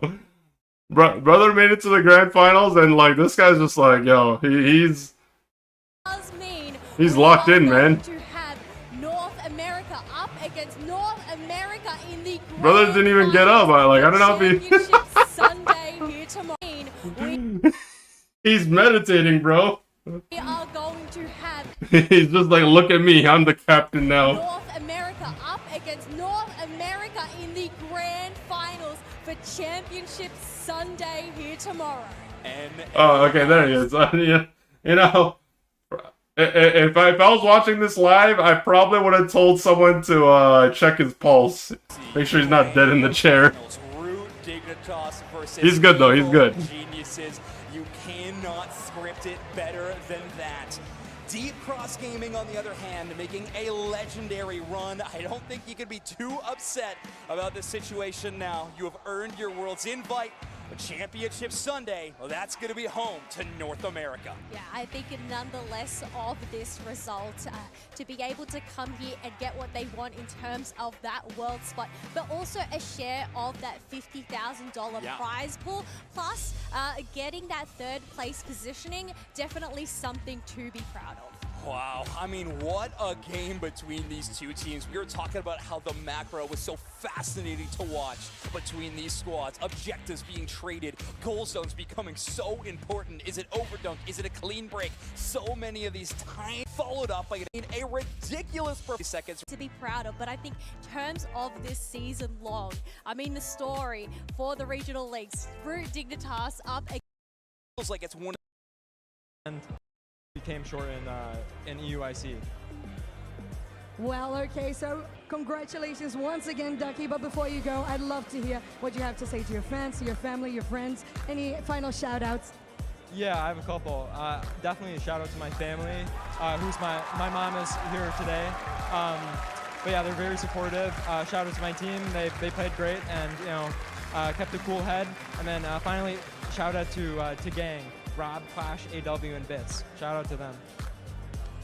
Right, lovely to see it. All right, congratulations once again, Evil Geniuses. Wait, what was the? For being the I heard the first two. Like, shout out to mom, shout out to team. Who's the last shout out? Where are the captions at? I think I'm going, guys. I think I'm going deaf in my old age. I'd love to hear what you have to say to your speaking of tomorrow, what exactly are your expectations in regards to that matchup? Because it's a best of 5, and it's against a team you've played against before. And yeah, I'm just really looking forward to that grand finals environment because we came short in. Any final shout-outs? Yeah, I have a couple. Definitely a shout out to my family, who's my mom is here today. But yeah, they're very supportive. Shout out to my team. They played great and kept a cool head. And then finally, shout out to Gang, Rob, Clash, AW, and Bits. Shout out to them. Right. Oh. Lovely to see it. All right, congratulations once again, Evil Geniuses, Ducky, for being the finalist of Pokemon Unite North America International Championships. Tomorrow we see you and Root Dig. Able to hear from Ducky, but So I love the shout out cross and so many incredible games from Root, Dignitas, Lunex Gaming, Goofy Goobers, and Fulcrum all starting in that top 8 position, but only a few teams. You know what? Like, okay. The only thing I wish, and like, it's not, but like, okay. The only thing I kind of wish, just to make the tournament a little bit more exciting, is right here. Hold on. So, oops. Okay, I screwed up. Right here. So, it's not, I have nothing against them, but like, I kind of wish DreamMax won this series, only because, like, if DreamMax won this series against Lunex, you would have, Root versus DM, alright? And then, like, because, like, under the assumption, let's just say in this hypothetical situation, Root Dignitas win, and then, DreamMax lose, and then these guys lose as well. You would have had a tiebreaker between DM, like DreamMax and Deep Cross, for that finals world spot. I think that would have been like very exciting to watch, personally. For me, on a personal level, it's just a little less exciting when you already know these two teams are going to World, so it's like, whatever. And no disrespect to EG as well. No disrespect to any of these guys. Like, I only care about for me, the only thing I care about is like that last team that's qualifying for Worlds. Just because we're gonna see them again anyways in like 2 months. So it's like, okay, yeah, like whoever wins this, if it's like one of these guys, it's like, yeah, cool. It matters more to the players than it does to like me as a viewer, but yeah. Alright, we gotta move on. We gotta move on to the grand finals. I didn't get to watch this either. So, grand finals, let's move up to EG versus Root Dig. Let me just change the stream title as well.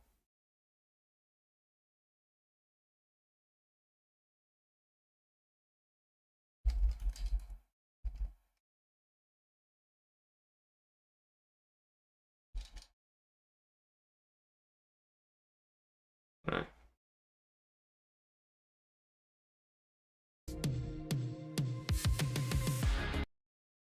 Or you haven't ever heard of them, right? Which is definitely the case for a lot of these teams like Fulcrum. But day 2, I mean, there's a reason why they're called Evil Geniuses, right? They are an extremely smart team. That is not even a joke, but it is a joke. But they are so good at figuring out their opponent's strategies. Root Dignitas, of course, are other grand finalists as well. The drafts. One against on out, or maybe we'll have Root Dignitas take that away. We'll have to wait and see, and I guess this is where the mind games come into play. Yeah, that's why they're Evil Geniuses after all. So I love that you called out the Memo Sign, because Zoinks, I know that you love in general these. Evil Genius gonna be a. I hope that will happen. I mean, this is. Well, I have predicted Root Dignitas to take the championship title for NAIC 2026. Yeah. I'm gonna get to Jeff real soon. he's right there, and he's taking quite a lot of opinion in Evil Geniuses. But let's do you first, Zoinks. Okay, awesome. Yeah, I'll throw in my 2 cents. I do pick Root Dignitas in this game. They've been flawless since the start of the tournament. I think they could be, carrying that way all the way through, a flawless victory. But I think in the grand finals, they're going to hit a misstep. I think it's going to be a close competition. I think a 3-2 victory for Root Dignitas.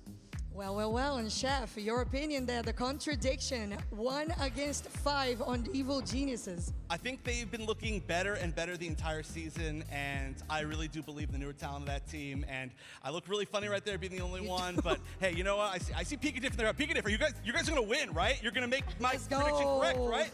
There we go. Pika Diff says yes, and Yes. Pika Diff is never wrong, so Okay. I'm sticking with it. Yeah, Pika.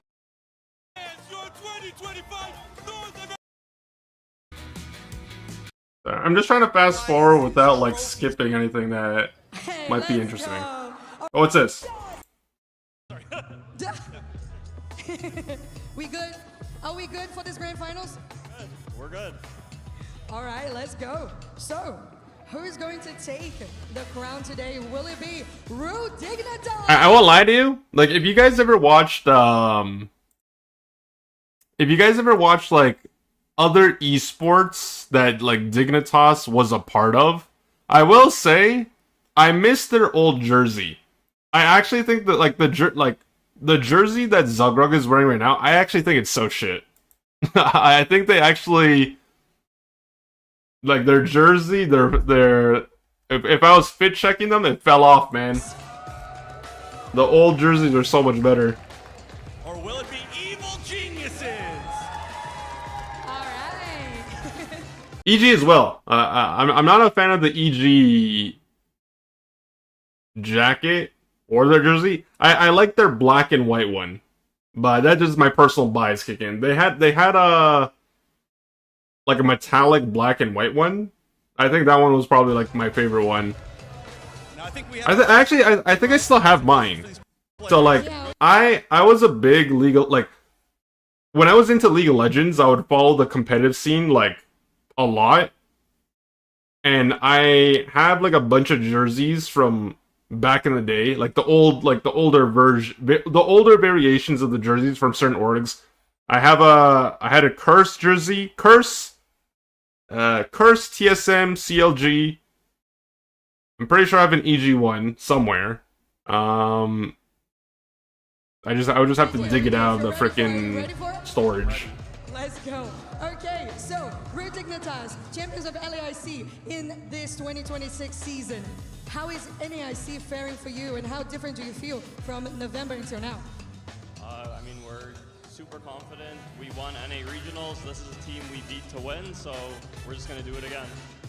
All right, very confident. All right, now the team's been building up the entire season. Do you feel now is the time to take a title? Yes. It very Let's simply go. said. Okay, so before we get into this grand finals, do you have words? Teams in NA have been pacing not only this region, but this western half of the world all year long, and it's very fitting that at NAIC they clash again. Yeah, you really couldn't have. Bro, I just cranked my volume up. I don't know what it is. It seems like their audio is so low. Single elimination on day 2, having our team snake their way all the way here, and somehow it's Dignitas versus Evil Geniuses. Looking at Unite as an esport, could it be any better than Dig and EG right here in the grand finals? I can tell you, if this is your first time watching Unite, these are some of the best teams to ever do it. Been playing the game since day 1. On both sides, we have players who have won regional championships before. In fact, last year's winner is on Evil Geniuses. Yeah, absolutely. And not to mention, both of these teams have world champions as well. Is that a correct statement? Probably not. It's very close. If it's not correct, it's not extremely correct. Yes, close. technically, Toon was a sub year 1. That's it is right. correct. It Bang, is correct. We got there. And people are like, why do they have these guys for awesome, deep stats like that? And now we're heading right into our draft here. If you play Unite and you're in Master Rank, you've seen this before, but it looks a little different, a little prettier here on our broad. Bro, I swear to God. ban Okay, Pokemon before the drafting even happens, I swear, if Rude Dig spam Duraludon and EG get cooked, I'm gonna get so salty. Like, I'm not even gonna lie to you. I will actually get so salty. by either squad. So they're looking at power powerful picks that you don't want your opponent to have, or just Pokemon that are so unbelievably strong you don't want. But like they can't be getting away with these types of shenanigans, man. Directly targeted toward the player. Otter on route Dignitas, who is one of the best Mew players in the entire world. As we continue our bans, Blissey, a supporter, Snorlax, probably the best defender going in the game right now. On the side of Dignitas, we have the Psyduck, the newly released Feraligatr, which is incredible, and Mega Charizard Y for our bans. Yeah, a lot. I mean, banning the Mew is unsurprising. If you weren't tuning in yesterday, Otter pretty much saved the skin of Dignitas over and over and over again with that Pokemon. And Moltres is a character specifically that gave Evil Geniuses fits on their way here, and they're picking it first. Yeah, Moltres is, I think, probably the best thing going in the game right now. It feels like whatever team it's on has a massive advantage, an extremely powerful all-rounder with incredible self-recovery. On the other side, Root Dignitas picking up the attacker of the tournament, that is Espeon. Even though the Mew was banned out, I really do think Espeon is our #1 attacker here at NAIC. Incredibly strong early, incredible secure potential for these wild Pokemon. And then as soon as it hits level 4, it gets Psyshock and it takes it to another level.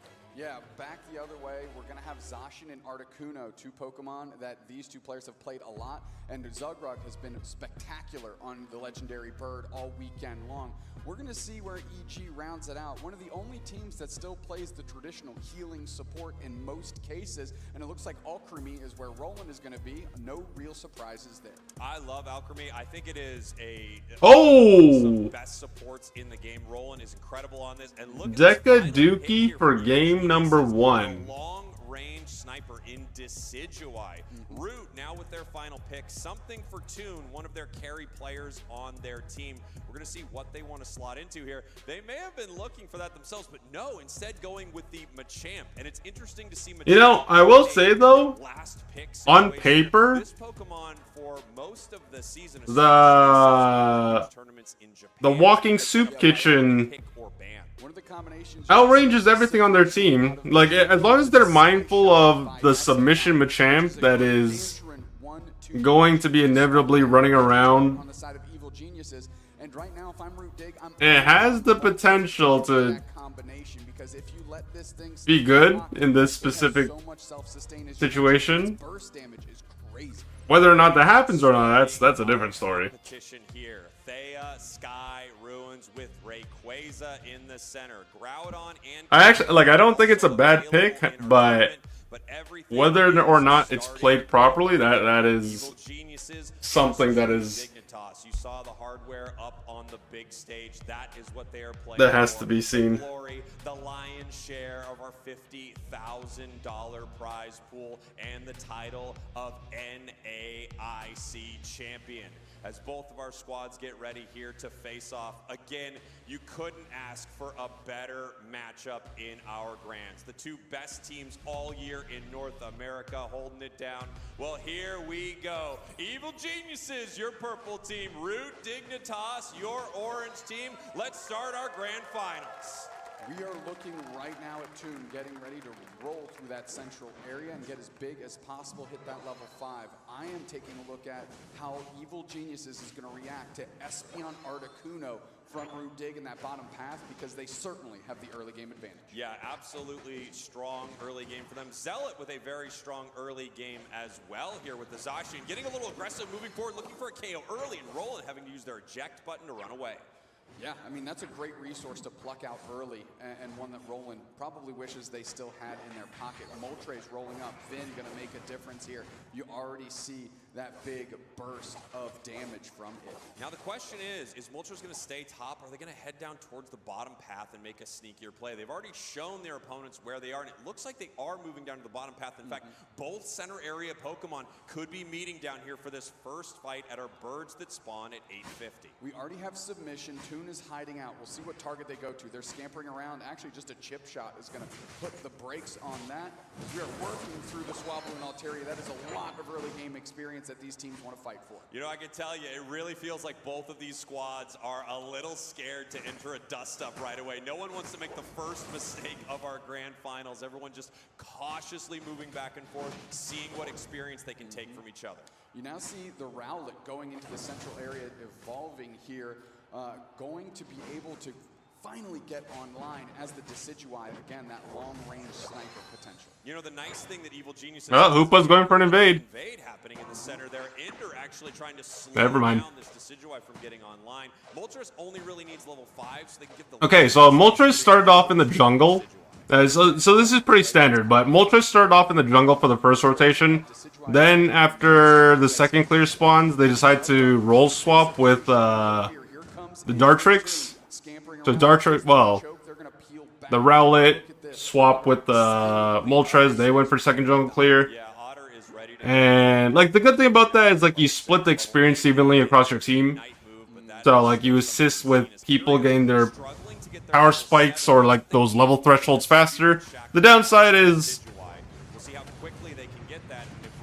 if you are trying to, like, get that Unite move for first objective, like, that is not going to happen now. That big orb that surrounds Zugrug is going to be a great combination as well. Here comes Ender. They've got 4 in the face of 2. Certainly the player advantage here, and they're going straight for the scores. Wow, what a play by Dignitas. Huge points early. They break the goal zone right away at 7 minutes, 10 seconds. Right now, 0 to 88 points. Of course, the team with the highest score at the end wins, and there are a lot of factors that go into that. But right now, Evil Geniuses way behind. Yeah, pivoting up top here is Zug to see what Chris Smith and Kyrios are up to.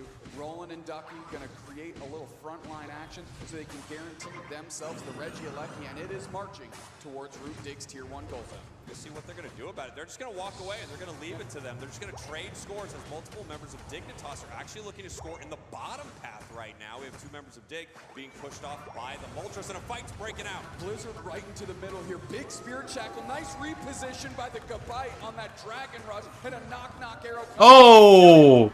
The fact that Dekaduki has the balls to Unite move that... Hold on. Dignitas are actually looking to score in the Okay, so they score. We have 2 members of Dig being pushed off by the Moltres, and a fight's breaking out. Blizzard right They Spirit Shackle, tags 2 people, pops the Unite move. The fact that they Unite move in front of a Machamp, like, obviously because they're in their Unite move animation, they're not going to get knocked back by the Unite move crowd control. Like, they're only going to take the damage.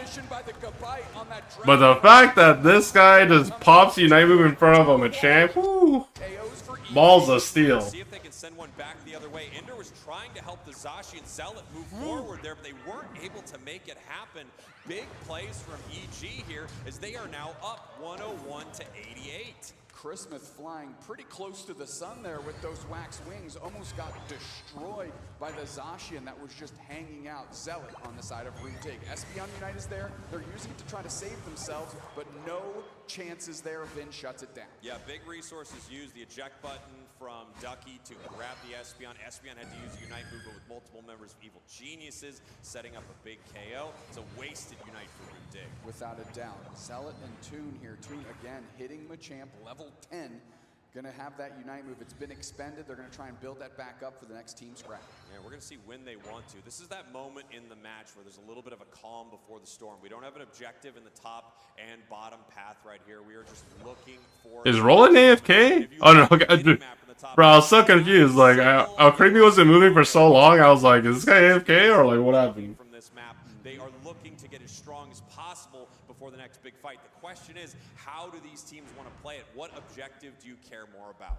Right now, we've got Ender using the Trick Phantom Force combination to be able to leash people back through that portal so they don't get too much into trouble. There's the suplex, the submission, right into the Psyshock. Duck Ooh. able to get out by this is what I mean, though. Like, this is like just using this as an example.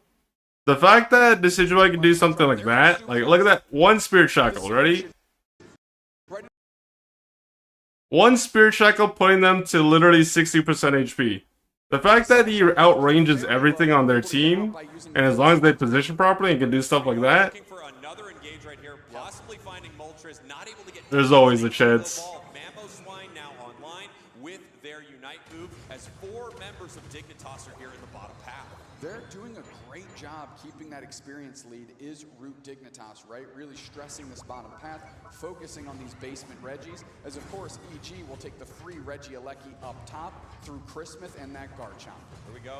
Reg Ice for Root Dignitas, Regieleki for Evil Geniuses walking towards the tier 2, but it looks like EG isn't moving there. They're making a sneaky play to the bottom path right here, and they could catch Root Dig. Earthquake goes for the Ice Fang, no, doesn't deliver. Blizzard is there, and they're gonna fade back just for now. What could have been a skirmish dissolves quickly. 4 members of Evil Geniuses still looking for a possible fight here as we have Toon setting up the submission play. They miss the Mamoswine right there. As here comes the Hoopa Unite. Rings are unbound, we're going for the stuns. There goes Ducky stomping around with the Mamoswine. And again, expending Unite move resources here, but we're not fighting quite yet. Tries to go for the spun, Earthquake is in. Ducky wants to reposition. They are stunned and slowed down and frozen, and that's the Articuno Unite with the cake being built by Roland to help sustain. And Machamp Unite move wasn't that great. Hold on. So here comes Machamp. Like, okay. Mamoswine goes down first. Machamp comes in with submission and cross chop. Just to get in range. They pop Unite move. And completely just hit. Move resources here, but we're not fighting quite yet. Tries to go for the spun. Earthquake is in. Ducky wants to reposition. They are stunned and slowed down and frozen, and that's the Articuno Unite with the cake being built.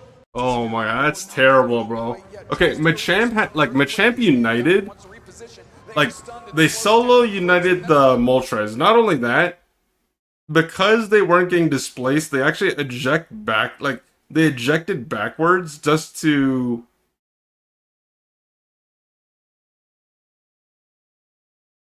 Like, yeah. Oh my god, I just brain farted so hard right there. But we're not fighting quite yet. Tries to go for the spun. Earthquake is in. Ducky wants to reposition. They are stunned and slowed down and frozen, and that's the Articuno Unite with the... Oh yeah, right. So the fact that Machamp united, they solo united the... Well, not solo, but like barely hit 2 of them.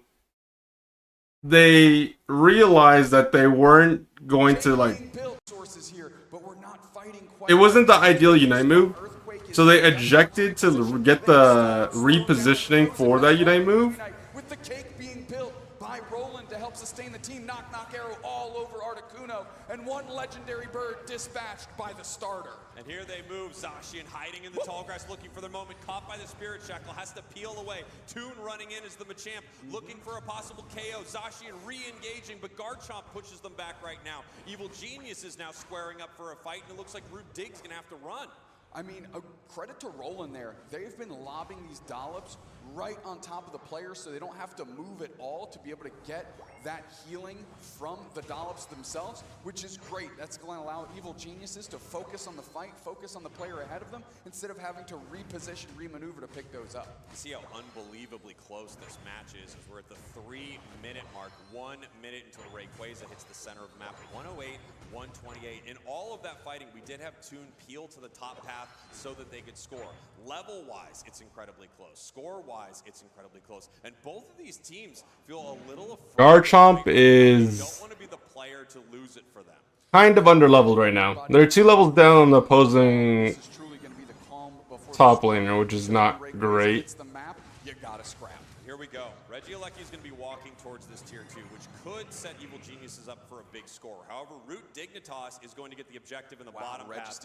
Yeah, an extremely powerful buff, giving them more attack and special attack heading into our final moments here. With only 7 points separating these teams, it is going to be a brawl somewhere here at Rayquaza. Evil Geniuses hiding in the tall grass, possibly looking to catch members of Root Dignitas sleeping here. If they can move in and start, they can start this fight right now.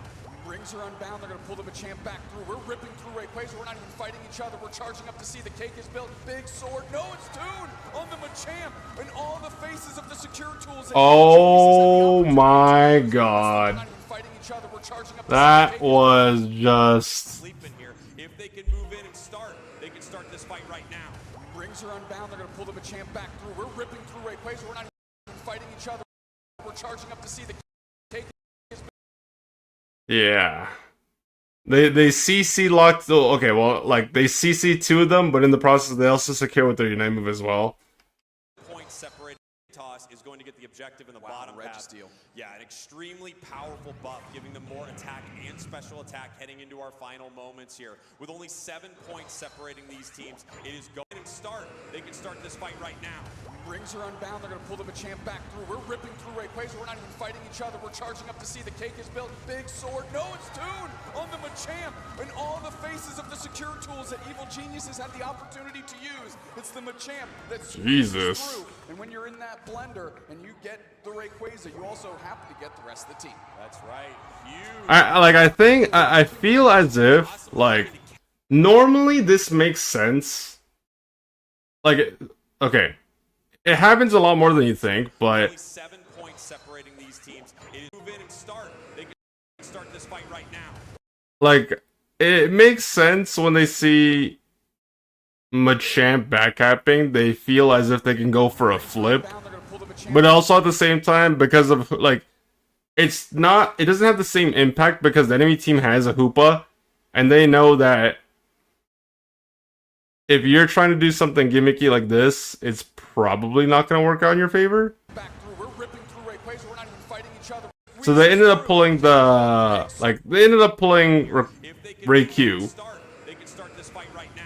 Rings are unbound. They're going to pull the Machamp back through. We're ripping through Rayquaza. We're not even fighting each other. We're charging up to see the cake is built. Big sword. No, it's Toon on the Machamp. And all the faces of the secure tools that Evil Geniuses had the opportunity to Okay, use. so that's game number It's the one. Machamp. A little unfortunate.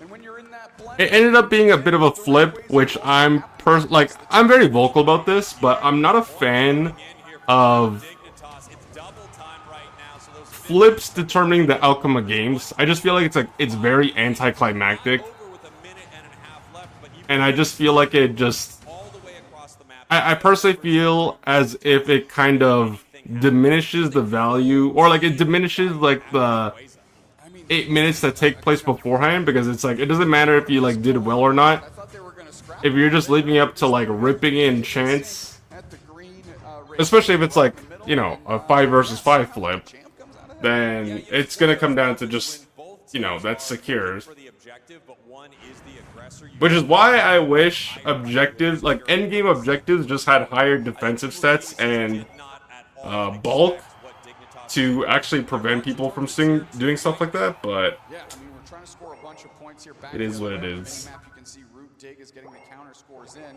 as we're just taking a landscape on, and the Blissey pick. We'll see where Chris Smith ends up. We're going to see where Chris wants to go here. Mega Lucario has been a powerful Pokemon for Chris Smith, but the Mimikyu, I love this with the shutdown Unite move it has, the play with me, giving you the ability to throw that cover over a Pokemon and stop them from really what they want to do. It's great with a Pokemon like Charizard that takes to the sky. You're going to shut down a huge amount of its Unite move. Yeah, Blissey as well, top tier support character, especially with that Bliss Assistance Unite move. However, Ender might be one of the best Hoopas moving, and they lock that in here. Mega Lucario finding its way through, a Pokemon that you and I have been pretty tepid on, but these top teams are really psyched about. Yeah, a few of the top teams love Mega Lucario, and you see it have some amazing games. You see it have other games where it really just doesn't have much of an impact. One that I absolutely love and fear, especially early in the game, Zapdos. So unbelievably strong.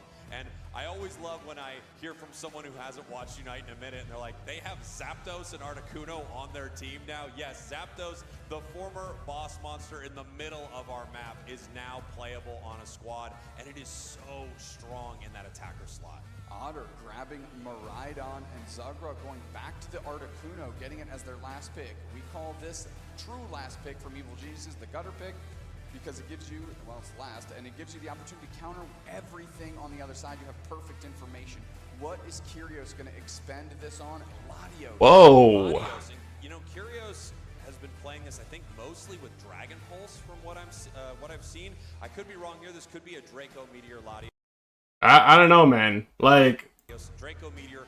I think it's This like kind of targeted damage almost in this area. Once it gets going and multiple meteors are following. I feel like it's pretty ballsy to pick a Latios into like the team that you already see right here, but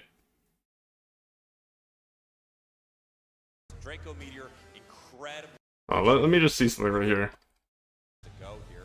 So it's Mega Charizard, Y Lock-In, Mimikyu, Blissey, Hoopa, Mega Lucario, Mamoswine, and Zapdos. Gutter pick. Miraidon, Articuno, then round out with Latios, yeah. damage in this area. Once it gets going and multiple meteors are following, then position from Going to be important when these teams on the side of Root Dig. Tune there with the curse dig. going on an invade.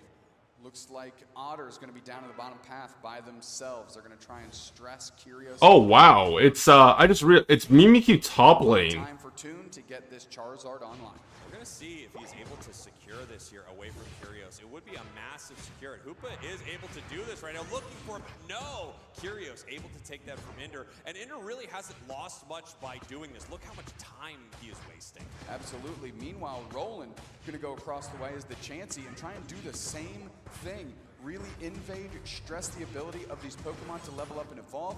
And it looks like Curios gets out with both buffs and feels pretty good. He does feel pretty good about it, but Inder slowed them down considerably in that moment as we have what looks like a fight breaking out in the bottom path now between multiple members of Root Dig. No, Charizard is actually going to move top here. Curios hiding in the tall grass. This could be dangerous for Otter.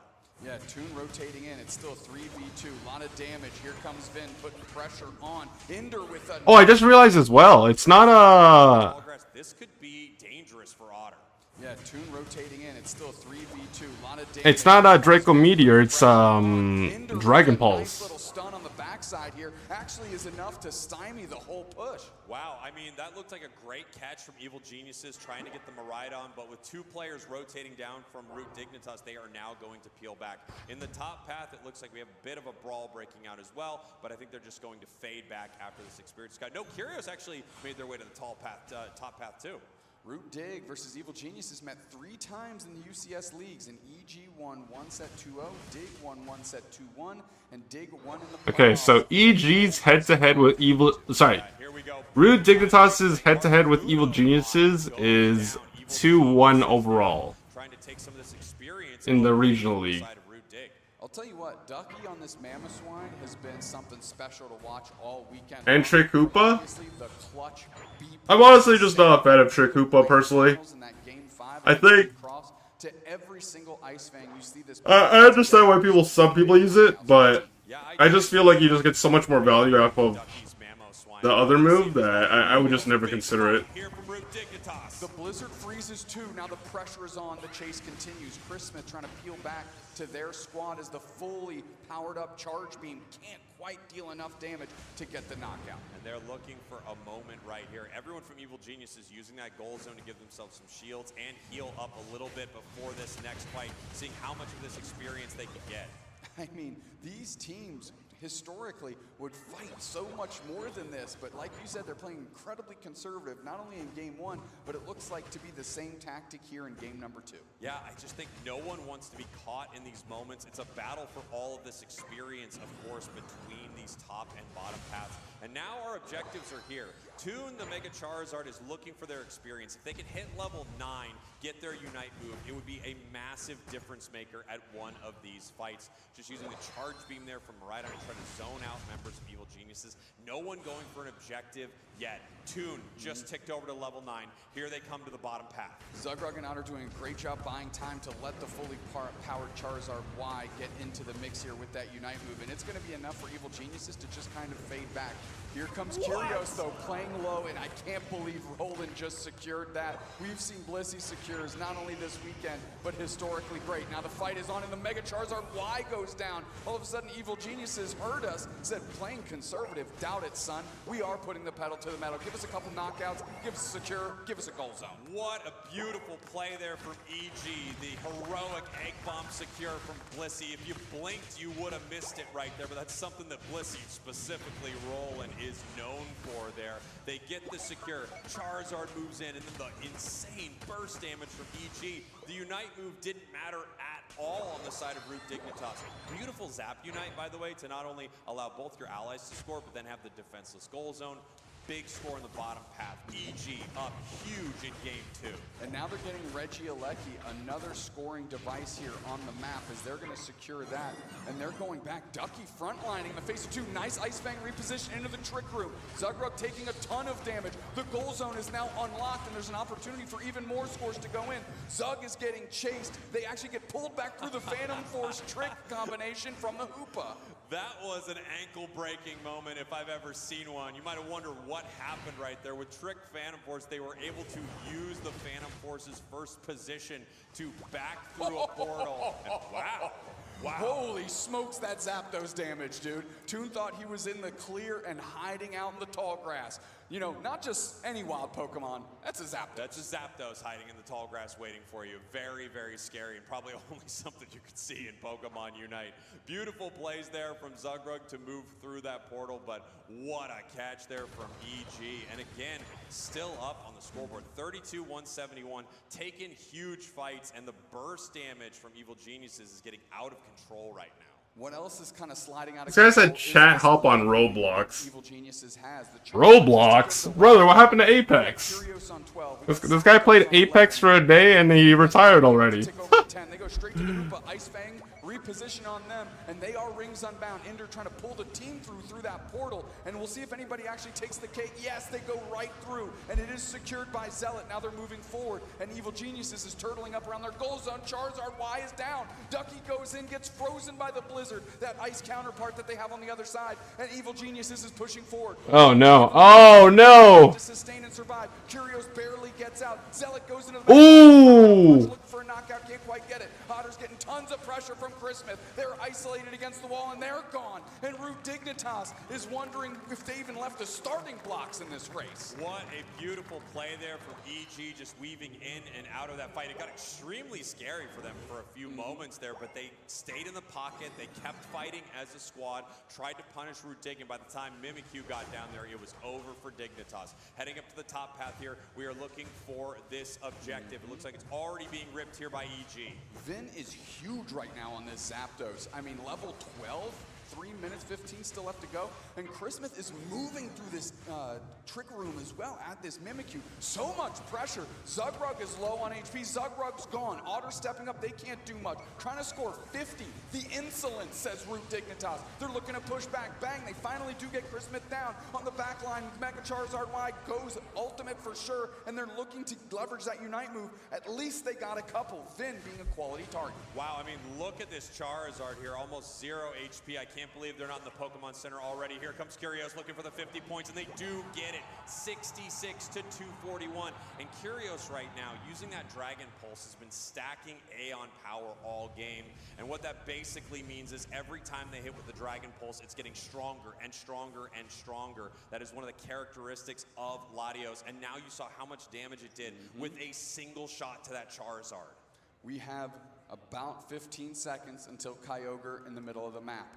Positioning is Evil Geniuses. Rotating through the top is Root Dig. Gonna try and balance the score sheet here before Kyogre arrives. Chris Smith actually moving to the tall grass right here. This is a little dangerous here, but I think they're trying to bait a play out of Root Dignitas. See if they can catch someone right now. Ducky hiding, they look for Charizard and they get him! Ducky poaches, goes straight forward, tons of damage back in. They line up the Unite moves on the wrong target. Rings are unbound on the backside to try and save the team. The Trick Room is down, so is Zugrug. And now Evil Geniuses is in control. Ducky on low HP, eats a soft-boiled egg, get their HP back. The Trick Room is down and they're chasing the Hoopa, but now Chris Smith is on the backside of a nightmare. Root Dignitas is all over them and they get the knockout. Curio steps up, the Mega Charizard Y's back into the action. Still has half HP, big time charge beam, huge fight, Trick Hoopa combination gets them back out of dodge. And now it's Root Dig taking control. They're all over this Evil Geniuses team. Live Evil will be the bad ones today. We're gonna keep the screws to you. Vin taking low HP, they've been non-existent in the backside of this game. Kyogre's getting ripped, it's getting low.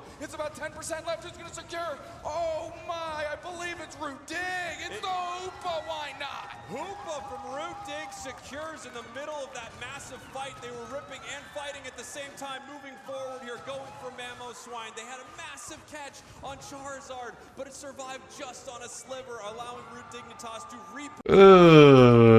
with a Sig. Gonna try and balance the score sheet here before Kyogre arrives. Chris Smith actually moving to the tall grass right here. This is a little dangerous here, but I think they're trying to bait a play out of Root Dignitas. See if they can catch someone right now. Ducky hiding, they look for Charizard and they get him! Ducky poaches, goes straight forward, tons of damage back in. They line up the Unite moves on the wrong target. Rings are unbound on the backside to try and save the team. The Trick Room is down, so is Zugrug. And now Evil Geniuses is in control. Ducky on low HP, eats a soft-boiled egg, get their HP back. The Trick Room is down and they're chasing the Hoopa, but now Chris Smith is on the backside of a nightmare. Root Root Dignitas is all over them, and they get the knockout. Curio steps up. The Mega Charizard Wise back into the action. Still has half HP. Big time charge beam. Huge fight. Trick Hoopa combination gets them back out of dodge. And now it's Root Dig taking control. They're all over this Evil Geniuses team. Live Evil will be the bad ones today. We're going to keep the screws to you. Vin taking low HP. They've been non-existent in the backside of this game. Kyogre's getting ripped. It's getting low. It's about 10% left. Who's going to secure? Oh my, I believe it's Root Dig. It's the Hoopa. Why not? Hoopa from Root Dig secures in the middle of that. Low. It's about 10%. Oh my god. Live Evil will be the bad ones today. We're going to keep the screws to you. Vin taking low HP. They've been non-existent in the backside of this game. Kyogre's getting ripped. It's getting low. It's about 10% left. Who's going to Live Evil will be the bad ones Bro, today. I'm trying to pause so I can see the HP, but frig, it's going too fast. Non-existent in the backside of this game. Kyogre's getting ripped. It's getting low. It's about 10%. Holy, look at the HP on that. And it still hasn't gone down. That is, like, you see like a pigment of... Left is going to secure. Oh my, I believe it's Root Dig. It's the Hoopa. Why not? Hoopa from Root Dig secures in the middle of that massive fight. They were ripping and fighting at the same time, moving forward here, going for Mamoswine. They had a massive catch on Charizard, but it survived just on a sliver, allowing Root Dignitas to reposition, move back in with Mega Charizard and secure a huge victory at Kyogre. However, Doopsnacks, 316 to 241. This game is still within striking distance for EG. 40 seconds left on the clock. They have to make a huge play, and they have to make it now. And they have Zapdos, right? If they get that Zapdos Unite move back and they can unlock a goal zone for a free score, that might be their way back in. You can actually see Vin working to get that Unite move back right now. Evil Geniuses needs to play this cat and mouse game of defending their own goal zone and going to score. Curio's finding Ender isn't that bad of a look. Here's Roland's going to be able to see that. Zap has the Unite move. They're moving towards the bottom goal zone with 10 seconds left. Hoopa heads to the main goal. They score. They're sieging the bottom goal zone, looking for it. The Zapdos Unite. Unlocked. The Articuno The Unite to counter. The Articuno blocked the clutch play out of Zugro. Puts the iceberg, which means that goal zone is shut down until you burn that iceberg down. And what a defensive counter punch by Root Dig to secure that one. Holy smokes, bro. The Articuno. Opportunities, and I'm sure they're loving that we keep talking about that. Draft is being remade. I just said that. Bang. We're all aligned over here, except on the bedpost. Yeah, here we go. Evil Geniuses, Root Dig. Game point for Root Dig. Draft is being... How did I fast forward into a remake? What the heck? They look to be the best team in North America, maybe the best in the world, but EG's beat them before. Okay, so we've got Hoopa Blissey to round it out. Root Dig has the opportunity of giving all Bro, like, a Pokemon. the only thing I'm curious about is, like, I can't tell if Root Dig are just banning random stuff to leave more stuff open, or if they're genuinely, like, target banning certain people or things, or, like, certain players on the enemy team. Because if we're talking about the ban specifically, they've been banning some oddballs, like, very different things from, like, match to match, I mean. We'll see if that's where they go. No, Cryo picks Zacian, and we're in deep waters now. Yeah, this is interesting. If I'm EG, I really do think I want to take this Mew away from them here. Obviously, they have players who could use it very well. But instead, they want the Charizard from Toon, now forcing their hand. Dignitas might just grab the Mew right here to make sure that it's not stolen away, unless they have another strategy they've been preparing, but it would seem crazy not to give this to Otter right now. I can hear someone cheering in the crowd that Otter locked in the Mew, of course. Yeah, without a doubt. It is a spectacular Pokemon on a spectacular player, and my favorite player to watch in the league, not close. Of course, Ducky on the duck makes sense. Sewer Curious goes it's all, written in the name. I think you have to do it It's once. I Duck think plus contractually they have to do play it once. at least once. Curious, tying up Typhlosion, rolling it on all creamy. Again, no surprise there. More surprised on the Typhlosion. I saw you just fist bump. That's a Pokemon you talked about. Duraladizzle, the Duraludon on the other side, the sentient asthma inhaler ready to go. Here we go. Duraludon on one side, the newly released Typhlosion on the other. This is going to be an exciting one. Ender deciding what they want to Oh lock in. god, brother. Are going Duraludon. so much range damage on the side of Dignitas. Eldegoss, pretty solid. The Flash Cannon Duraludon is pretty incredible. Then, of course, you have Mew. And now our final pick for EG. Bro, I'm sorry. Like, okay. If EG don't win this game, bro, like, oh my god. I think I'm gonna lose it, man. Until you get that Charizard online, then This is a free win, man. I swear to you, if they just play, how they want to play and at what distance they want to fight. if they just play the way Maybe a Flash Cannon Duraludon with the Rock Tomb from the Crustle. they normally do on a good day, like, it's a free win, man. I'm telling you. This Duraludon is so garbage. Like, not the player, just the Pokemon. Like, it is so bad. This buff does have the increased scoring speed, but also a massive damage boost. The cool thing about Groudon and Kyogre, both of these buffs are transferable. So one team can take the objective, then the other team can knock them out and get those buffs. It makes the end game extremely wild in some of these situations, and it's one of my absolute favorite things that happens here at the Pokemon Unite Championship Series. And that's what they're playing for, Doob Snacks. The title right there, the champion of NAIC, could be decided in just 10 short minutes as our teams are locked in, ready to go. Root Dignitas, your purple team. Evil Geniuses, your orange team. If Root Dig wins this, they are your champions. 10 short minutes away to see if we get ourselves a champion or if Evil Geniuses keeps their run alive here. They already have a second place finish at an IC this year. Duraludon, Clap, Lunex, and Rayquaza. I think that, yeah, I saw that match. It was the, I'm pretty sure that was the Talonflame match. They said, you know what, we got to cut this down. It's filling up the whole thing. So we'll find out what production was trying to tell us here in just a moment as we're watching these two teams scrap in the top path.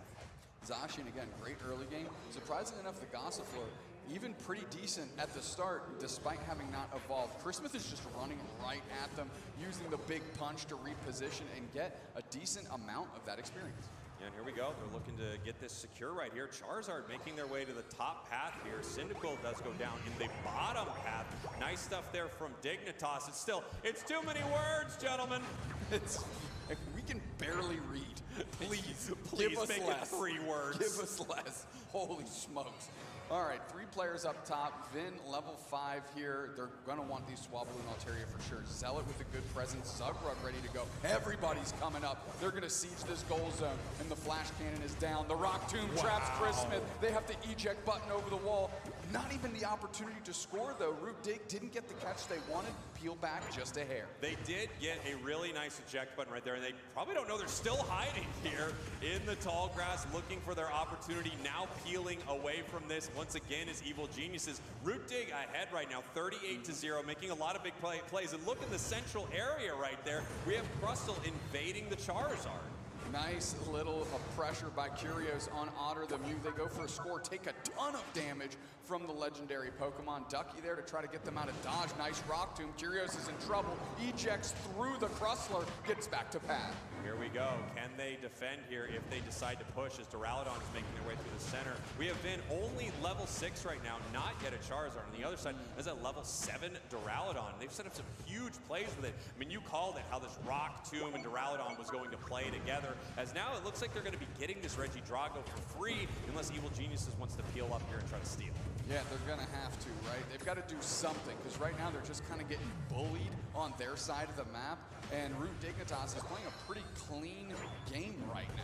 Yeah, Root Dig is having an incredible match so far. Toon almost 9 as always, heading to this objective. You can see Vin there, again, not even level 7. They are not yet Charizard, trying to secure a ton of this. They also get the KO. Wow. The craziest, there's so many things wrong with what I'm seeing right now. The craziest thing to me, besides the fact that Duraludon is they are significantly farther ahead in terms of experience. They are 2 to 3 levels ahead of everyone on the opposing team. But not only that, because Charmeleon got invaded by Crustle, they're level 6 going into first objective.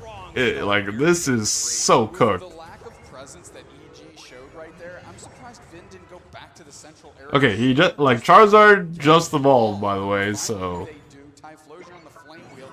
Great mobility there. Going to use that to cross it around the map. And Regirock's going to go to Root Dig for free. Yeah, I mean, this is just an easy one for Root Dig. No one from Evil Geniuses is able to stop them. Still a level 6 from Curios. The Crustle on the other side's higher. Here comes Root Dig. They see Regieleki is getting shredded by Evil Geniuses, and they want the fight. Big X Scissor into the wall. It is secured by the Mega Lucario. Christmas stepping up for the squad. They needed to get something, and that's at least a sign of life. Oh, and here we go. Charizard's at level 9 right now. They could look for a big fight, as we have 5 members of Evil Geniuses here. If they go for it, this could be a huge turn. Swooped in this, guys, after the Flame Wheel engaged by Typhlosion, burning down the countryside as the Mega Charizard Y. Regieleki's on the doorstep, but another quality defense out of Root Dig. They keep their composure, unleash the Flash Cannon and a Rock Tomb, and everybody has to run away. Amazing stuff there from Dignitas, able to counter that perfectly. Charizard Curious requires Overlord to win. as more points are going in for Root Dig, 152 to 0, and 0's not good. It's not great. One of the worst scores that is production check on that. Is 0 one of the lowest? Is it 3 words only? in Thank this you. game? Yeah, only 3 words. Is it low? Question mark. Yes is probably the answer. I think yes would be great. Yes would be terrific. Production, please put up the text yes. I will say this though, this scoreline is very reminiscent of game number 2, and Evil Geniuses was in the driver's seat with a similar scoreline and a similar level lead, and yet they were able to make it. That is 4 words. That is 4 Holy words. They do it smokes, immediately production. and they peeled it away. I would have done the same thing if I were them. Use 3 words or less, better make it 4. Better make it 4, as here we go. We have Evil Geniuses getting ready for the next fight. What they need, of course, is Charizard to have their Unite move. Yep. They are ticking towards that, heading down to this bottom path, and they have it. 4 Unites on the side of Evil Geniuses, 3 Unites on the side of Root Dignitas. Crustle getting some information from the squad. They know exactly where EG is, and we're going to see how this fight decides to kick off. Root Dig looking to collapse on the head of Evil Geniuses. They're well spread out. Roland trying to get an eye, and so is Ducky. We'll see if there's an opportunity here. They might use the Flame Wheel from Curios to engage, and that's they're going straight for the Duraludon right on top. The Ruin is down. Charizard Unite snaps. Oh! The Duraludon is gone. They got the Duraludon. Another Flame Wheel on top of Eldegoss. Ender's down, and all of a sudden the team fight is going the way of Evil Geniuses as they're looking pretty good. The Rock Tomb's a hair too early. Oh shit, dude. 5 versus 4, they pick off Duraludon first. That's, a much needed W, considering how this game was going so far. Finally, they have some points. 152, make that 169 to 107 here. No, what is not low. Toon put up 13 KOs and 106,000 damage on Duraludon yesterday. Not too bad. Not too bad. 106,000 is in fact higher than 0.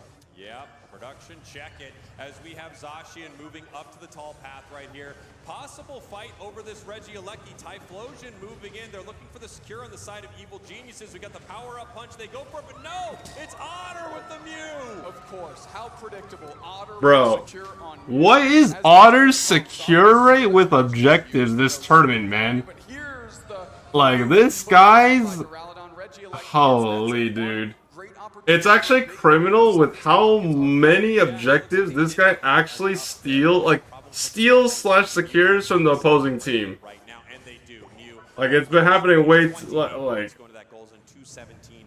Oh man, bro. It's true. If Otter's around an objective, it is not safe. Taking it from the hands of Evil Geniuses, even though they had the Lucario power-up punch ready to go. I think Zealot might know exactly where Curious is. We'll decide if anybody wants to engage here. You can see them making sure that their boosted attack is ready to go, just swinging in the tall grass. Swablu and Altaria have populated. Nobody willing to make a move. Wait, hold on. Do they know they're... Evil Geniuses, even though they had the Lucario Oh, okay, no. Zacian... Okay, for a second I was like, wait, do they know they're... So Zacian knows that they're in there, or like... Exactly where Curious is. At the very least saw them walk in, so... You can see them I making gotcha. sure that their Dude, that's actually so funny. ready to go, just swinging in the tall grass. Swablu and Altaria have populated. Nobody willing to make a move, willing to expose themselves here and potentially get into a team fight. Yeah, it looks like they both go. You're there. Who know I'm They here. know What are we going to do I about know that? you're here, but I don't like know exactly where. But with Zugrug stepping up, this is a great opportunity. Solar Beam to kick this thing off. Zealot steps out. Flame Wheel right on top. They wanted the Zacian action. The close combat from Mega Lucario doesn't quite hit. The flash cannon there. Flame Wheel out. Zugrug trapping Finn a little bit. Ducky's headache pops and procs, and now all of a sudden, Root Dig has control of the bottom path, and they're taking themselves a Registeel. Yeah, they get it right here, which is a massive buff heading into this final fight. Registeel giving them a ton of attack and special attack, especially with something like this Duraludon just doing insane damage from afar. They're looking for it right here. 10 seconds to what could be our final objective here at NAIC. They jump right on top of Toon. The Revolving Ruin is down. They're looking for a fight here, scrambling everywhere, these players. Then finally snatches somebody in the skies. They're trying to Ooh, Duraludon dead on again. And here comes the Zacian. They're looking for trap more characters, and they're fighting Ooh. on the backside. But everybody's having to scramble and run away. Ooh. E-Ball gets a knockout on the Mega Lucario, and Otter's on the chase, rolling it down. Uh-oh. He's running it down because Uh-oh. they're gone. KO streak of 2. There's no Unite move from Zacian, but Groudon is getting shredded. In the pocket is Ducky and Vin. Do we have any heroics left in the oh my god! the legendary child that anchors down. Oh my god! This duck is nasty. Ender looking for the KO. They can't get Not like this, bro. Not like that. is right back in this off of the hero play from Ducky. They're still behind. They're looking to score here, and they need more than one huge score. 207, 217. Dignitas now trying to push here, but it's just Toon getting ripped apart by EG. Thank God. Yo, there. Okay, it was closer than it needed to be, but like, thank God. There's like, I could not watch a Duraludon win. Like, okay. If Root, hypothetically speaking, okay, because it's, you know what, let me just play it out. Let me play it out. Last night, and the tournament saving potential play right here. The counter punch is huge. They lost sight of the prize. 217, 307. Chris Smith is going to lose their buff, and Otter's carrying it. They can go into the mist and score if they get their Unite move. 100 back the other way. There is some work to be done, but it is in sight here. Root Dig looking to push Duraludon off spawn. Here we go. Root Dignitas moving towards this goal zone. Charizard making their way there. They are going to score a few points, but it's still 281, 407. Here comes Zacian looking for their moment. The cake to keep Charizard in the fight. Charizard takes to the sky. 1 goes down, 2 goes down. Ducky continues to score. 15 seconds left, and wow, EG pulled this out. I can't believe they keep making this kid make these types of plays. Ducky stepping up. Ducky getting it done. Ducky on the duck. Wow, wow, wow. Evil geniuses. How many times is Ducky gonna save you this Okay, week? sorry. I wanted to wait for the game to finish before I said anything. Like, look. There's a hypothetical world, like, there's a alternative universe in which Root Dig sweeps EG 3-0, and I would have been fine with that. Like, it wouldn't matter to me either way, alright? It doesn't matter to me who wins or loses. However, bro, that, like, you can't, like, if you're gonna lose, you can't lose like a bitch, man. You can't lose to a Duraludon, man. Especially when they picked that to Mega Charizard Y, Typhlosion, and like Lucario. Like, nah, man. He's doing an Otter impression right now. Otter saving everyone on Root Dig. Ducky saving EG's tournament lives, and they're all scratching their heads and shaking their heads like, okay, we can't. Dude, I swear to you, if I saw them lose, I even said it before the game started. If I saw them lose to this team comp, God forbid, I would have lost my mind. I would have lost my marbles. Evil geniuses hugging, and Ducky is just in the back with his hands crossed like an old man on his stomach as everybody is celebrating, and he's just like, look at all this fine work I just did. It's an amazing pick in production. I know you have that picture somewhere. You should throw that up on screen because it is a legendary moment in the UCS series. It's such an incredible shot from the win against Deep Cross yesterday. Now we're going to take a look at some of these moments right here. Of course, if there's an Otter, there is a chance to secure, but we also have on the side of Evil Geniuses the Mega Lucario. So funny, all the great secure tools we have with Mew and Mega Lucario and all of this, and it ends up, of course, being Ducky on a side up. Ducky on the duck in game 3. Inder on the Hoopa in game 2. Is anything gonna go to script this weekend? Doesn't look like it. Might as well not start now. Yeah, this was a beautiful moment here for Dignitas, and now we're going to be heading towards our big fight here soon. Getting this Reggie steal buff, also just a massive win for them. Not able to get, you know, the steal here from Evil Geniuses, but they had a steal coming that was pretty epic. Without a doubt here. Revolving Ruin right in the middle, eject button reposition of the flash cannon here. And look at Vin, bagging the target they want. Duraludon eviscerated. That is exactly what they want to do, what they tried putting up. Banned again. Now slots in, given that it is available. It's extremely strong. Alright, so they banned the Mega Charge on Y. Right away. Hoopa first pick, makes sense. Look at Ducky in the back. Ducky in the back, EG celebrating. Oh, they also banned the Mew as well, so target ban on Otter. Needs to take a moment. While they all congratulate each other, Ducky just has to sit there and know, that's the most memeable picture of all time. when you win every That's from earlier. That was the match where Ducky's just sitting down, and I'm just like, bro, I'm like, this guy's not getting out. What happened? We did it! No, I did it. He's aura farming. Right. He knew that this was gonna happen. First pick out of Evil Geniuses, something that's been banned this whole series. Moltres and Psyduck counter picks out of Zealot and Ender, so they're getting some prime Pokemon. Now, we have Zacian in the hands of Chris Smith, we have Machamp in the hands of Kyrios, and where is Otter and Zug gonna go now? Incredible. It has a Unite move that I think is also just so unbelievably frustrating to deal with, especially in that final fight, right? Ooh, Vin on kind of the pocket pick for Vin, the Glacia. Not many players in the competitive scene running it, but Vin does. And of course, Ducky back on Mamoswine. Perfect place for them to be. And Duraludon is coming back out here for Root Dignitas. A very interesting pick, this Duraludon. Root Dig, one of the few teams playing it. Obviously, they did a ton of damage with it yesterday. Couldn't quite get it done here. But without that super isolating Unite move out of like the Mega Charizard Y we just saw, it might be tougher for EG to get into the Duraludon's face and knock it out. Yeah, you know, we've got some interesting stuff here. I mean, Kyrios... Yeah, you know what? You could be first to go live in Pokemon Go, man. World Championship I'm waiting. plays on Machamp, so they are well known for this. I'm wondering what kind of combinations they're most excited to set up here. Obviously, submission and then grabbing with an Ice Fang. You could just have an insane amount of crowd control, shut someone from Root Dignitas down with that. And a good target for that would be the Moltres. If you could stop that from getting all of its burst damage, getting all of its recovery, you could make some huge plays and win the game there for the Evil Geniuses. And they're going to need it here. Evil Geniuses finally taking their first win in our best of 5. Root Dignitas still one game away from becoming your champions as we are taking a look at our battlefield. Thea, Sky, Ruins, parentheses, Groudon, which will be our boss monster in the middle there as our teams are getting ready to scrap. Here we go. Evil Geniuses, your purple team. Root Dignitas, your orange team. What if we were all in a Unite arena? I call Zacian. Okay, I call Arceus. It's literally Pokemon God.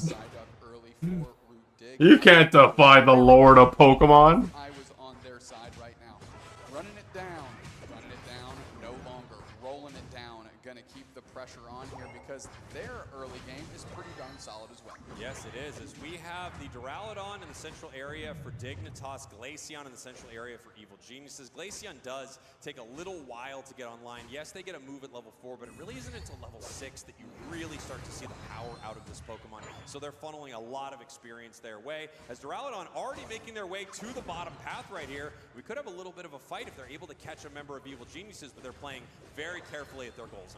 It makes sense, right? We have 2 stage 2 Pokemon in the Machop and the Swinub right there, so it's easy to put the pressure on, potentially get some... I actually like the Glaceon. Put the pressure on in the top path as they're we heading rotate top. here. They're heading to the top path right now, looking for a fight. They find Roland right here, and now they're trying to get some experience. Big time Flash Cannon, Zealot moving in. Tons of damage being put down. The Icy Wind there out of Vin. We are going Trick Phantom Force Hoopa here as well to be able to get Vin in and out of danger here, especially when Toon goes into that Flash Cannon.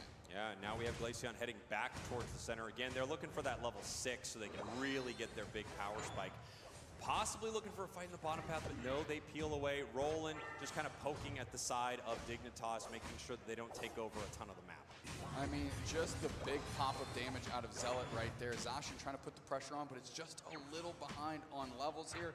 Using the Magician ability out of the Hoopa to pull a berry through from the opposite side of the map and give that to Chris Smith. There's got to be an opportunity to push, though. Zealot half HP, but the recovery on Moltres is huge. And now we have the Psyduck in the central area here, just stealing away a buff from the side of Evil Geniuses. They know they didn't have time to grab it because Glaceon went to the bottom path here, so that's something they're going to go ahead and steal. Regidrago getting very, very low right here. Dignitas looking for the final hit, and they do get it. Heads over to the Duraludon. Yep, that's going to be good experience for the squad here as look at Evil Geniuses looking to spring a trap on whomever has the insolence to cross onto their side of the Thea Sky Ruin. Chris Smith putting the pressure on, sees that their team is rolling through. It's just Ender and support, and we've got a 4v2. Let's see how they can leverage it now. We're using the headache from the Psyduck to get a little bit of space, and things have slowed down incredibly quickly. Nice psychic pull, bubble beam on the Machoke. They do get some points in, and at least they're leaving with some points on the board. Yeah, they got some points on the board. Really nice defenses there from Dignitas, but full pocketed scores from the side of Evil Geniuses. They're going in once again. Oh! Not respecting the Machoke, buddy. Earthquake, Ice Fang, submission flip, and then the Icy Wind burst of damage to shred Moltres before it gets to click any of its moves. That was well executed, and they're going to have to do that on repeat for the rest of the game. Here we go. Regieleki trying to be stolen. Here it is! Stolen by Ducky in the picture-in-picture. Guys, give him the full screen. He's the superstar. Dude is Yeah, Ducky is trying his hardest to carry EG right now. Save that last game from being a 3-0 sweep. And another catch for EG. They're looking for it. The eject button. The Mewtwo unite right back the other way, trying to punish them right now for making that play as Curios is running as fast as they can. Infinite Psyburn out of the Mewtwo there. You saw just those beams fall from the stratosphere. Enough to send everybody scrambling. Unfortunately, not enough to get a knockout. Ducky Earthquake's out of danger. Rock Tomb is down. X-Scissor into the wall, and they're gone with the Flash Cannon Duraludon. And now you see Roland poking their head out to see what's going on. It's like, I don't think I want any of that. No thanks. Gonna get out of here. Moltres now in the top path, getting some experience all by their lonesome. But Zacian and the Hoopa are making their way here, deciding whether or not they want to fight. Trick on top of a Zacian, it just makes it really difficult to brawl with. Of course, that's going to be hard for Moltres. They have to run away. Yeah, when you're expending your first pick into Hoopa, something that's been banned so much, you have to execute and leverage it to the best of your ability, because that's why you put so many resources into getting that pick onto your side. Evil Geniuses and Root Dignitas both have insane Hoopa players on them. Yes, they do. Got players just known for these characters, right? As Evil Geniuses, deciding whether or not they want to do something in the top path. Root is looking for their play. 4 members now moving towards this goal zone, a huge catch, and they are looking to push Zacian back. Yeah, I mean, with 4 players there, there's not much Chris Smith can do. Meanwhile, they're babysitting to just keep the attention because the counter score is happening downstairs out of EG. They step up and are actually able to protect the goal zone a little bit and not have it closed out on them. Zacian, don't do it. Zacian, don't do it. Zacian, oh my god, bro. This guy's playing with fire. Pushing another. If they can't get value in one of your lanes, they're going to get one in the other. If they see a team pushing... I don't know what happens. Zacian thinking... Zacian's very optimistic. I don't know in what reality you're going to 1v4 there, but okay. Yeah, I mean, just, I believe, a 7-point over there in the Tier 1 goal zone as Regieleki is marching towards the bot Tier 2 of Root Dig. A lot of yellow pips on the map. These teams need to start eating. Yeah, this is an opportunity for both of these teams to get very, very strong for the next couple objectives that are going to pop up on our map, and that is exactly what they are doing. You're looking to get as many wild Pokemon KOs as you can, get your carries to a very high level so they can burst your opponents down. Mammo's finding a little bit of trouble right here, but here comes the Machamp. Using all the Unite moves, we're going to punch backwards, get the Mewtwo Y, and now the pressure's on. Cross chop in, can't quite get it. Rings Unbound Hoopa with the big fists and stuns. Chris Smith has to move forward. Ducky's low. We have the big Sayayai out of the side duck, and that's going to be a great way to stymie this advance, and heck of a counter punch from Root Dig. Beautiful play there, and you saw that massive psychic from Ender peeling them back into the fight so they could get the KO. As now Dignitas is deciding what they want to do with this advantage. It looks like they know if they move towards this tier 2, they could be in trouble. They're trying to catch him in the center right here. I love that play. Take this jump pad right on top of the Duraludon's head. Submission, easy knockout. Here comes Damn, bro. Let's snatch Ender. Let's put him down. Icy Wind, Glaceon coming along. I honestly think out of all the supports in this game, And I know EG like if I like facing specific supports, I think between Hoopa and Psyduck, they're the most annoying to play against, especially if the person in question actually knows how to play them. I actually hate Psyduck in Pokemon Unite specifically. Did you just see the play out of Roland there to eat the Mewtwo shot and keep Chris Smith standing in that moment? That would have been a huge volume. Bro, it has so much crowd control, man. It's obnoxious. What's even worse is that, like, stepping up, eating that shot on behalf of the Zacian, and now they're both the crowd control that has like an obnoxious amount of range. They're going straight for him. Chris Smith is all over Zugrug now. They are flipped. They are submitted indeed. Playing the front line is, of course, Ducky, looking for their next target. Just full hashtag buff full heal. Dude, All right. only got 10 seconds. Okay, Duraludon died again, but they're back up. 209 to 163. Relatively close game overall. Unite moves on every single player for these squads. In just 2 minutes here, Root Dig could become your champions. The question is how they're going to catch them. Machamp fading in, deciding to peel back out. Here comes the Glaceon Unite move for very little value. The question is Root going to go for it? Are they going to rip? The Hoopa Unite is out. We are rings unbound. Revolving Rune is down right into the middle. We've got stomping around his Mammoth line. Ducky goes in. The backside is Chris Smith on Zealot. The Duraludon is down. Can they do anything with it? The chase is on. Mewtwo's low. Otter's alive. Ducky's down. And now Roland has to peel back. Everybody's low on HP. We're settling down for just a moment. Roland's trying to get out of dodge. Is Zealot going to start working on the Groudon now? Glaceon went down. Oh no. See exactly what happened. Oh no. Looks like they were possibly hiding in the tall grass. Oh no. Ender caught them, which is huge.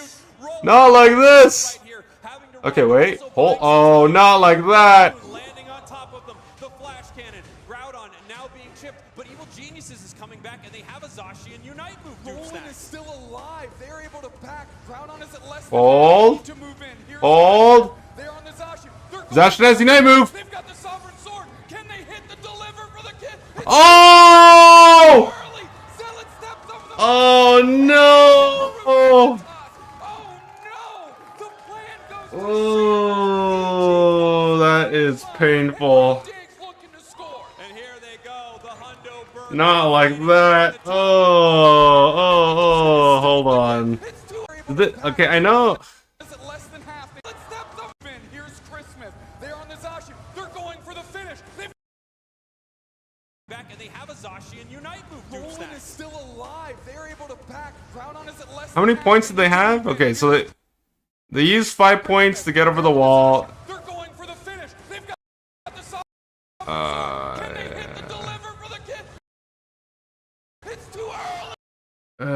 Moltres secured it too. God damn. Oh, that's painful, man. For Root Dignitas. Oh no! The plan goes to shambles. EG falls at the finish line, and Root Diggs looking to score. And here they go, the Hundo Burgers reigning in the top and bottom goal zone. More points into the center, and with only 35 seconds left, and the objective secured by Root Dignitas, they just have one of the most special moments in Pokemon Unite, assembling as a crew in the middle of your map.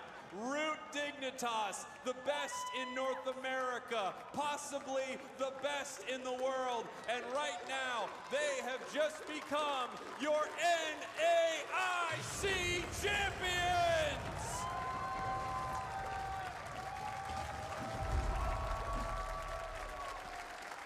What a moment for Root Dignitas. What a heartbreaker for Evil Geniuses. All I can say about these two teams is I cannot wait to see Yo, oh my god, bro. Did you guys see that guy's face? Wait, hold on. Geniuses. All I can say about these Yo, why is he nodding like that? No, I think that's so funny. This dude right here. Why? Yo, the camera pans him, he looked and he just said no. Oh my god, bro. Some of you guys make me laugh. Also, I just want to point this out right now. Is this is like the most... Okay, like I said, it's like one of the biggest tournaments of the year. Is it normal that there's so many empty seats? Like, did everyone just get up to go to the restroom or what? Or are tickets just not selling when people are asked if they want to go or not? It's kind of dead over there, huh? Heartbreaker for Evil Geniuses. All I can say about these two teams is I cannot wait to see. Yo, the guy in the hat is killing me, bro. In San Francisco. I don't think it's any exaggeration by saying NA has two of the strongest teams going to Worlds this year, and if I were any other region in the world, I would be very concerned about having to battle either of these two squads. No question about it. I mean, these are some of the best to ever play our game. We have a world champion, two-time world champion on that stage. Multi-regional winners on both sides of these squads. What an incredible battle between these two. I love the attempt there from Chris on I love it too. EG to go in with the Sovereign Sword, look for that secure. As we take a look at some of the big moments here from our final brawl between these two before maybe they meet again at the World Championships. I love that you pointed that out, right? It didn't go their way, but that was unequivocally the correct call in that moment. And I know that Christmas themselves feels crushed right now, but they have Time for solo queue? I haven't played solo queue in forever, man. I'll play solo queue next season. Know that in their development throughout this entire I'm washed. that decision was not something they would have necessarily made a short 6 months ago. But this team has grown together, like Pikadiff said, and they're getting themselves these opportunities for big-time wins. What a match. Here it is, right here. They're looking for it. The Metal Claw. They start ripping it. It gets low, and they look for the secure. Moltres flies in, getting very, very dangerously close to the secure right here, but it's just a little too early. There's not going to be enough damage. Besides, I gotta play Power World soon, man. It gets pretty low. Boom. The heat wave. The root dig secure. When is next season? I don't know. I have no idea, honestly. Right there, and Dignitas is Maybe in like 2 weeks? Maybe? Shrugs in the crowd with the root dig sign. Golly, and when you look at that final moment, it was literally all of Root Dig versus Chris Smith and Ducky. Yep. And those two young kids. Bro, Pal World is finally leaving early access, and it's officially launching next month. I gotta start a new Pal World, and I gotta catch up before it launches the update. Fuck Pokemon Unite. And all of the glory. Your player of the game, Toon here on. Wait, I just realized if this is why is it? Give it up to this entire squad, and a huge shout out to.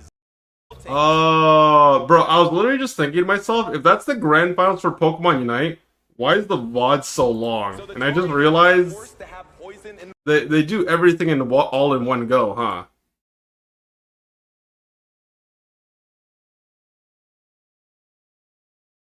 So going to just protect this turn. Damon with Machagacha does successfully land into Gambit. There is a burn chance. You're just kind of understanding that, hey, Has that Kowtow cleave. Len, we've seen his play. But acceptable to going down to an earthquake here. Gambit going to be outsped by. I don't know anything about what's going on here. Eric has to put a lot of trust in this. Mega Aerodactyl. 2 Mega Aerodactyls and a Garchomp. But you gotta get those. The juniors division. I mean, this was such an incredible win. Like I don't even have words. maybe the greatest Gambit series. And yeah, even if we had two teams very similar in the finals, if you look at the other ones, I mean, we had Mamoswine, we had Cerulege, we got to see the like. You know, at some point, I will take the time to actually like watch that.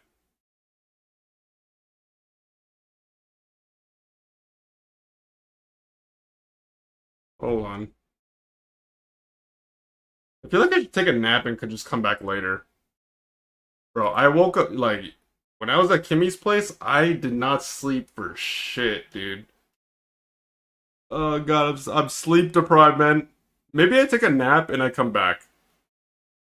Like, I'm not, trust, like, I wasn't sleeping because of the VOD, I was just sleeping because I'm sleep deprived. I think I should take a nap. But I also want to watch it as well. Everyone in solo queue is gonna run it and try what they saw, nothing but Doggo and Hoopas now bet. Nah, you know what? Let me watch the first one. You know, Japan games are usually pretty exciting because these guys like to go, like, these guys literally go into a match and throw the kitchen sink at each other. Hold on.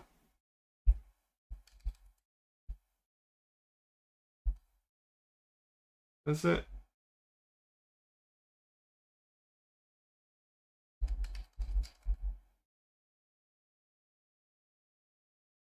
Let me see. Let me see. Let me see what Japan is cooking up on the other side of the world. If I see something spicy, then I'll commit to it.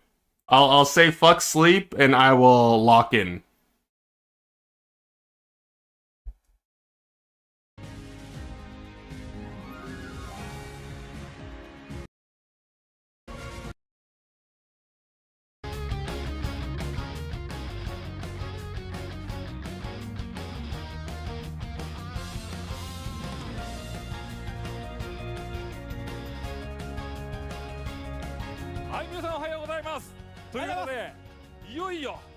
よいよました今回のポケモンユナイト部門ですけれども、今回 MC を担当させていただきます岸大我です。よろしくお願いします。お願いします。お願いします。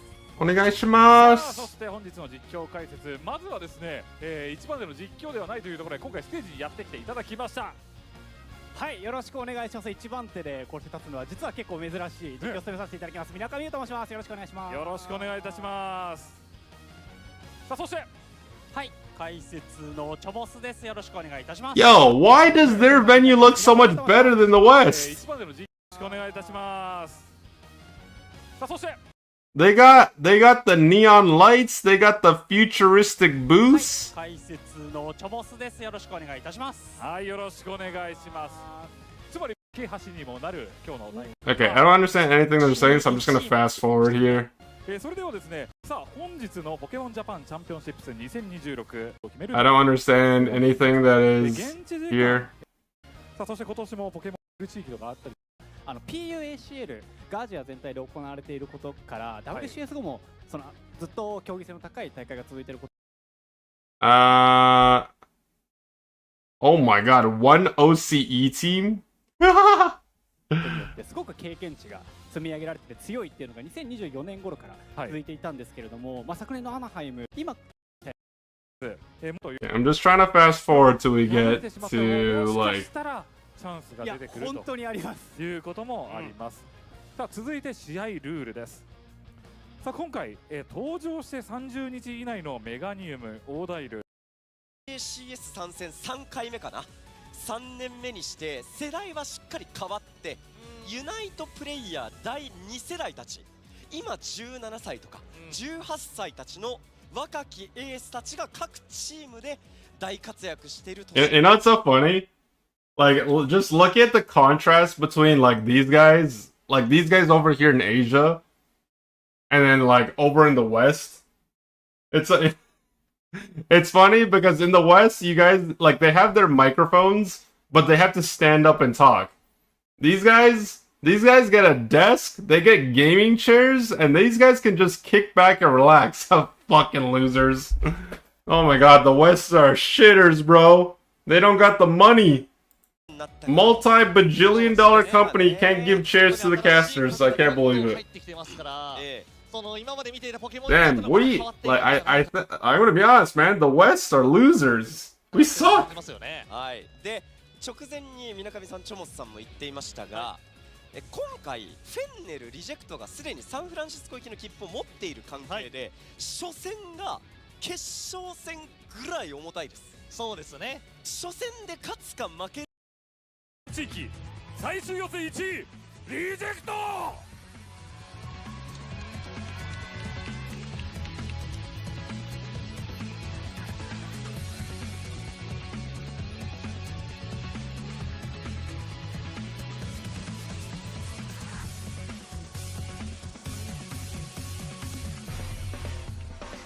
対するはこちらのチームだ。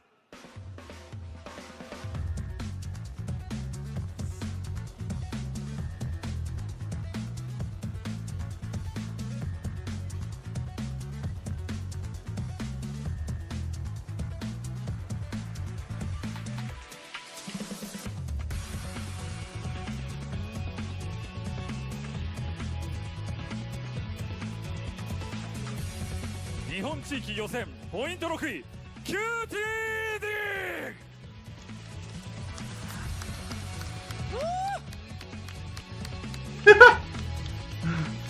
グ。Was that a caster that went woo?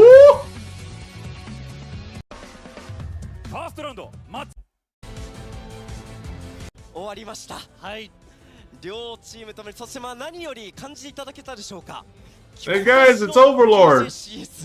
選手たちの顔がってコーチですから、そういったところも含めて。Oh, Reject vs QT Dig Round 1. Okay. いうのを入場からもお伝えしました。できながらね。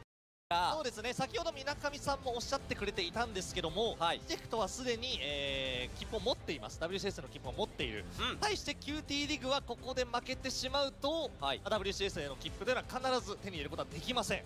なのでこの初戦というのは新たにね、爆風が参戦しています。 Yeah, I'm just gonna point out right now though, the one thing I've noticed that the Asia broadcast also has a problem.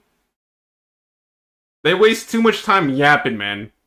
If I watch this live, it would have been an hour and 6 minutes later and they still wouldn't have started a game.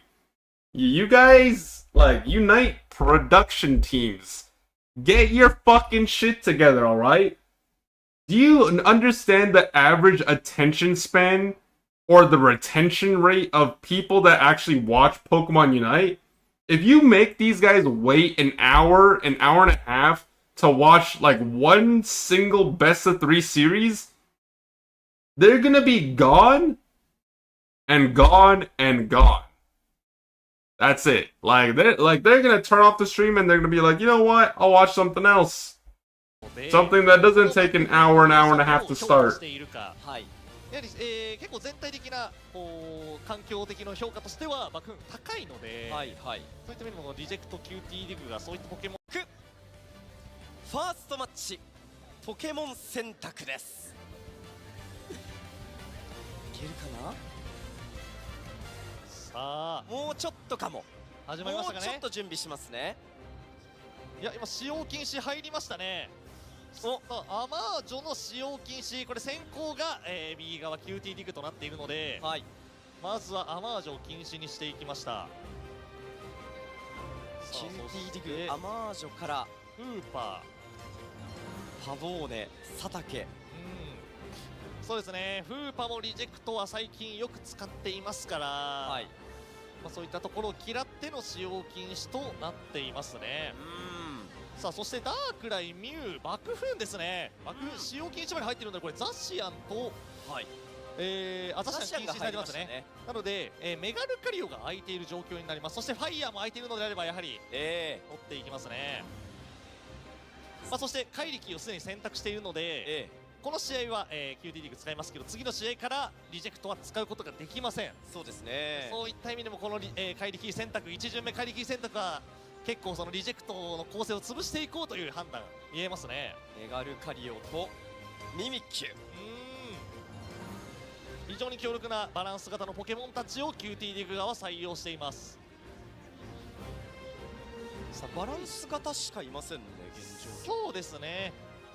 対してリジェクト側も早めにエイフィーを採用することによって怪力エイフィーの組み合わせをさせないような、こういったドラフト組んできてますよね。ウーラオスとハピナスです。はい、赤選手が得意なウーラオス連撃の方を早めに取っていく、これもまたオールスタードラフトの面白さですね。はい、この赤選手も QT リグに新たに加わった若き才能と。いやー、攻撃的なポケモン選択だ。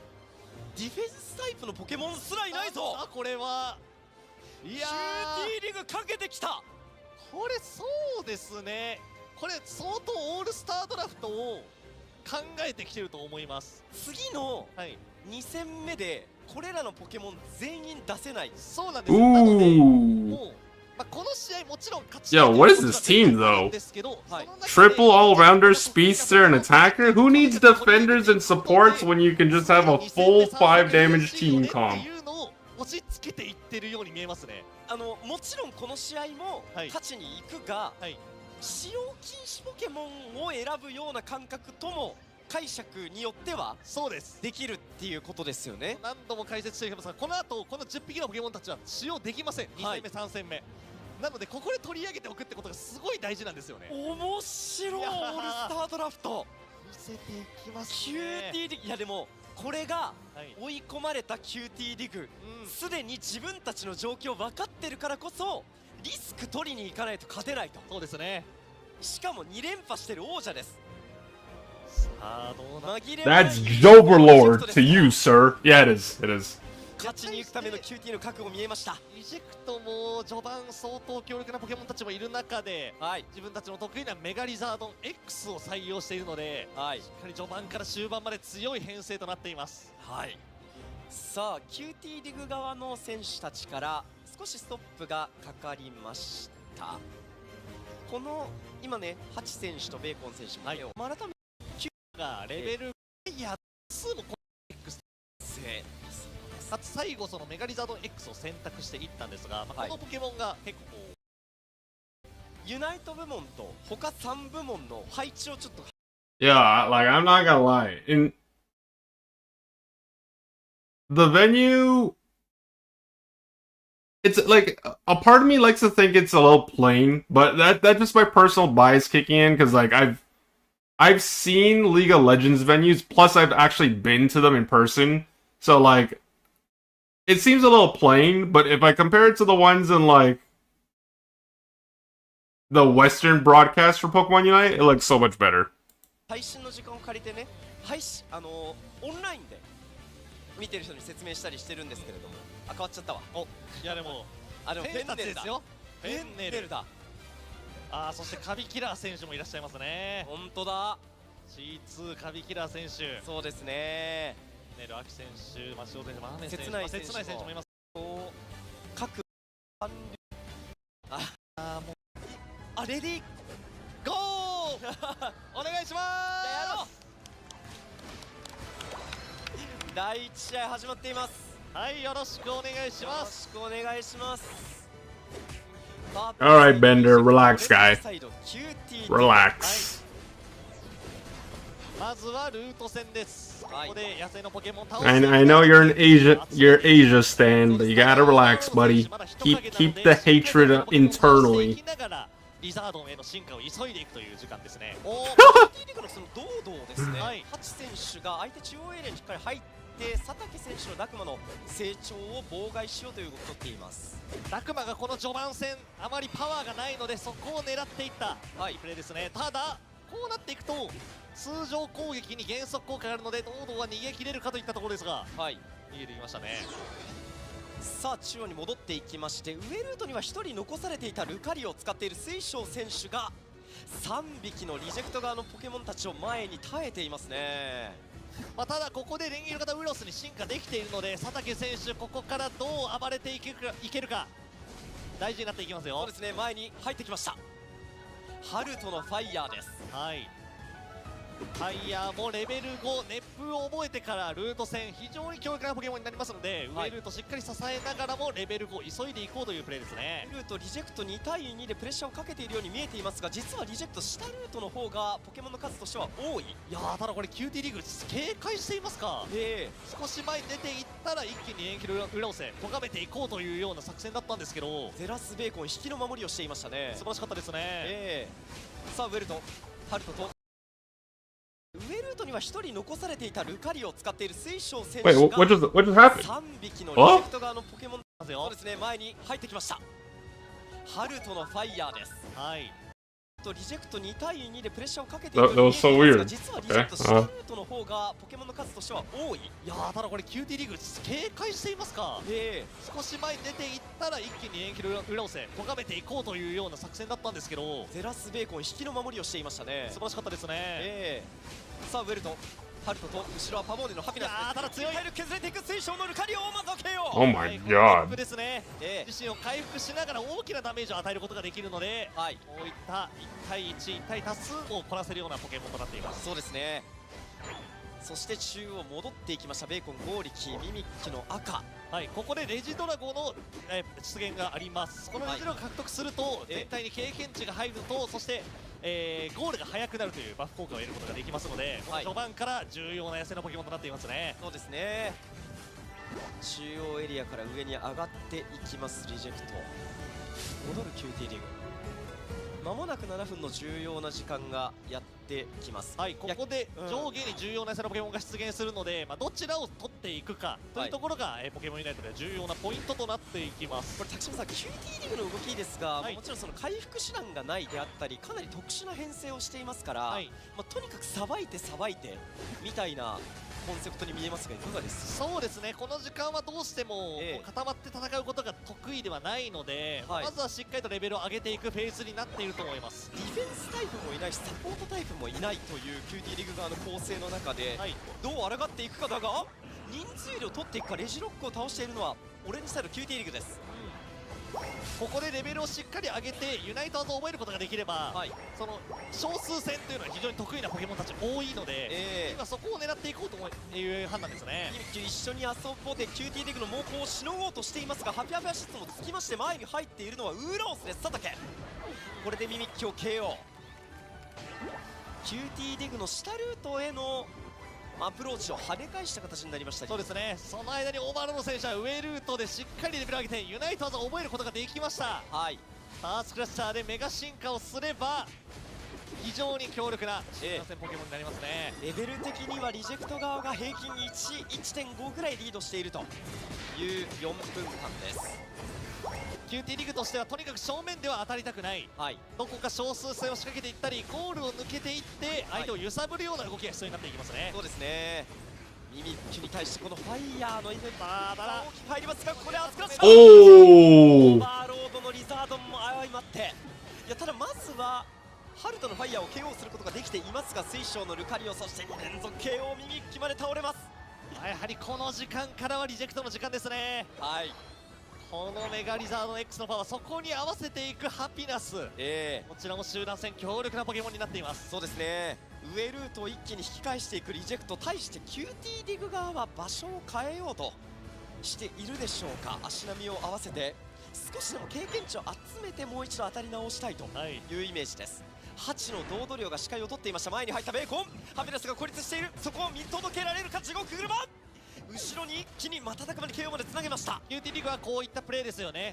高い力のキャッチから一気に KO していく、少ないポケモンを一気に KO していくようなプレーが求められます。スクラッシャー1匹捕まりましたが、これ人数より1対4重ねました。いや、これは QT リーグのやりたい動きどんどんと押し付けることができていますね。滝島さん、QT リーグ4人全員で固まって動く足並みの揃い方、こうなっていくとこの草むらの多い海洋側マップでは、リジェクトも容易に草むらを確認することができなくなっていきますよね。今日までどんな練習を積んできたんだというのを思わせるような足並みの揃え方、連携を見せています QT リーグ。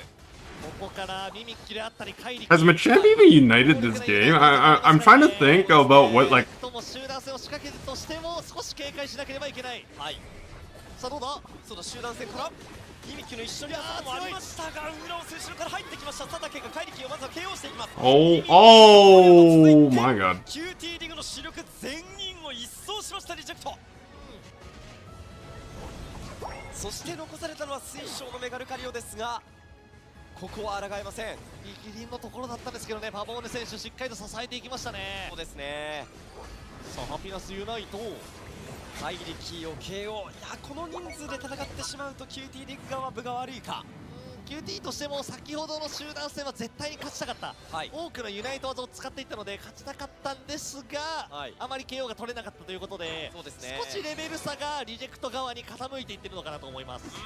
こうなっていくとやはり QT リグの編成上ワンキャッチであったりとか、そういったところは難しくなっていくので、そうですね、ちょっと集団戦角度を変えた戦い方が必要になりますね。堂々りをその位置も見られていました。X が一つ佐竹オーバーロードですね。 Oh my god, the damage is real. ユナイト技から2連続 KO をつなげます。ミドルゴールまで下がらざるを得ないという QT リーグオレンジサイド。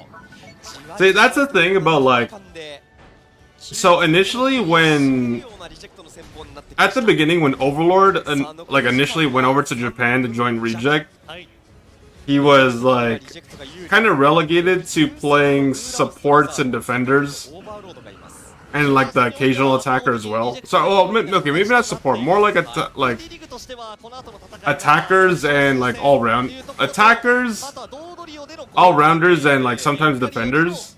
I think he played a couple support games too. Basically, he was just a filler. I think it was mainly just due to the fact that his Japanese was almost non-existent. But I'm glad now he's playing like more, I don't want to say like hard carry, but like he's playing more like impactful Pokemon better suited to his playstyle. この最後の2分を迎えられそうですね。ムーラウスリザードはすでにレベル14です。 QT リーグどんな動きを取るでしょうか。点数リードはリジェクト。さあまずは揺さぶっていく必要がありますよ QT リーグ。はい、姿を見せたルカリオ、怪力が見えました。オーバーロードそれを見ている。いや、リジェクトに仕掛けていった。アースクッシャーから先に行ったのはリジェクト。いや、ただこれ KO を取られることなく距離を分けることができませんでした。一つゼラスのミュウツーが取られます。いやー、うまい。拳を構えていたルカリオの子供オーバーロード見ていました。ちょっとつもしんタイミング合わせてレジェンドピット入りますから、敵は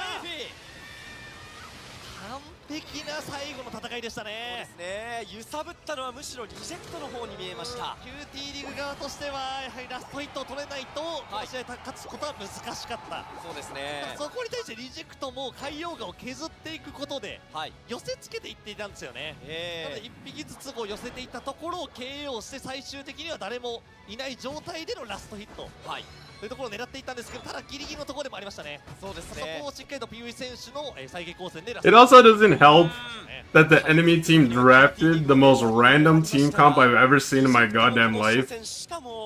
Even by like NA standards, their team comp is just actual cheeks.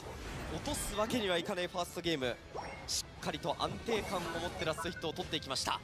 いや、滝島さん、パープルサイドのリジェクト、去年の PJCS 優勝チーム、この横浜でチャンピオントロフィーを掲げたチームではありますが、この QT リーグサイドも去年の PJCS では3位という好成績で終えています。両チームが去年1年前この舞台で拳を合わせました。そこから1年の時を経て世界を狙うチームに育ったリジェクト、そして運命に抗おうと一つ食らいついている QT リーグ、その結末がどうなるか。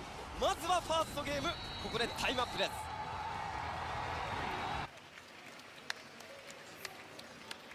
Not support, not defender, sus? Yeah, like, they drafted a full... So, here's the thing. They drafted a full damage team comp, but not only that, when your jungler is just obviously, or like, apparently lower level than they should be, like, the general rule of thumb, jungler level 13 going into endgame. That doesn't matter. If you can't do that, then you're just playing it wrong. Secondly, they're just lower level than their, but like, it's a combination of just them not farming, they're feeding, and then on top of that, they're getting out leveled by their laners, and on top of that, they just drafted a horrible team comp. So, I don't know what the plan was.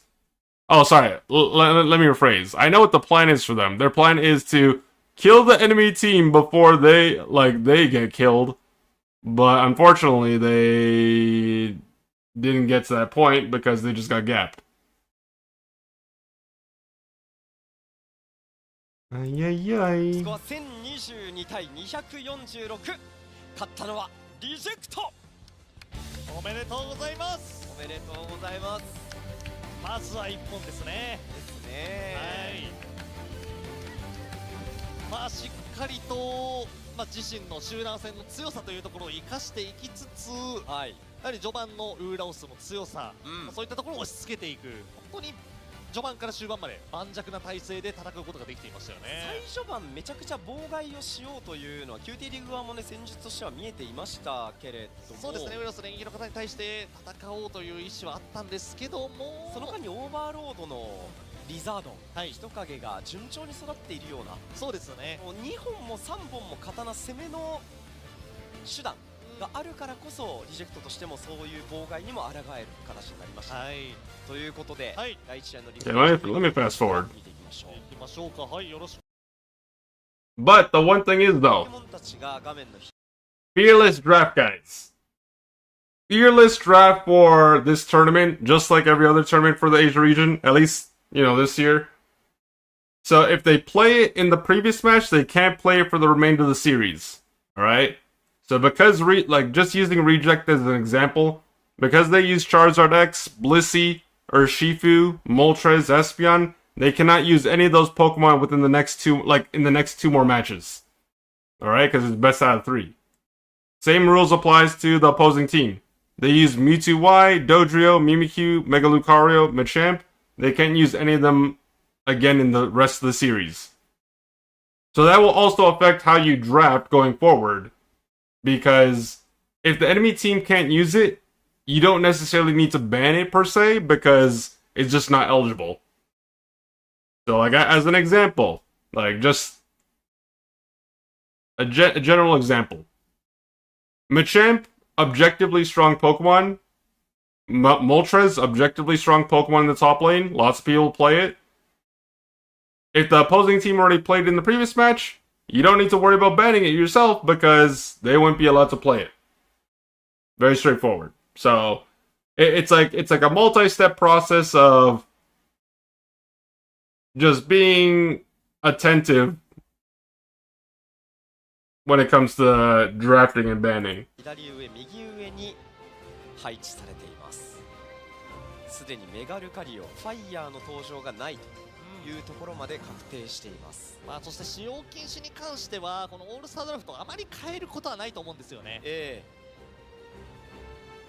もう取り上げられてしまうのであればずっと禁止にしていく、試合を通してずっと禁止にしていくっていう形が、一番このオールスタードラフトでは丸いのかなと。はい。アマージョ、フーパ、ザシア、ダークライ、爆風。いや、ただ少し QTD もコンセプトを持ったようなドラフトしていきそうですね。キュアワーを先手で取り上げましたね。リーフィア、カメックス。はい。これも得意なポケモンですよね。おお、やはり完全にコンセプトを持ってきてますね。そうですね。あんまりこのドラフトの最初の方にメガリザードン Y であったりとか、今日は選択されないんですよ。Benzar repeatable? Yeah, Benzar. これは勝負の卓出てますよ、QT リーグ。最初から見据えていたような。この2戦目で絶対に勝つという QT リーグの覚悟のようなものが見えます。Mega Charizard Y, Comfy, and Surfetch. Oh boy. メガリザードン Y に対して、リーフィア序盤は勝てるんですけど終盤は非常に苦しくなっていくので、そういった意味でもどれだけ序盤の戦いを耐えることができるかというのが QT リーグだ。Oh god. 8選手のオーロットアローラ球根。結構珍しいポケモンを選択してきますね。もう新時代の。ただ出てくるジュナイパー。ジュナイパー。アローラ球根を見てジュナイパーを最後に出しました。はい。そうですね。いや、ちょっと珍しいポケモンがどんどん出てきてるので、新時代のポケモンユナイトですよ、竹島さん。そうなんですよ。まずハチ選手は結構予選段階でもこのオーロットを使用していたんですよね。はい。この得意なポケモンというのもあるんですが、妨害をしていきながらは今回ね、ハチ選手はダメージも出せるような、持ち物選択にもしているので、しっかりとそこの存在感を出していけるか。そして気になるのはやはりアローラ球根ですよね。そうですね。アローラ球根はどちらの中距離からこう相手を妨害してダメージを与えるようなポケモン選択となっていて、大会ではなかなか出てこないポケモンにはなっています。ただやはりこう刺さった時のパワーっていうのは非常に高くて、いや久しぶりですよね。1年半ぐらい前。そうですね。さあそれでは QT リーグ絶対に負けられないセカンドマッチです。対するリジェクト 2-0 で勝ち進むでしょうか。 PJCS2026 オープニングカード2戦目、おそらく QT リーグとしてはオールスタードラフトここを見越していました。参りましょう。レディーゴー。よろしくお願いします。お願いします。パープルサイドリジェクト、オレンジサイド QT リーグ、中央進むのはガラルカモネギと EV です。はい。そして上ルートにキュアワーと共に進んでいきます。ボクレーかな。そうですね。キュアワーボクレーは上ルート、そして下ルートには人影とアローラロコンです。はい、まずは序盤戦です。やはり大事になっていくのはリジェクト、リーフィアがレベル4で進化をして奇襲を仕掛けることができるポケモンなので、早めに強いタイミングが来ます。はい、この時間から、非常に存在感を出せるポケモン選択となっています。そうですね、佐竹のリーフィアです。対して QT リーグ今回レベル5、中央がネギがないとなっていて、こちらもね序盤もちろん強力ではあるんですけども、ただ後ろに下がる手段というのがあまり持っていませんので、前のめりの戦いは苦手なポケモン選択とも。 I think in all of NAIC, I think I saw Surfetch maybe once or twice at most, at least on live broadcast. So it feels so different when I see this Pokemon like first series of the day, at least on this VOD. 今回は天使のキッス、味方にこうくっついていきながら戦うことができるポケモンなんですけど、この天使のキッスはその味方のポジションから周りに妨害を与えていくような、非常に強力な妨害を与えられる技選択となっていますね。そうですね。画面は下ルートに移りましたが、一瞬下ルートが移ってハチ選手のボクレーがウルート映し出されました。で今回ね、オーバーロード選手がジュナイパーを選択しているんですが、ジュナイパーレベル7になると非常に遠距離から攻撃することができるポケモン選択となっています。なので今回のその中距離が得意なアローラ球根に対して、非常に強力なポケモン選択なんですよね。そこを QT リーグとしてはどう倒していくか。とにかくジュナイパーを倒さなきゃ多分集団戦を勝ち切ること難しいので、その最初の組み立てから方から大事になっていきますね。そうですね。人数的には QT リーグは上ルートに人数を置いて、下ルートをリジェクト側が重きを置いている形になります。下ルートでは4対2。Yeah, I know. I literally said before I started I would watch one series and then I would like decide whether I wanted to take a nap or not, but I think I need to take a nap. I'm like sleep deprived.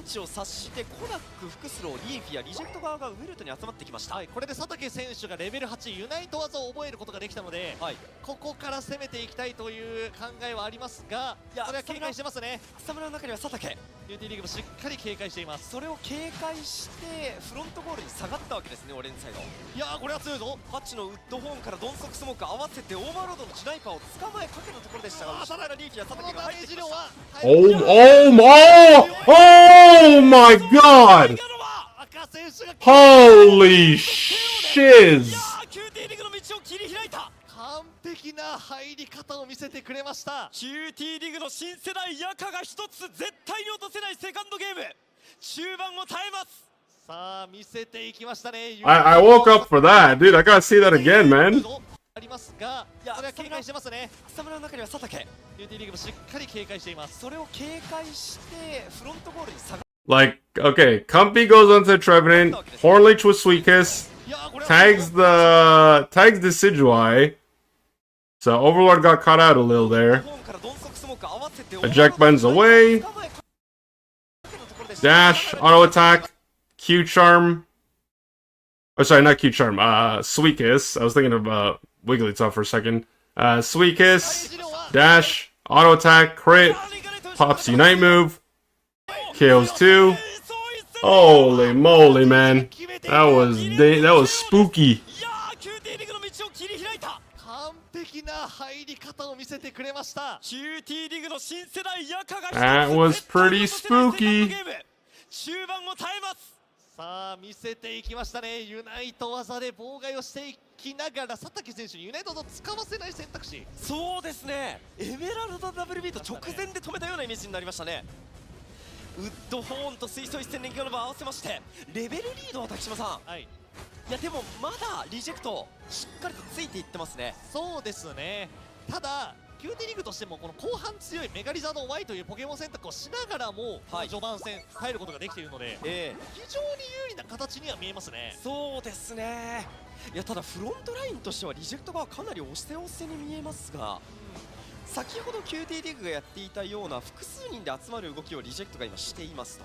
リジェクトとしてもカメックスであったりコダック、そしてバリアード、非常に強力なね集団戦ポケモンっていうのが多いので、はい、そこは常に狙っていくような形ではあります。佐竹が前に入ってハッパカとエメラルドダブルビートを合わせました。ネギがないとすかさず KO していきます。1対1を取り切った佐竹のリーフィアです。エースポケモンを KO できまして鈍足スモーク合わされますがオーロットの体力がどんどん削れていく。合わせるカメックスです。後ろからはジュナイパー、うまいですね。上げていましてアローラ球根がサポートしようというところ距離感やや足りず上ルートの少人数戦はリジェクトが勝ち切ります。8選手のオーロットは妨害が得意なんですがカメックスはその妨害を受け切ることが得意なポケモン選択ともなっているので、ちょっと相性的にはこの、カメックスの方が軍配上がっていきますね。そうですね。チクリチクリと視界を取りながらの一戦ではあったんですが下から駆けつけてくるリジェクトのカバーも早かった。いやただここからですよ。 QT としてはとにかくメガリザード前のユナイト技を、大人数に対して当てていきたい、はい、そういった意図もあるんですよね。壁を抜ける水素一戦ネギガノバ、これ合わせましたね。ジュナイパーまで取りに行きたいというところでしょうか。後ろ下がりました。ジュナイパー合わせた佐竹のエメラルドダブルビートです。Also, wait. いやただここから Sorry, I just want to see them really quickly. とにかくメガリザード前のユナイト技を、大人数に対して当てていきたい、はい、そういった意図もあるんですよね。Okay. うまいです。とにかく集団戦全員で固まろうってことをしませんね。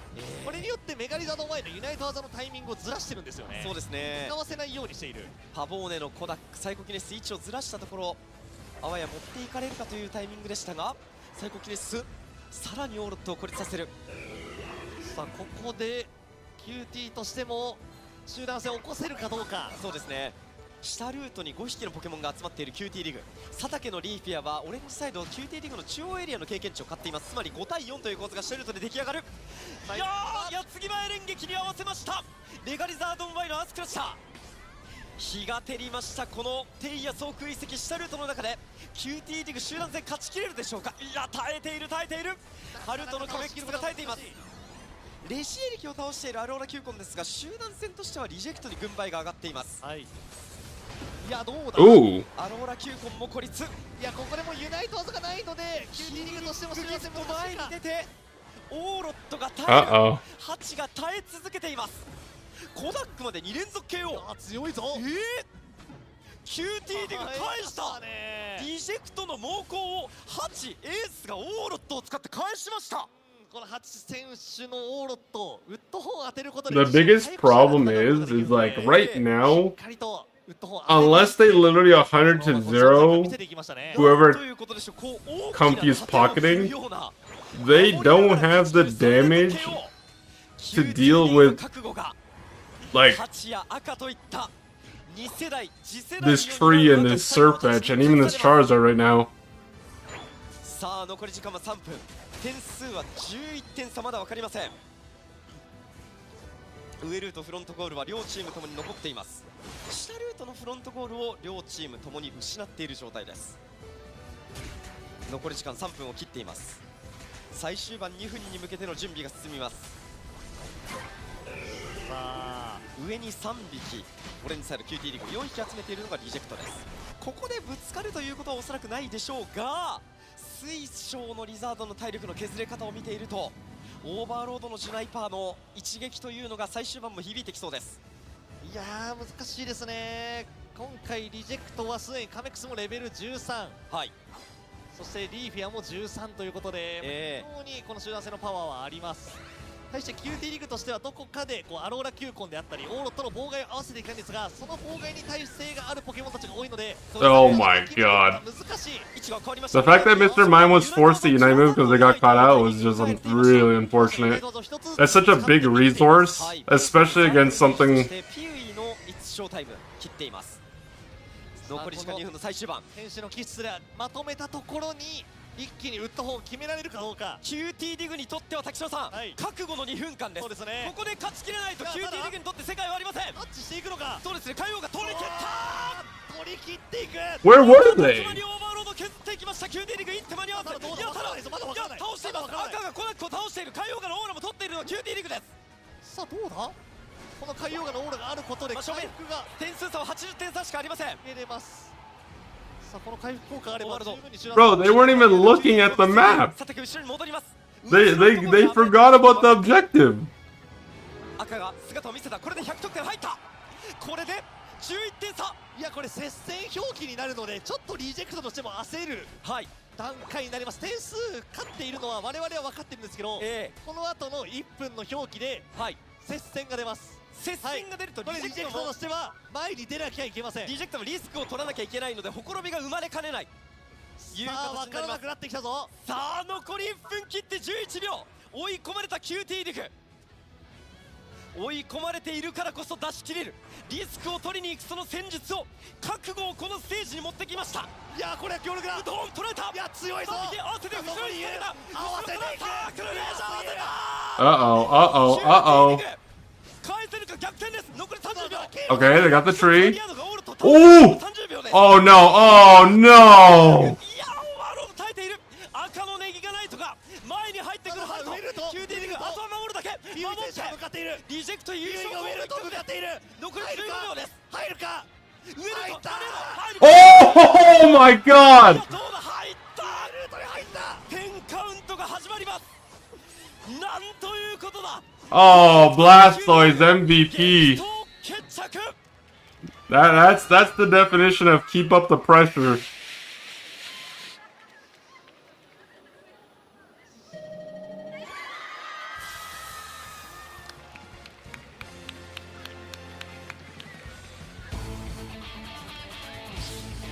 Score 360対343。勝ったのはリジェクト。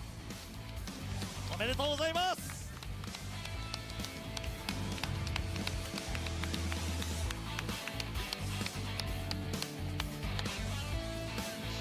Alright guys, I am not gonna waste any more time. I think I just need to get a good night's sleep right now. I feel like I'm like... my brain is like shutting off. So I don't know if I'm just gonna go to sleep and then just wake up tomorrow or take a nap and come back later, but I'll finish this the next time I stream because I'm just dead ass tired. So yeah, short stream today guys, but I do need the rest, and then hopefully when I come back I'll be a lot more enthusiastic. Plus I feel like if I watch the games now anyways, like I'm not gonna remember it, so I'll probably end up watching it twice if I do that today. But thank you guys for watching. Hope you guys enjoyed. I'll be back either later today or tomorrow, the latest. I'm back home now, so I can, you know, go back to chilling for a bit. But yeah, I'll see you guys later, man. You guys take care. Good luck in your games, all that stuff. I'll see you guys when I see you. Peace.